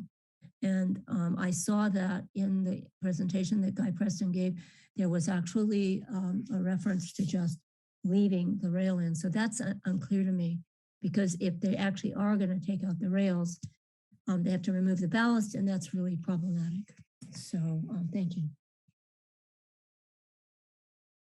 Okay, thank you, Ms. Ama. I'm going to now bring it back to the commission for action, motion, and deliberations. There are several questions that people raised during the public comment that I'd like to get answered, but for the sake of making sure we maintain a quorum to vote on this, I'd like to take that first, and then we can return to figuring out which questions we might be able to answer quickly for the public. So I'll call on Commissioner Schifrin first. Thank you. I would move this amended staff recommendation. Second. And I have comments on it. I think it's a reasonable way to move forward at this point in time. I'm not, although I hear the request from a few members of the public that we add additional directions on the rail banking. I understood what the staff was saying about their intentions, and that satisfies me. I mean, I think that they want to get a resolution. I think we know that they want to get a resolution, and they will, I think they will in good faith work with Roaring Camp to try to achieve that. So based on all of that, I would recommend that we approve the staff recommendation as presented. That's the second. All right. We have a motion and a second. Next up, Commissioner McPherson. Yeah, I appreciate it. I will go along with the motion, but I think it would be good. I think the staff would appreciate additional direction that includes language that the cities be responsible for cost overruns. I think that's a concern that's not specified to the degree I think we should have it in a motion. I don't know if that would be acceptable to Mr. Schifrin. I don't have a problem with that. I mean, I don't, it's, what I would like to do is to bring back a whole discussion on maintenance, because I think maintenance is a really big issue and I think we should discuss it separately. Right. But really what we're asking, what's before us today is to, program money. And I'm happy to add, if it's acceptable to the second, an added direction that, the commission, I don't know, we can't, bring back the discussion on maintenance. I would say again what you wanted, Commissioner McPherson. I mean, I don't. Okay, yeah, I just think it could be a pressing problem. That's all that I think we should have addressed. But how about just adding a direction that staff return with a discussion on how to deal with cost overruns? Yeah, that'd be fine. Thank you. Would that be acceptable? Is that acceptable to the maker of the to the second? Yeah, that's fine. Okay. Thank you. Thank you. That's it. Okay, Commissioner Koenig. Thank you, Chair Brown. Yeah, to this maintenance question, I'd like to propose a little additional direction, which as a friendly amendment, which would be that a maintenance agreement approved by the commission will be put in place with partner agencies prior to advertising for construction for any future segment. So that will basically allow that this does come back and explicitly require that we get those maintenance agreements in place. I'm happy to add that, but I think given how long this process might be before we get to that point, I think we should have a discussion on maintenance before then. I would appreciate if we could just maybe direct that no later than September, the September meeting, the commission have a full discussion on how to deal with the maintenance costs. We have 5 supervisors represented here. We have representatives from all the jurisdictions, the cities along the segments. We should be able to have a discussion with our staff and with local staff about how to resolve it. It is complicated, but I think the sooner we do it, the better it's going to be, rather than, waiting until we're ready to go to construction.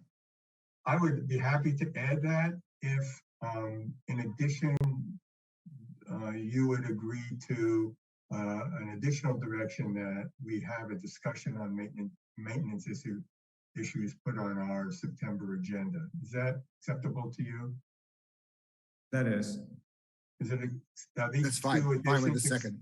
Okay, so great, thanks. And if I may, I would want to suggest one additional bit of direction, again, as a friendly amendment, which is, again, really related to ensuring maximum flexibility here before the vote, which is explicitly authorizing the grant applications for segments 8 through 11 for either scenario, but that grant application should be silent with respect to the rail line to provide maximum flexibility to implement either trail option in the future. Well, let me ask staff about that, because 8 through 11 are not our grant application. So, I mean, do we really have the ability to, say what those grant applications should say? I mean, I think from what staff was saying, that's sort of what the city and the county are intending to do, but I'm a little reluctant to add to a motion direction when we really don't have the authority to make it. So, Guy, could you respond to that, please? Well, we'll ultimately have to reach an agreement with the city, a cooperative agreement for them to receive the money. And so at that time, we don't like the project that they won money for, we could not provide our funding. So it is important that the city hear this, and I'm glad that the city's engineer, their project manager, is listening. They can really do whatever they want, but they would be taking risk that it might not be approved. I would hope that the city staff heard the need to make sure that flexibility be included. We could provide that direction so that they understand what the intentions are, but there's the only hammer would be the future cooperative agreement to actually provide the funding. This is just the program of funds. I'd be willing to add, as a friendly amendment, direction that staff provide the city and the county with their recommended language for moving forward with the grant applications. It seems to me that that's reasonable. I'm reluctant to go beyond that. Is that acceptable to you? Yeah, that works for me. Is that acceptable to the seconder? Just going to express my reluctant acceptance of it because I think people need to recognize the fragile nature of this compromise being proposed here, and it's getting kind of like tenuous on one side of it here. So yes, my answer is yes. But I guess I don't see it that way. I mean, from my perspective, it's consistent with the overall approach that we want to provide at this point in time, through the grant applications, through the programming, the ability to move forward with either option. And so I think I don't see that weakens the position that we're taking by approving the staff recommendation. It's just formalizing what the executive director said before in terms of a suggestion for how the city and the county could word their grant application to allow for that flexibility. That's why you have my reluctant acceptance of it. Okay. That's everything from me. Thank you.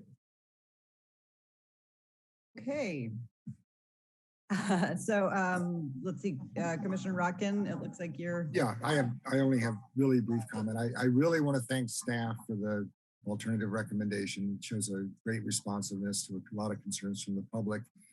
On the issue of rail banking, and I understand the concerns about rail banking, but my view is that what rail banking actually means is precisely something that could be negotiated with Roaring Camp and others. I am certain that Roaring Camp is not going to agree to something that includes adverse abandonment, for example. It's very possible that we could get a rail banking agreement that does more to protect the future possibilities of rail than some other agreement about rail banking might have in it. So I'm quite open to the idea that our staff would talk with Roaring Camp to try and figure out how we could provide, if we're going to get to rail banking, something that would preserve my concerns about the not having a sort of legal right to bring back rail, but no feasible practicality of it happening. So that's why I don't want to change the language generally that's in the staff recommendation. I think it meets the needs that we have out there, and the way that it's worded. I also think that people's desire to sort of make it so abstract, let's talk about preserving our recognizing our financial limitations and Roaring Camp's concerns about whatever. If you make it totally abstract, it's not clear what we sort of recommend or allowed staff to kind of talk about. And I think the issue is about rail banking. It's a question of what kind of rail banking. That's a totally open-ended question. But I think the current language around rail banking is appropriate, even for those that are quite concerned that rail banking of the wrong kind might, and destroy all possibility of future rail service or something. But I don't think the language we have now in any way leads to that. So I'm happy with the current formulation by Guy Preston of the alternative recommendation. That's my comment. Thank you. Thank you. I just want to, I see that our Deputy Director Nathan Nguyen is here, and I think I want to give you an opportunity to just jump in because it's probably in response to some of the conversation. So I'll call on you next before I go back around to Commissioner Parker. I appreciate that, Chair Brown. Nathan Nguyen, City Engineer for the City of Santa Cruz. I just wanted to, jump in and, talk about our ATP grant application and what the City of Santa Cruz right now, kind of the funding that we have for segments 8 and 9, and the timeline that we're under, the gun that we're under right now for the current funding. So, we are proposing to approve both the interim and ultimate schematic plans at our next meeting, but then also, move forward with proceeding with final plans for the ultimate trail configurations for segments 8 and 9.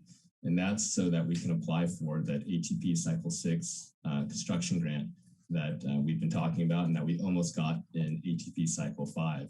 Now, the program itself is to deliver on a trail. And if decisions that come, things change in the next 6 months or years ahead, there is that possibility of going back to the CCC if we are awarded that grant to, then proceed with the interim trail. But of course, we'd have to proceed with getting some final plans and specs for that design. But we support the alternative recommendation that you have today because it does provide for that ultimate flexibility. So while we're applying, the city is going to likely apply for ATP Cycle 6 with the ultimate trail configuration. It does not necessarily preclude, again, if future decisions dictate, interim trail switching to that type of design. So I just wanted to be clear with that, as far as our intentions, and that we appreciate, again, the collaboration effort that we've had with RTC staff. We are working on getting our maintenance agreements up to date. And so we look forward to bringing that back to you guys in the future. Thanks.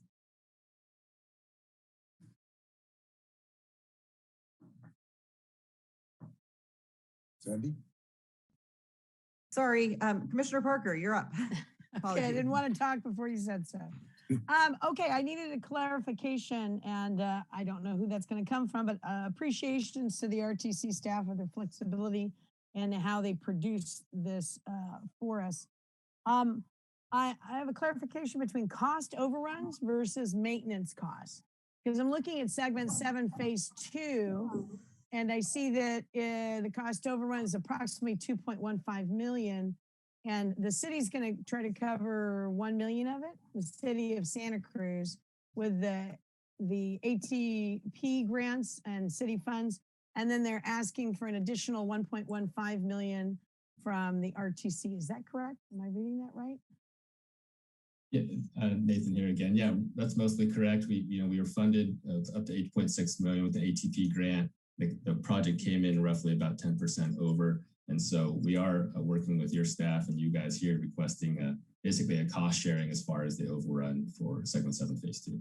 Okay, that's what I want to know. And Director Schifrin, is that what you were talking about when you were talking about cost overruns and maintenance, like coming back with future maintenance, or is that something different? No, each project may or may not have cost overruns. What I think staff has been talking about is the long-term cost of maintaining the trail once it's built. Okay. And who's gonna pay for that? And at this point, because it could be a very significant drain on the Measure D funding and could prevent construction of some of the segments. So what the motion would bring back is a more detailed discussion about what the options are, with maybe recommendations that the commission could make to the jurisdictions about what they would prefer. We would prefer. Okay, and I appreciate that. That's just further clarification. That's kind of what I thought.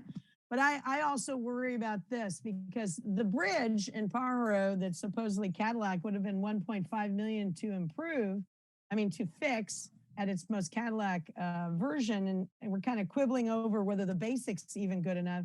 And I see the RTC now allocating 1.15 million additionally to the city of Santa Cruz. And I'm a little bit, you know, I'm thinking South County is just not getting some of the things that they need for this. And maybe the city of Santa Cruz is getting a little bit more. So I just want to make that comment as we look at this and understand this is a part of what we're deciding today. So thank you once again, Nathan, for your answers from the city of Santa Cruz. And I appreciate once again, Guy, your staff, and what you've put together today. Thank you.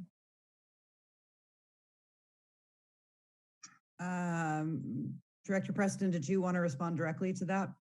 Well, I need some clarification now based on Commissioner Schifrin's response to Commissioner Parker's question, because the friendly amendment was actually made by Commissioner Koenig to not include cost overruns, which is different from maintenance.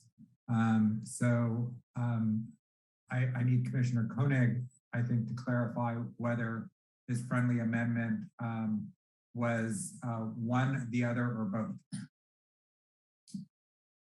My friendly amendment was in regards to maintenance agreements and having those in place. Thank you for that. Let me, while you got the mic, Guy, has the commission provided funding for the segments in Watsonville? We provided 2.8 million, I believe. I'd have to go back and look, but I'm pretty sure my recollection is correct on that for segment 18 of the rail trail. However, when segment 18-1 had cost overruns during construction, the city of Watsonville covered those costs. Okay, so since you have the microphone, Director Schifrin, I just wanted to ask that. So the cost overruns, was that paid by the RTC? If what you just said was true, then the answer would be no. That is what I just said. Is excellent. Well, there are cost overruns. I mean, we're using it in two different situations. One is where the bid comes in above the engineer's estimate, which is the case with segment 7. The other is once construction happens, the bid's accepted, and then there are additional costs that were unanticipated. Let me just say, I mean, my sense is the commission has tried to help every jurisdiction as it's moved forward with the implementing the rail trail segments. It's been supportive of the county, it's been supportive of the city of Santa Cruz, and it's been supportive of the city of Watsonville when asked.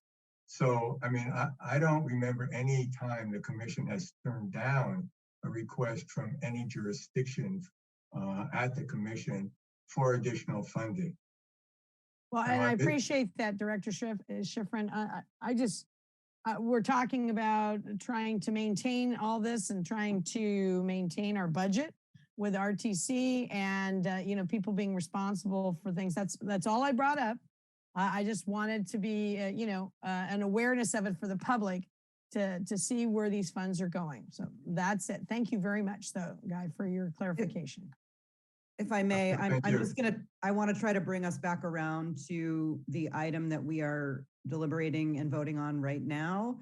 And just to stay focused, we will certainly have many conversations about the broader distribution of funding, you know, formulaic versus RTC granted Measure D funds among jurisdictions.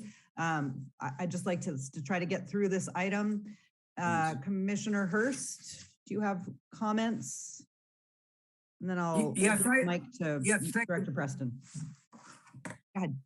Yes, thank you very much, Chair. You know, I get a little nervous when we have this gradual creep toward rail banking and shifting the cost of the RTC maintenance as well as the programmatic changes and stuff back on the backs of cities. You know, the RTC does own this facility, does own this line, and we've been given guidance as to how to use it when we requested and received 116 monies. And so I think we're kind of moving away from where our intent was originally, and everybody wants certainly a piece of the action. And everybody really, I think, wants rail, trail, and bridge equity. And I don't know if we're getting that. I think that we can have more discussions about it, but I'm concerned about the gradual creep here that we're moving forward to rail banking and other scenarios that actually may cost the public a lot more money and yield less results. I'll yield the rest of my time. Thank you. Okay, Director Preston, you have some comments? Yeah, I got some clarification from staff that we did provide some additional funding for Watsonville when estimates did come in high. But during construction, when there were utility conflicts associated with a water line, we did not. So it was a combination of both. So now we're providing additional funding to the city of Santa Cruz when their bids came in high. I must say there's an awful lot of utilities on that job. And so if there is an additional need for funding, staff may come back and make a recommendation or not for additional costs during construction based on today's discussion that was to not include any sort of language regarding cost overruns at this time. Call the question. Yeah. Let's not, so we don't have to have two votes. Come on. No, I didn't mean to call for, no, I'm calling the chair to call the question. Thank you. Okay, we will now, it looks like we're ready to take a vote on the motion. And so I'll ask for a roll call.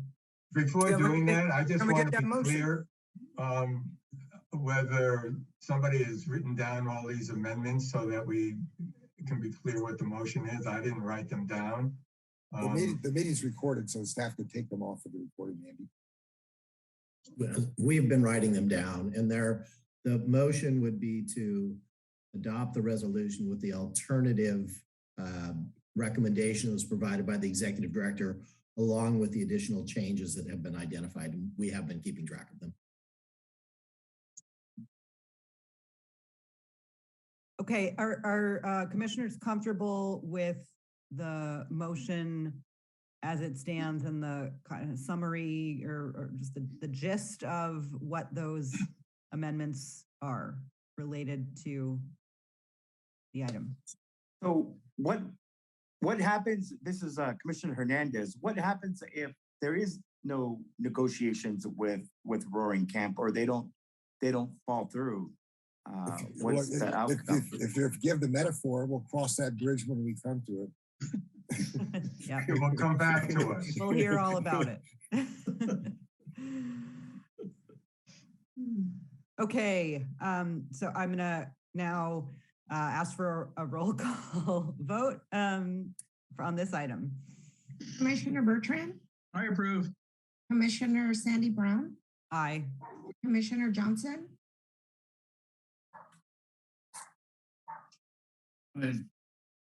Commission Alternate Hurst? No. Commission Alternate Hernandez? No. Commission Alternate Schifrin? Aye. Commission Alternate Quinn? Approved, yes. Commissioner Koenig?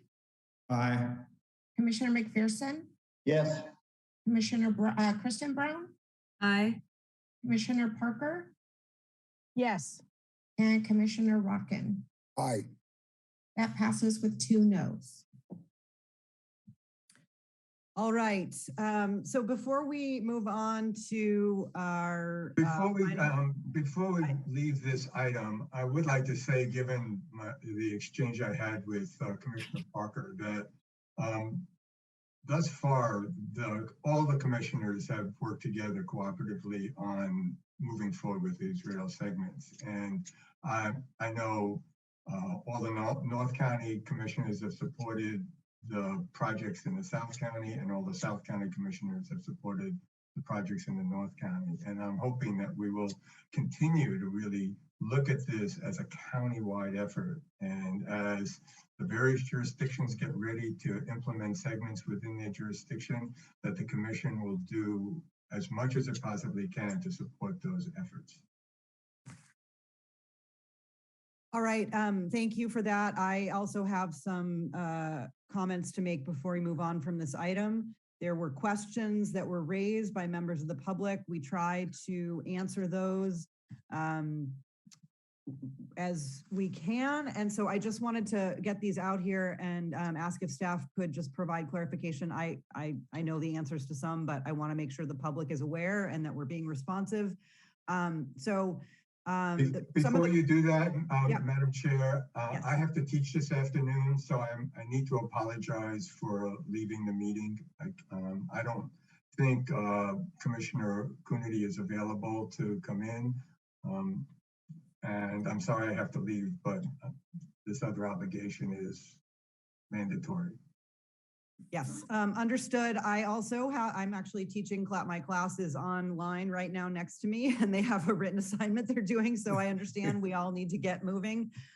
So anyone who has to leave, the rest of our items are not action items. They are reports. We do need to maintain a quorum for this meeting to continue. But I did want to just try to get those 3 questions answered very quickly. And I'll do that before I call on anybody else. Okay, just one moment, please.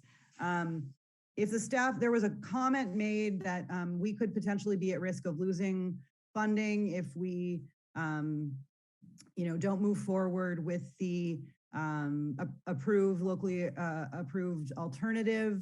Are there any particular funds that we are currently at risk of losing if we do not take action to move forward now?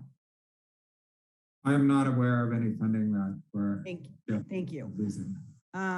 In terms of this question about a clarification on what commitments have been met for the first 7 miles, can we get some kind of like a memo or just a quick overview, maybe circulated, so that we can respond to questions from the public about that? I just like to make sure, because there are people who still want to understand this better.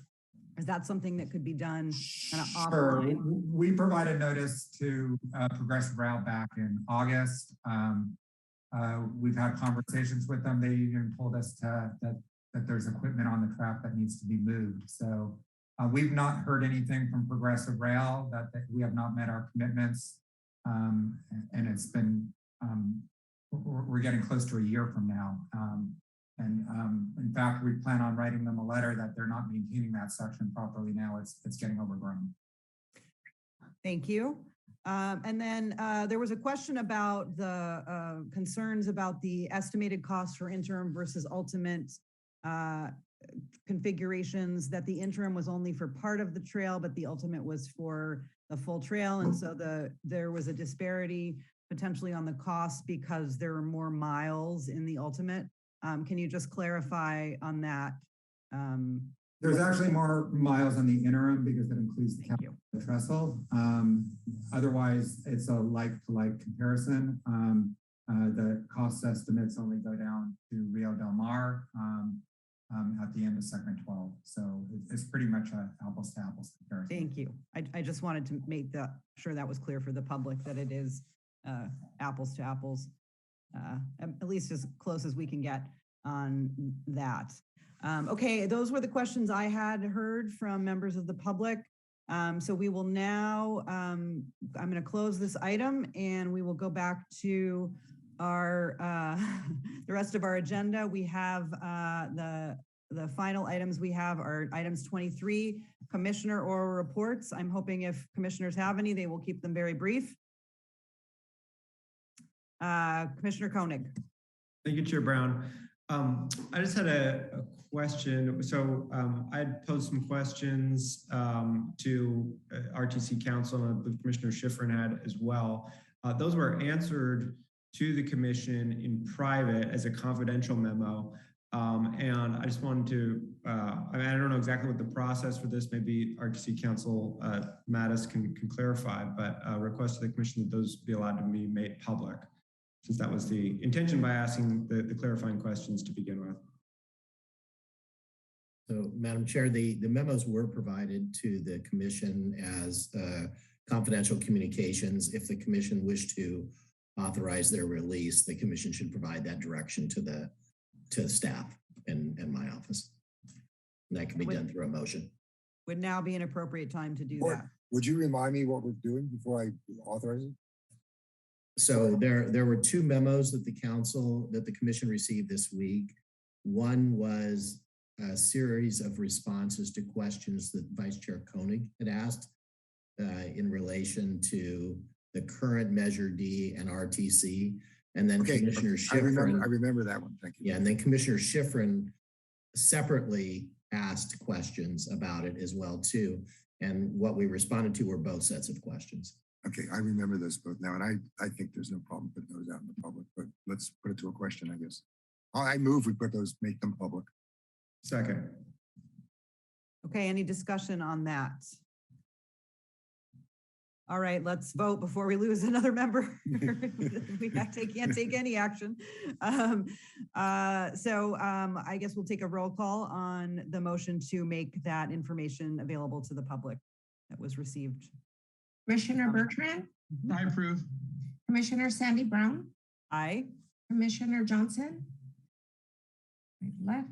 Commissioner Alternate Hurst? Aye. Commission Alternate Hernandez? Aye. Commission Alternate Quinn? Okay, Commissioner Koenig? Aye. Commissioner McPherson? Aye. Commissioner Kristen Brown? Aye. Commissioner Parker? Aye. And Commissioner Rotkin? Aye. That passes. All right. So we'll now move on to the director's report. I will make two very quick announcements. We put out a press release regarding the repairs at Manresa Beach and why we're not moving forward with them at this time. And it is related to ongoing conversation with the Coastal Commission regarding the need for a coastal development permit at that location. In fact, we had a very productive meeting yesterday, and we're going to continue to move forward to making sure that that area of the rail line is protected this year, and that we ultimately get a project moved forward that's more permanent. And then last but not least, RTC was notified that the timber trestle on the Santa Cruz Branch rail line caught on fire early in the morning, Monday, May 2nd. The trestle is located at milepost 0.86 near Pajaro Junction in Monterey County, just south of the Pajaro River Bridge. RTC staff contacted both Progressive Rail and Roaring Camp, who are also notified and is in the process of assessing the damage. Roaring Camp has arranged for an engineering assessment of the bridge, but unfortunately Freight Rail in Watsonville will be out of service until repairs can be completed. That concludes my report. Thank you, Director Preston. Are there any questions for Director Preston? Thank you. All right, that we will move on to our last item, or certainly not least, our Caltrans report. And we have, I believe you're still here, Mr. Olenek? Yes, there you are. Thank you for your patience. It's time for your report. You bet. John Olenek, Caltrans District 5. Glad to be here today. I'll be brief as well. Essentially, we are still really appreciative of the groundbreaking event we had for the Highway 17 wildlife crossing project. And I'm only bringing that up to mention that we are going to do our part to get the project done as soon as we can. I think we're looking at towards the end of November timeline, which is a little advanced in schedule. That's kind of our current estimate. We are going to do our best to mitigate any traffic concerns by keeping the peak hours, the activity to a low activity during peak hours. Any significant changes in staging, we're going to attempt to do that at night again, so as not to impact traffic. But also, I just wanted to mention for all of us, for your constituents, please remind everyone to mind the construction speed limits. It is an active construction zone, which leads me to my second point in that this week, we held our District 5's Worker Memorial Ceremony here at our district office in San Luis Obispo, just to remind all those who participated of the seriousness of working on the highway. And so that's an event we hold every year, and it's very important to us and to all of our respective public works agencies and our contractors who work in serious conditions on the highway. So again, we all want to pay heed to the cone zone as it goes, and keep our eyes on our speed limits and be careful around our work zone areas. So that's my brief report for today. Thank you. Thank you, Mr. Olenek. Are there any questions for our Caltrans rep? Okay, with that, and having heard that we we will not have item 30, a closed session today. I believe we are done with our regular business, and I will adjourn today's meeting. Thank you. We came in just under 2 p.m. Not bad. Excellent job of cheering, Sandy. Thank you so much. It's not easy. Public has to understand how difficult that is. Thank you. Well, thanks everybody for being here and being succinct here, especially towards the end. See you next time. Our next meeting is going to be June 2nd, I believe, which is the first Thursday in June. See you then.